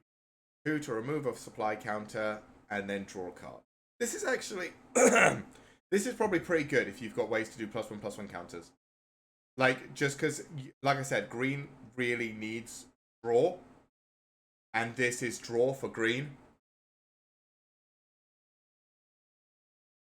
So, as long as you've got good ways to do +1/+1 counters, I think this card is very good. Sun Shower Druid. A 1 mana 0/2. When Sun Shower Druid enters, put a +1/+1 counter on target creature and you gain 1. There's some +1/+1 counter synergy, and this is a frog you want to bounce a lot. Costs 1, gives you a +1/+1 counter, and gains you a life. This, you want to be bouncing a lot. So this I can see being like a core component of the frog bouncy deck. Tender Wild Guide, a 2 mana 2/2 with Offspring. This is insane. So it's either a 2 mana 2/2 that counts as ramp or pump with no cost, or it's 4 mana for a 2/2 and a 1/1, both of which are ramp or pump. This is really, really good. If you see this card, strongly consider playing green. This is very, very strong. Green's got some serious love this set. I'm a big fan. Thorn Vault Forager is a 2 mana 2/2 that can tap for 1, so ramp. Tap, forage, so sacrifice a food or exile 3 cards from your graveyard, add 2 mana, or 4 and tap, search your library for a squirrel card, reveal it and put it into your hand, then shuffle. This is also really fucking good. Oh my god, there's a lot of really, really good green cards. Again, there's a lot of black removal, which is going to be the counter to green, but I don't know if any other colors really have a way. I think green Green, you splash with almost every color just because the cards are really good, right? Yeah, that card is real. Free Root Weaver, 2 mana, 1/3 that can add 1 mana of any color. Love it, absolutely love it. All of these mana cards, I'm loving. 3 Tree Scribe, 2 mana for a 2/3. When it or another creature you control leaves the battlefield without dying, put a +1/+1 counter on target creature you control. This is going to be another core component in the frog thing. We're starting to actually see the payoff cards. So a lot of the payoff cards for the frog seem to be in green. But yeah, this is going to make some very big frogs very fast. Free Guard Duo is a 4 mana 3/4. When it enters, until end of turn, target creature you control gets Vigilance and +X/+X, where X is the number of creatures you control. That could be very big. Yeah, I think this is okay as well. I think all of these cards are doing. Green is getting some real good cards. I think it's going to be a mixture of like green and black as to who has the best cards. For limited at least. White's got some very good cards as well, actually. Treetop Sentries is a 4 mana 2/4 with reach. When it enters, you may forage. If you do, draw a card. It's a good squirrel card. I mean, it's got draw in it. We like that for green. You know, I wouldn't say it's massively exciting, but it's certainly good. Valley Might Cooler. Okay, so this is the cooler. Okay, 1 mana, 1/1 with trample, and whenever you play anything in green, it gets +1/+1. This is a really good card as well. Again, if you see this card, you're probably running green, because this card is really good. Every time you play a creature, which you want to do in limited, because that's how you're going to win, this just grows, is so good. Especially because this works with frogs, because frogs are going to bounce each other and keep going and going and going. So you can keep getting this bigger and bigger and bigger, and it's got trample. This is a very good card. Wear Down, 2 mana, destroy target artifact or enchantment. If gift was promised, instead destroy 2 target artifacts. Sure, it's fine. There's a lot of artifacts, well, there's a lot of enchantments in this set that might be a problem, so sure.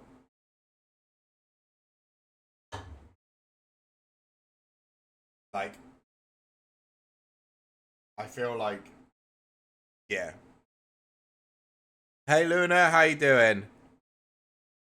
Hope you're having a good day. Ooh, multicolored card time. This is where it gets exciting. Now we get multicolored cards. Alright, let me take another drink, because I know I just took one, but my throat is really... Ugh. How's your day going, Luna? I hope you're having a good one. Right. Alania Divergent Storm. A 5 mana 3/5. Whenever you cast your first... Doing amazing. What about you? Happy Wednesday. Happy Wednesday. I'm doing pretty good. I'm just reviewing the next Magic set. Because I'm going to the pre-release on Friday. So we're going to go play this new set before it actually is fully released.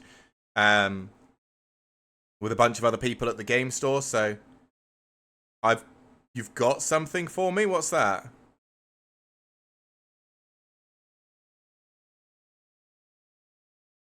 What have you done?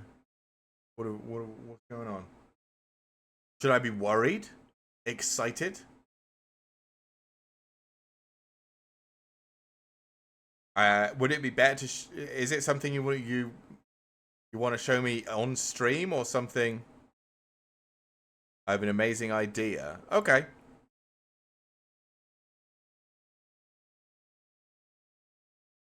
You should be excited. Okay. I'm excited.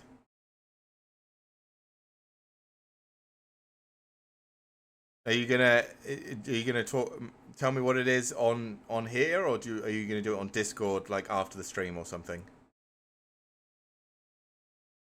Because I should really be reviewing the Magic cards. This doesn't end well. We'll see. I'm going to go back to reviewing the magic cards for a little bit. Right. Whenever you cast a spell, if it's the first instant spell, the first sorcery spell, or the first otter spell other than Elenia you've cast this turn, you may have target opponent draw a card. If you do, copy that spell. You may choose new targets for the copy.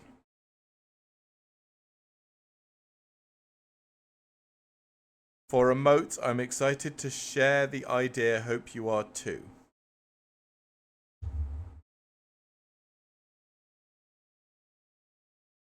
Okay. I see emotes. The midge flower. I haven't chatted in like 2 hours. No worries, trees. I've been working through it, that's all.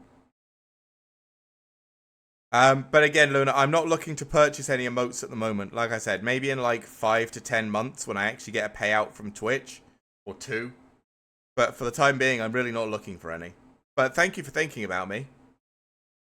Anyway, what do I think of Elena Divergent Storm? So she lets you copy spells essentially for free.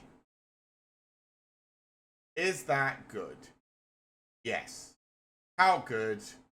Don't know. It's in blue and red. So you're probably not running black as well. So you're not like, you know, copying just black removal spells. And your opponent gets to draw a card. But I mean, there is a lot of ways you could kick this thing into overdrive, right?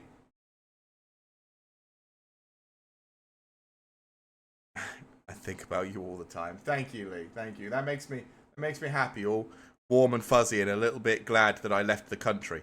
So you can't find, you can't come and spend time with me. I think this card is good. I think there are. I don't know about in limited because again, I don't know how much of a base of instant and sorcery spells you can make, but it is instant, sorcery, or otter spells. So if your whole deck is otters, instant, and sorceries, this thing just kicks into overdrive hard. Like you can really go crazy with it because otter. So this turns every otter into 2 otters, which I think is like crazy. It does die to murder, but like this could get real nuts real fast if it's not blown up immediately. I'm not sure, but it seems cool. Again, I think if it was just instant or sorcery spells, I'd worry. But because it does otter spells as well, I think this is better than I might imagine. I'm just not sure how good it is. Baleen the Haymaker in Naya. Okay. It's Naya. White, green, red is Naya. I think it's Naya. It's a 3 mana 4/3. Tap 2 untapped tokens you control. Add 1 mana of any color. Tap 3 untapped tokens you control. Draw a card. Okay, these aren't creature tokens, by the way, so food and shit like that would work for this. Tap 4 untapped tokens you control. Put 3 +1/+1 counters on Baleen. It gains trample until end of turn.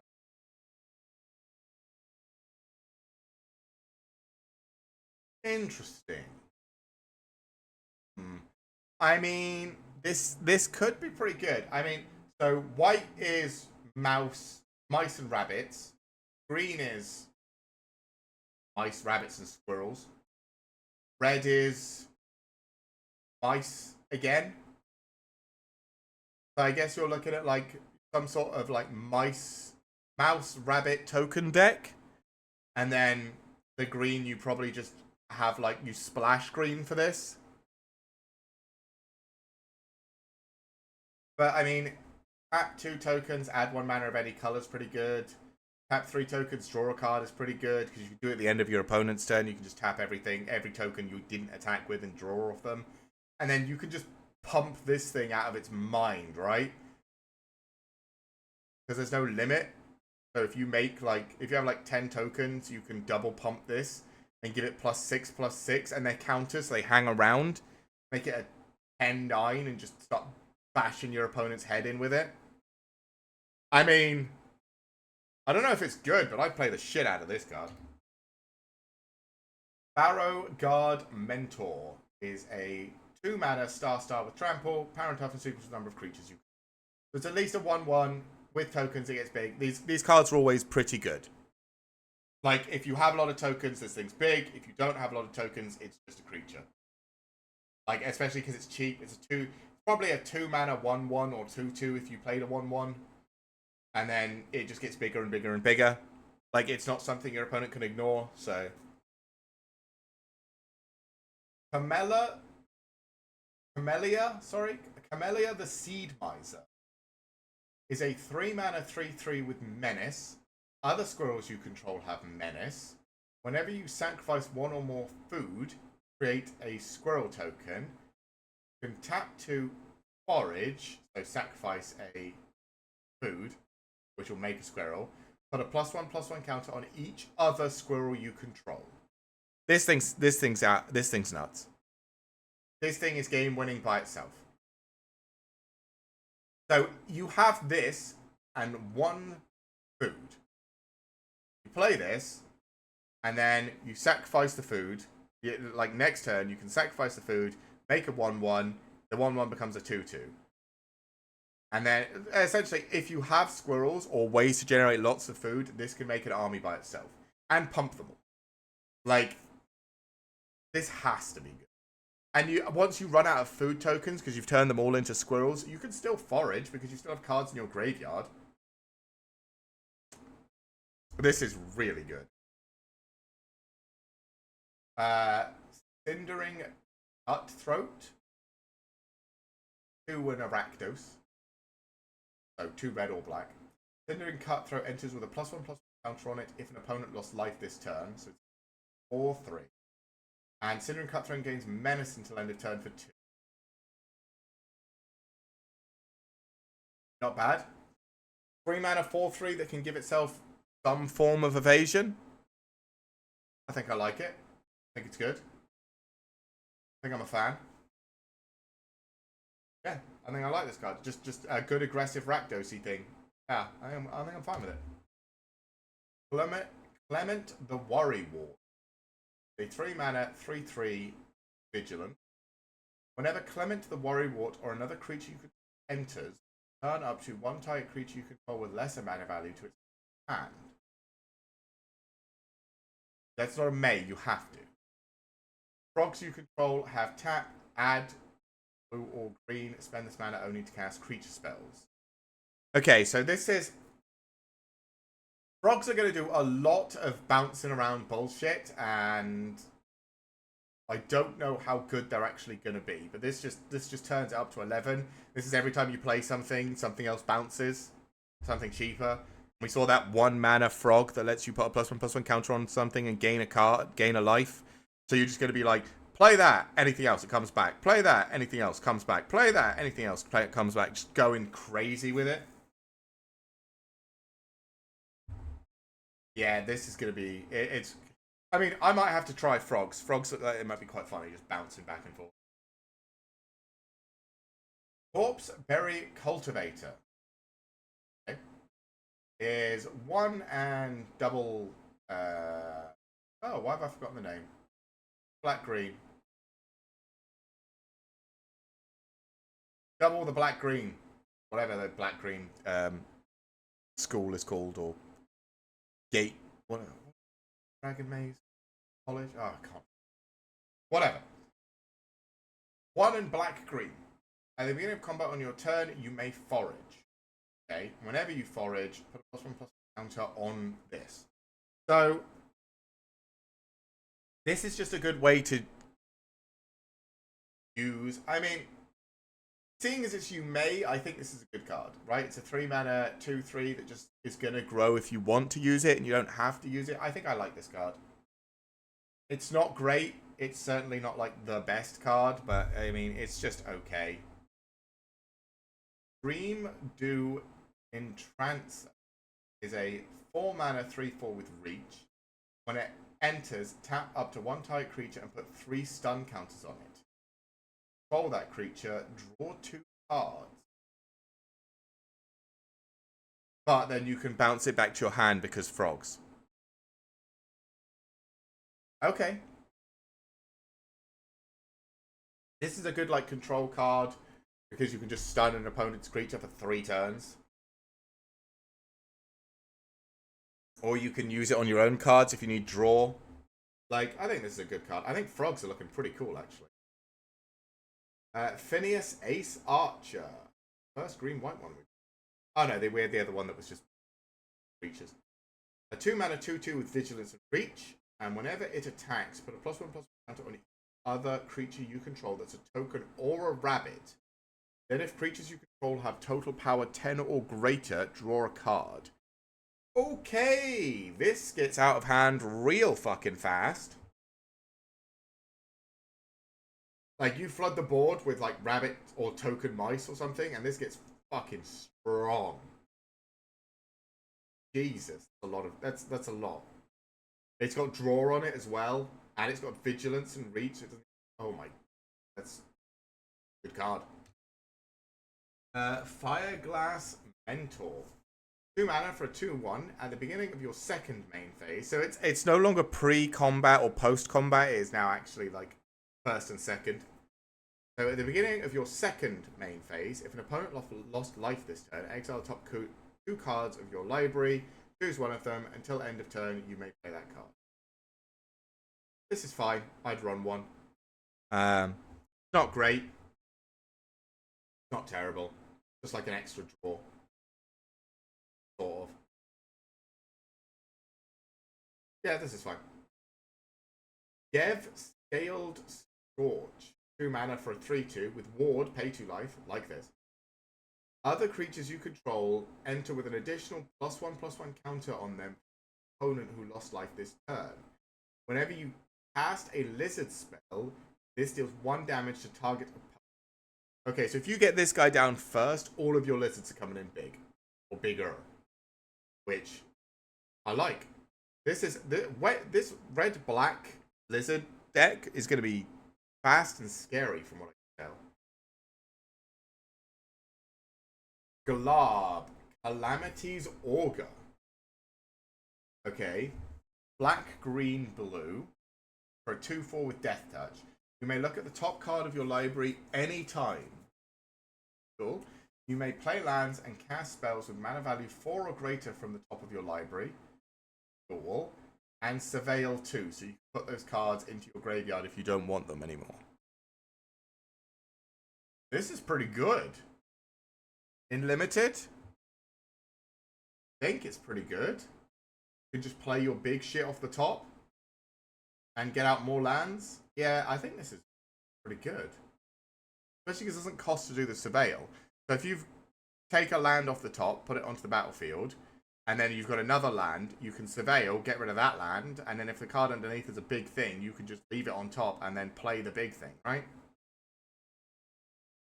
I think this is pretty good. Head of the Homestead. It is 3 and then white greens. When Head of the Homestead enters, create 2/1/1 white rabbit creatures. It doesn't look particularly good because it's a 5 mana 3/2, but it comes in with a bunch of tokens and white green just more dudes.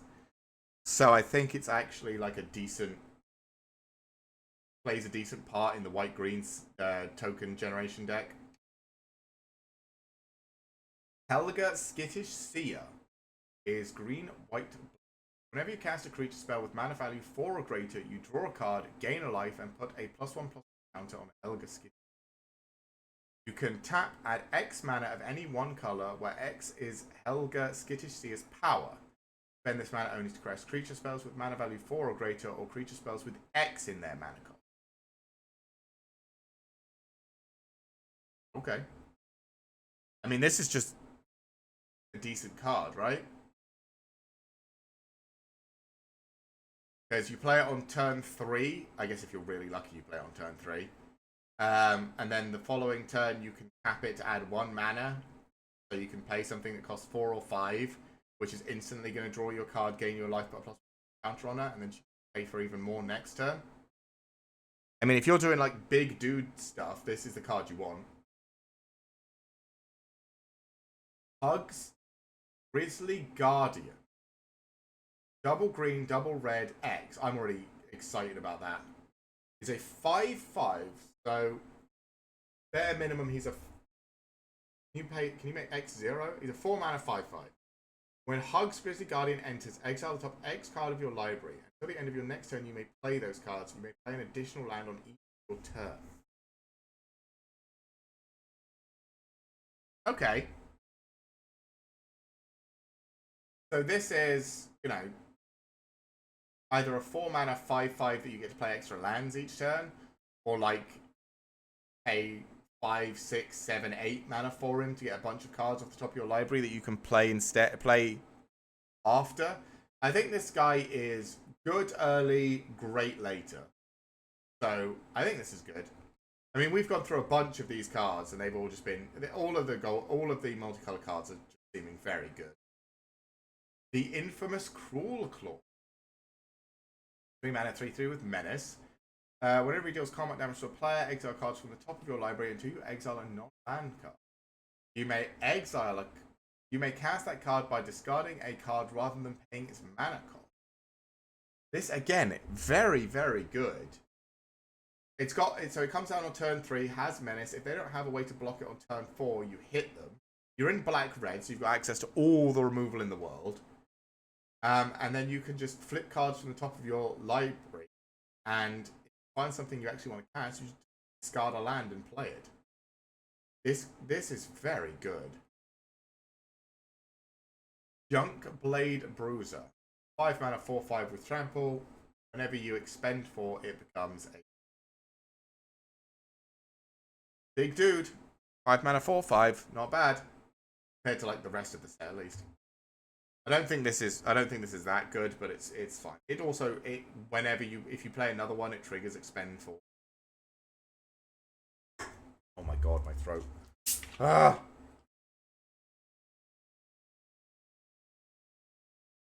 Okay, we're fine. Castrol the Wind Crested. 5 mana 4/5 flyer. If you find this, you just take an extra flyer. Whenever one or more birds you control deal combat damage to a player, choose one. You may put a bird creature card from your hand or graveyard onto the battlefield with a finality counter. Put a +1/+1 counter on each bird you control or draw a card. Holy shit. If you have this as like the top end of your bird deck, your white-blue bird deck, this is gross. Because you can draw cards if you need more cards, if you're running out of cards in hand. You can just pump your bird field if you're going for the kill next turn. Or you can just return birds from your graveyard to the battlefield. This is crazy if they don't kill. Lily Splash Mentor. A 4 mana 4/4 with reach. Exile another type, for 3 mana, exile another type creature you control, then return to the battlefield and control with a +1/+1 counter on it. Activate only as a sword. More frog bouncing. Frog bouncing is real. Lunar Convocation.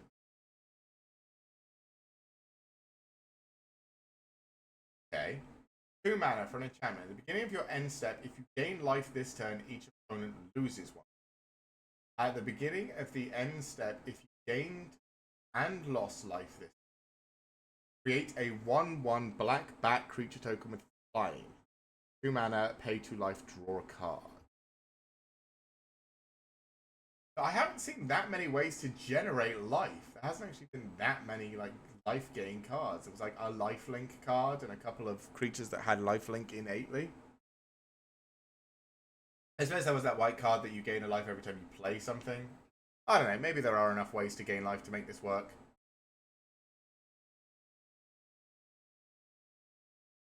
You could certainly summon a lot of bats.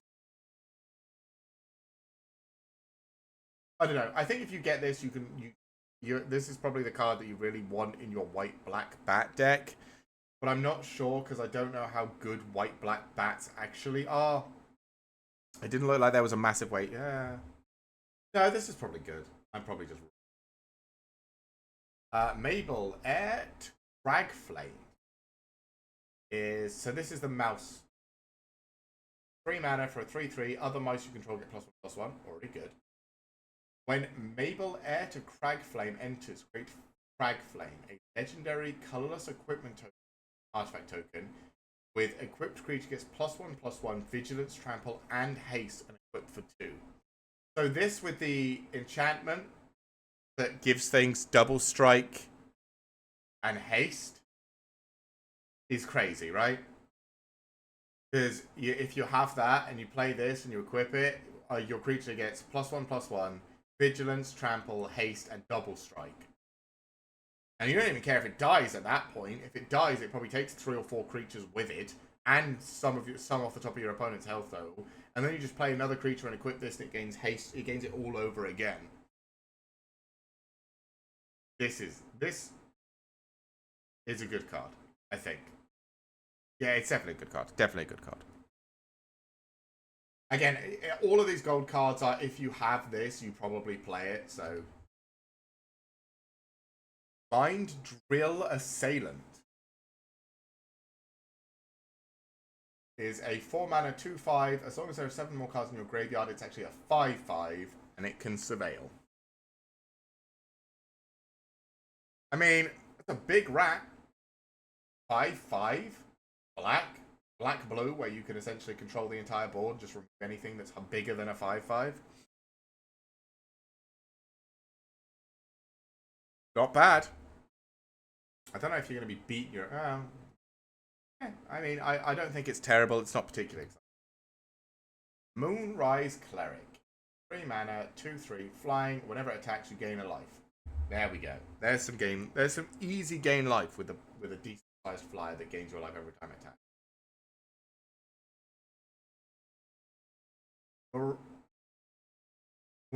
What's that? Muria Trash Tycoon? Trash Tactician. Muria Trash Tactician. 3 mana for a 2/4.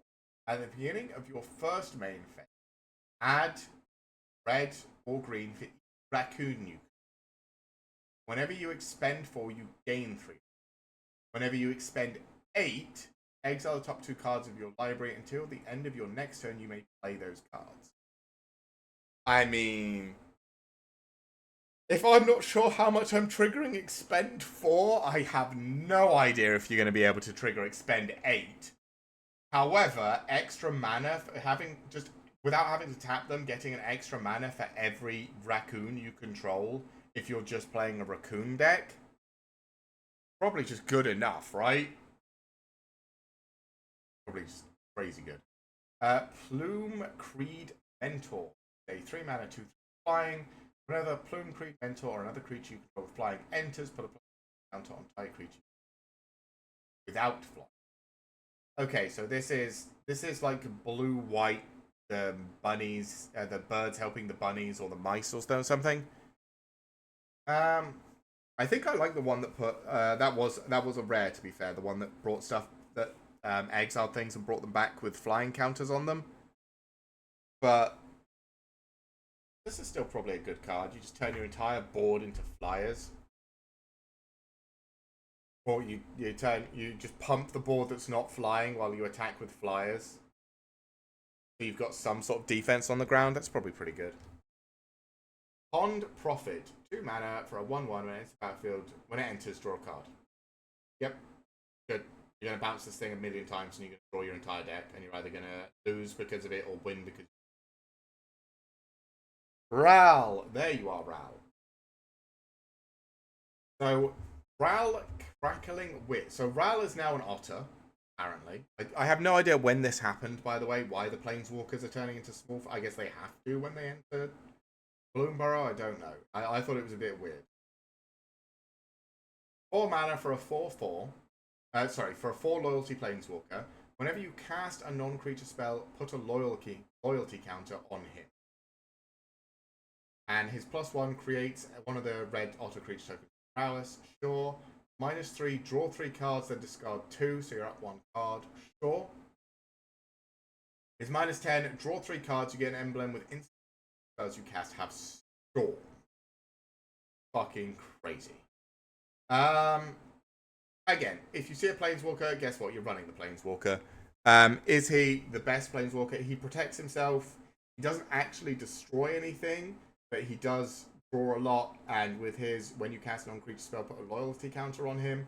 All you're going to want to do in that blue-red otter deck is play otters and play instant sorceries. So he's probably going to get pretty high on loyalty pretty fast. Again, in limited, I don't know how many, I don't know if you can get the kind of massive instant and sorceries you need to make this guy go completely insane. But I don't think he's bad at all. I mean, he's a planeswalker. He's good. He's good because he protects himself and his plane is a good card. Seed Glaive Mentor is a 3-mana 3/2 with Vigilance and Haste. And when it becomes the target of the first spell or ability each turn, it grows. Yep. Good card. I think white-red and black-red are going to be, vying for who's the most aggro this set, but they both seem very aggro.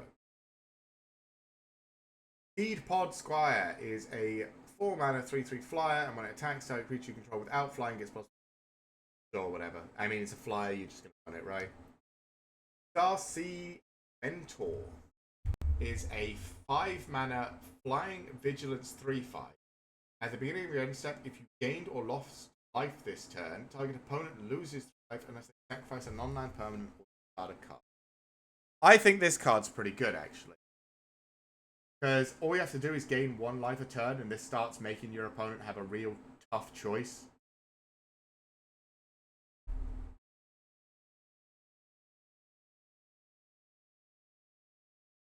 I think this guy's pretty good. Yeah, I think there is actually a good white and black back deck. I've just not really been paying much attention to it, but maybe if I see it at the pre-release, I'll play it.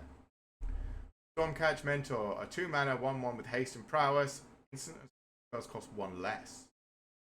Woo! Okay, yeah, we like this.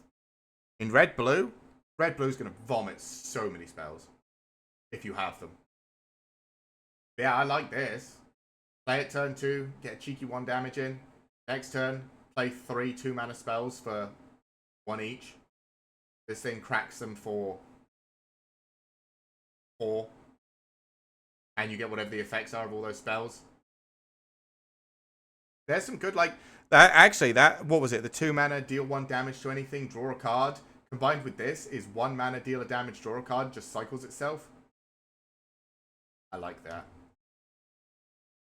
Tempest Angler, a 3-mana 2/2. Whenever you cast a non-creature spell, put a +1/+1 counter on Tempest Angler. This actually is better than I think. They're better than you might think. If you've got enough instance or sorcery spells, or non-creature spells at least, you play this and this can be, 4 or 5 power before your opponent knows what's happening and it's crashing them in the face. Counters, which is very good. Hidecaller Mentor, a 3-mana 3/3 with Menace. Mid? I think this is mid. Hey, this is good. Like, everything red and blue wants to do is cast instant and sorcery spells, or otter spells. This does it, like, all of them just are good. Right. So yeah, 3-mana, 3/3 with Menace. When it enters, if there are 7 or more cards in your graveyard, return up to 1 target non-land permanent to its owner's hand. Okay. So it's a bounce creature. It's fine if you've got the threshold, otherwise it's just a 3-mana 3/3 with Menace. We just assume you've got the threshold, and then this is a good card. Rats are all about the threshold, so I don't mind it, and they have a good way to proc it pretty early, so yeah, I think this is a good card. Veteran Guardmouth, 4-mana 3/4. Whenever Veteran Guardmouse becomes a target of the first spell or ability each turn, it gains +1/+1 against first strike, and you scry. It's a bit pricey at 4, but it is decent, I think. Like, I don't know. You play it, it's just going to sit there as a 3/4, and then maybe next turn you can pump it for 1, and it becomes, like a 4/4 with first strike, and you scry. It's okay. I think it's okay. Vine Reap Mentor. A 2 mana 3/2. When it enters or dies, create a food token. This is good. This is really good for this.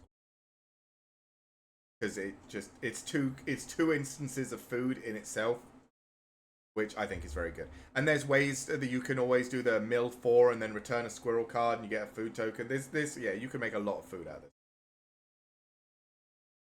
Bren the Relentless is a 4 mana 3/4 with Ward 2. If a creature an opponent controls would die, exile it instead. Remember, black has like 500 common pieces of removal in this set. So common or uncommon. Not really, it's got like 4, but like that's a lot. At the beginning of each end step, create X 1/1 black rat creature tokens with this creature gets +1/+1 for each other rat you control, where X is the number of creatures your opponents controlled that were exiled this turn.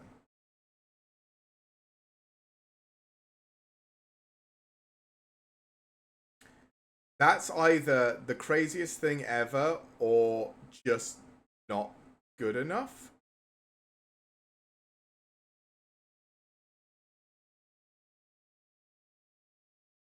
I don't know. I mean, there's not a lot of board just like destroy a whole bunch of stuff in black.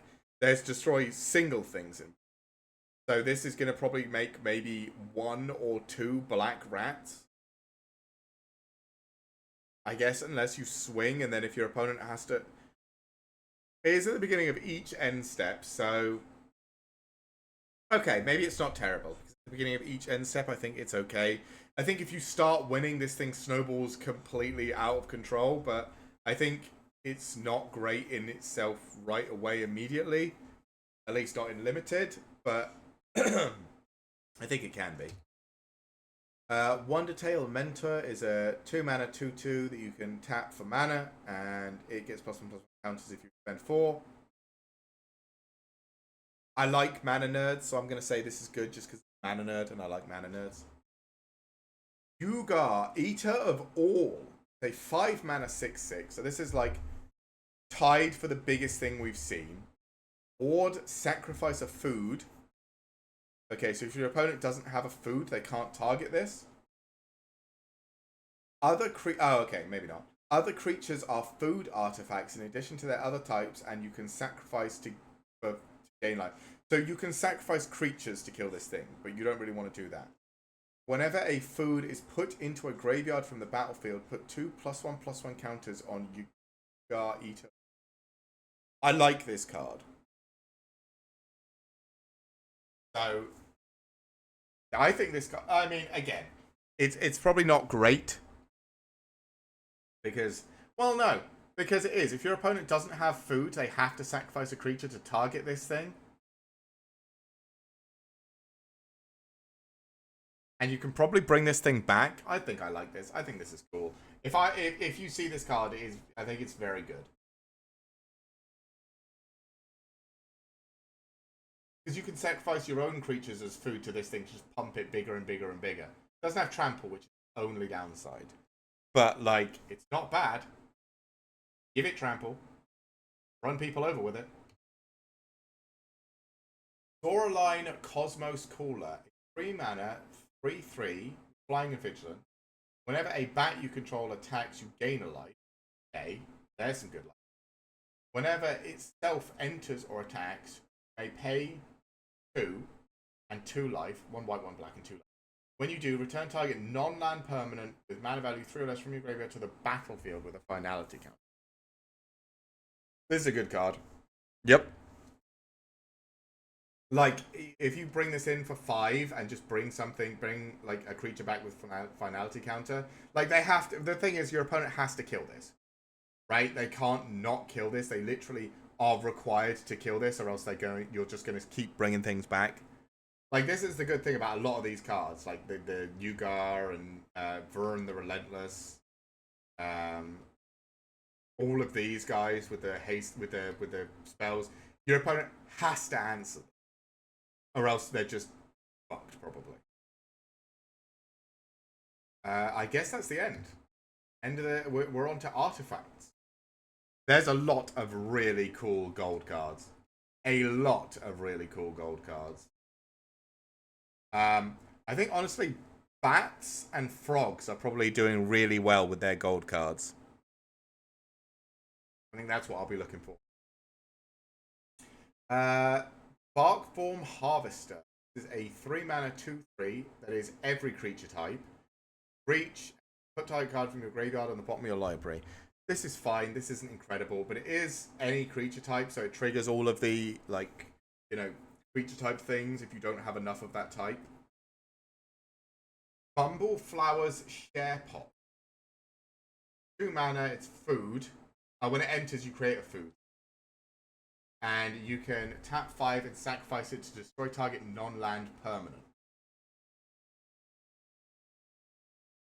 So this is like really crap removal if you don't have any removal, which in limited you might actually have to play, which is depressing.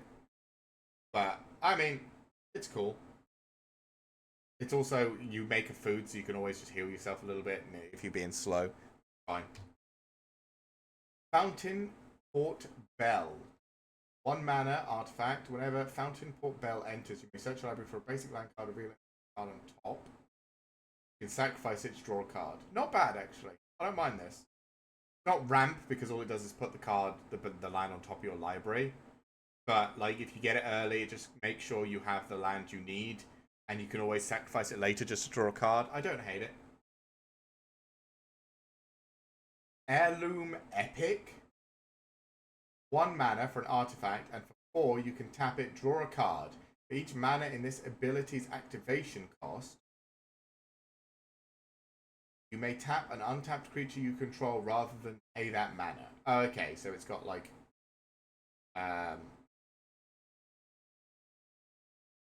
oh my god, I'm forgetting. What's it called? The one where you can pay for spells with mana, with creatures instead of mana. Convoke. Got like, not quite, I mean, it is Convoke, but it's not written as Convoke. But, yeah. So, this is draw a card, which is, you know, good. A little bit slow. 4 mana, draw a singular card. But, you can only do it as a sorcery. I don't know. Actually, I think this might suck. Patchwork Banner. For 3, as Patchwork Banner enters, choose a creature type. Creatures you control of the chosen type get +1/+1. Add 1 mana of any color. Now, I did see this card before. And with the way BloomBurrow is set up, I think if you're in Limited, I think you run as many Patchwork Banners as you have Patchwork Banners. Why? Because you're going to be running a rabbit deck, a mouse deck, raccoon deck, a rat deck, a frog deck, a bat deck, or, you know, there's some otters, some variation of a woodland critter deck. Because that's what the whole set is based around, is that the woodland critters have their own thing that they do. This is the deck whatever creature type deck you're running, everything gets +1/+1, and I fix your mana problems. I legit think you just run as many of these as you have. I mean, I know I'm going to. Just because you name the creature type that you are playing. And this just makes... I mean, the only issue is, like, if you're running removal's better than this, and you need to weigh up how many creatures you want to play. You want to make sure you have the creatures, make sure you have removal, and then this goes in afterwards. But I still think I'd run, like, bottom at them.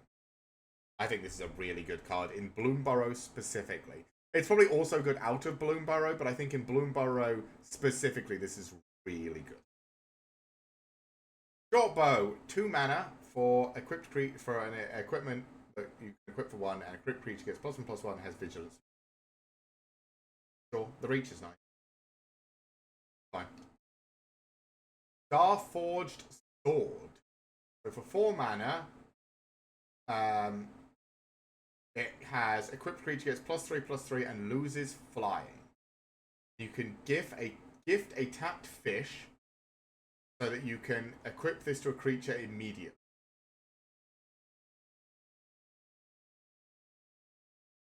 +3/+3 is a lot. I don't know, if you're doing like a bunch of token grind and you just like play this and just start attaching it to tokens, tokens get big. I think this is okay. I don't think this is great. I think it's just Tangle Tumbler, a 3-mana 6/6 with Vigilance. So you can tap 3 and tap it, put a +1/+1 counter on target creature. Tap 2 untapped tokens you control. It becomes an artifact creature until. I think this is okay, actually. Not great, but it's a way to just put +1/+1 counters on things permanently, and it's difficult for your opponent to interact with because it's not a creature unless you want it to be. That card's great. But yeah, I think it's actually, I think it's pretty good, right? Because you just play it for 3 and it sits there on the side, just giving things +1/+1 counters until you decide you want to turn it into a creature, and then it's a 6/6 with Vigilance. For new standard, I'm just talking about limited. I think in limited it's good. I'm not really. I haven't really considered new standard yet. I'll wait until it all changes on MTG Arena and then have a look through everything and see what I think. But I think this is pretty good. 3-Tree Mascot is a 2-mana 2/1 changeling, so it's a creature type, and you can pay 1 to convert a mana. Sure. If you need that, and you know you're looking for a specific creature type. Hey, Fabled Passage got a reprint. It's been a long time since we Passage. This is a great card. In limited, yeah, it's a great card. It's a great card all the way around. Fountain Port. Okay. Tap to add colorless. Tap 2, sacrifice a token to draw a card. Tap 3, pay 1 life, create a fish token. Tap 4 and tap, create a treasure token. This is also a good card. Because it's a land that can do a whole bunch of different things depending on what you need. And it can do a lot of it by itself. Because, like, sacrifice a token, draw a card, but you can make treasure tokens to draw cards off of. It's slow, but, I mean, it's a land. It's not like your opponent's going to interact with it. So, I think this card's good. Not, yeah, it is. I think it's good. Hidden Grotto, we've seen before. It's got the Surveil. It's okay. Lilypad Village. Okay. You can either tap for colorless, tap for blue but only cast creature spells, or tap 1, tap itself, Surveil 2. Activate only if you've got the blue creature type. Okay. Is there one for each one of these? But they do something different. Okay. So this one does Surveil, which is good for your rat threshold. It can sculpt the top so the otters get spells they need. Frogs don't care and birds don't care, but sure. I mean, Surveil's Surveil, so it's fine. Lupin Flower Village. Tap, same, so it's colorless, white for creature spells, or 2, sacrifice it. Look at the top 6 cards of your library. You may reveal one of the white creature types from among them and put it into your hand. Put the rest at the bottom of your library. Random. Okay. Sure. Mudflat is return a squirrel, one of the creature types in black from your graveyard to your hand. This is good because you're going to be putting a lot of stuff. You're going to be sacking a lot of stuff and putting a lot of stuff in the graveyard. You're probably going to want to run at least one of these in limited if you have it, 1 or 2. Oak Hollow is +1/+1 counter. For creep, this is really good actually, isn't it? Because frogs are going to be coming in often. Rabbits are going to make a million things. Raccoons don't get this as much, but squirrels are also going to be making a million things. Oh no, because raccoons want you to cast. Wait, where's the raccoon? Expend, you have to spend total mana to cast spells. So it's not as good because the tap 1 green tap wouldn't count towards casting spells. That's activating an ability. So it wouldn't actually count. But for frogs, rabbits, and squirrels, that card is really good. I mean, it's still probably good, better than just a basic land for raccoons. But for everything else, it's fantastic. Rockface Village. Target lizard, mouse, otter, or raccoon gain haste. This is also very specifically, lizards are going to like getting in. Mouse, all the mouses have the, if this was a Valiant, if this was a target of a spell or ability, the first one of the turn, you get a trigger. This counts as an ability. Otters don't care about it, and raccoons don't care about it. But lizard and mouses like this a lot. Oh, yeah. Lizard and mouse. Yeah, mice. Sorry. Mice. Lizard and mice. It's just weird because everything else, plural, like, reading it is just a bit weird. But yeah, because I'm used to just being the plurals. But yes, mice. All mice. Three Tree City. I've seen this one as well. People are all losing their mind about this. As it enters, choose a creature type. You tap it for colorless, or you can tap 2, tap it, add an amount of mana of a color equal to the creature type you chose.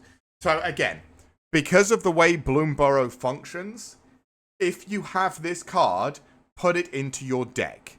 Because you will be playing an otter deck, a mouse deck, a raccoon deck, a lizard deck, a squirrel deck, a rabbit deck. You will be playing a creature type deck. Maybe because it's limited, you won't just have those creatures, but you will have predominantly those creatures. So this card is good. Uncharted Haven, taps, you get to choose a color. Okay, sure. Ooh, full art lands. Oh no. Wait, what's this? Summer, spring, autumn, winter. Oh, I like this. Summer, spring, autumn, winter. Summer, spring, autumn, winter. I do like this. Summer, spring, autumn, winter. This is very cool. I'm going to have to... Irritatingly, I'm going to have to buy these lands on MTG Arena. I know I am.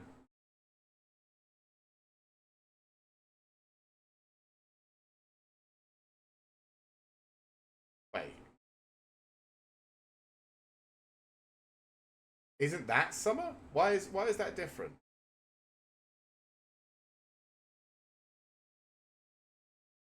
Wait. Is it... No, because this is summer, right? It has to be, and that has to be spring. Is that the wrong way around? Are they different? No, because this is definitely summer, spring, autumn, winter. Spring, summer, autumn, winter. Spring, summer, autumn, winter. Okay, so it changes weirdly. But yeah, that's it. We're done. That's all of the cards in BloomBurrow. Yeah, there are some very... you know what? I wasn't... You're mixing spring and summer. No, I think the cards are mixing it. Because if you look at planes, that is definitely summer, right? Because there's no way that's spring and that's summer. That's just... That's not the way it works. That's summer, that's spring. So if... So, the first... What do you think this first one is? Summer or spring? I think this is summer. Because everything's a little bit wilted. It's the ground's a little bit cracked. This is summer. This is hot summer. This is spring because everything's coming to life. That's spring right there. Do you think that's summer instead?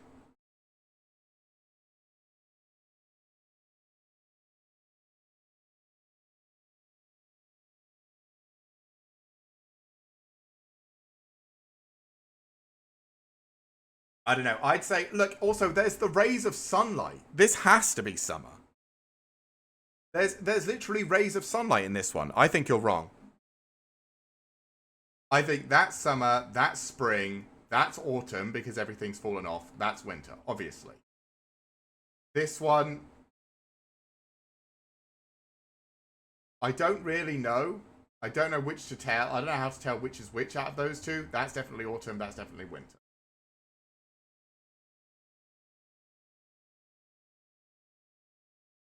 Again, I don't know how to tell. That's autumn. That's winter. That's autumn. That's winter.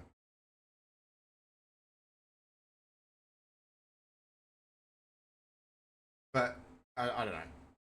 Either way, doesn't matter. They look cool. Anyway, that's it. We have reached. I need to go rest my voice because my throat hurts. Thank you everyone for coming in and hanging out. I don't know. Do we have? We've got some viewers. I wonder if we can go raid a channel. I don't know if there's anyone in this channel at the moment.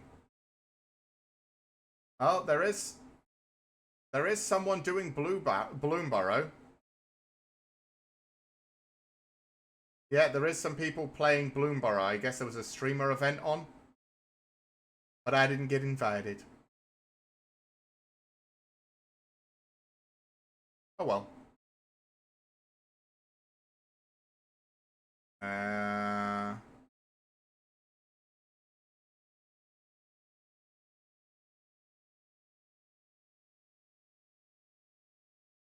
Let's do... This person seems to be doing a sealed and draft BloomBurrow event. So let's send some people this. They're definitely playing BloomBurrow, so if you're interested in the BloomBurrow cards, they'll definitely be playing some of those.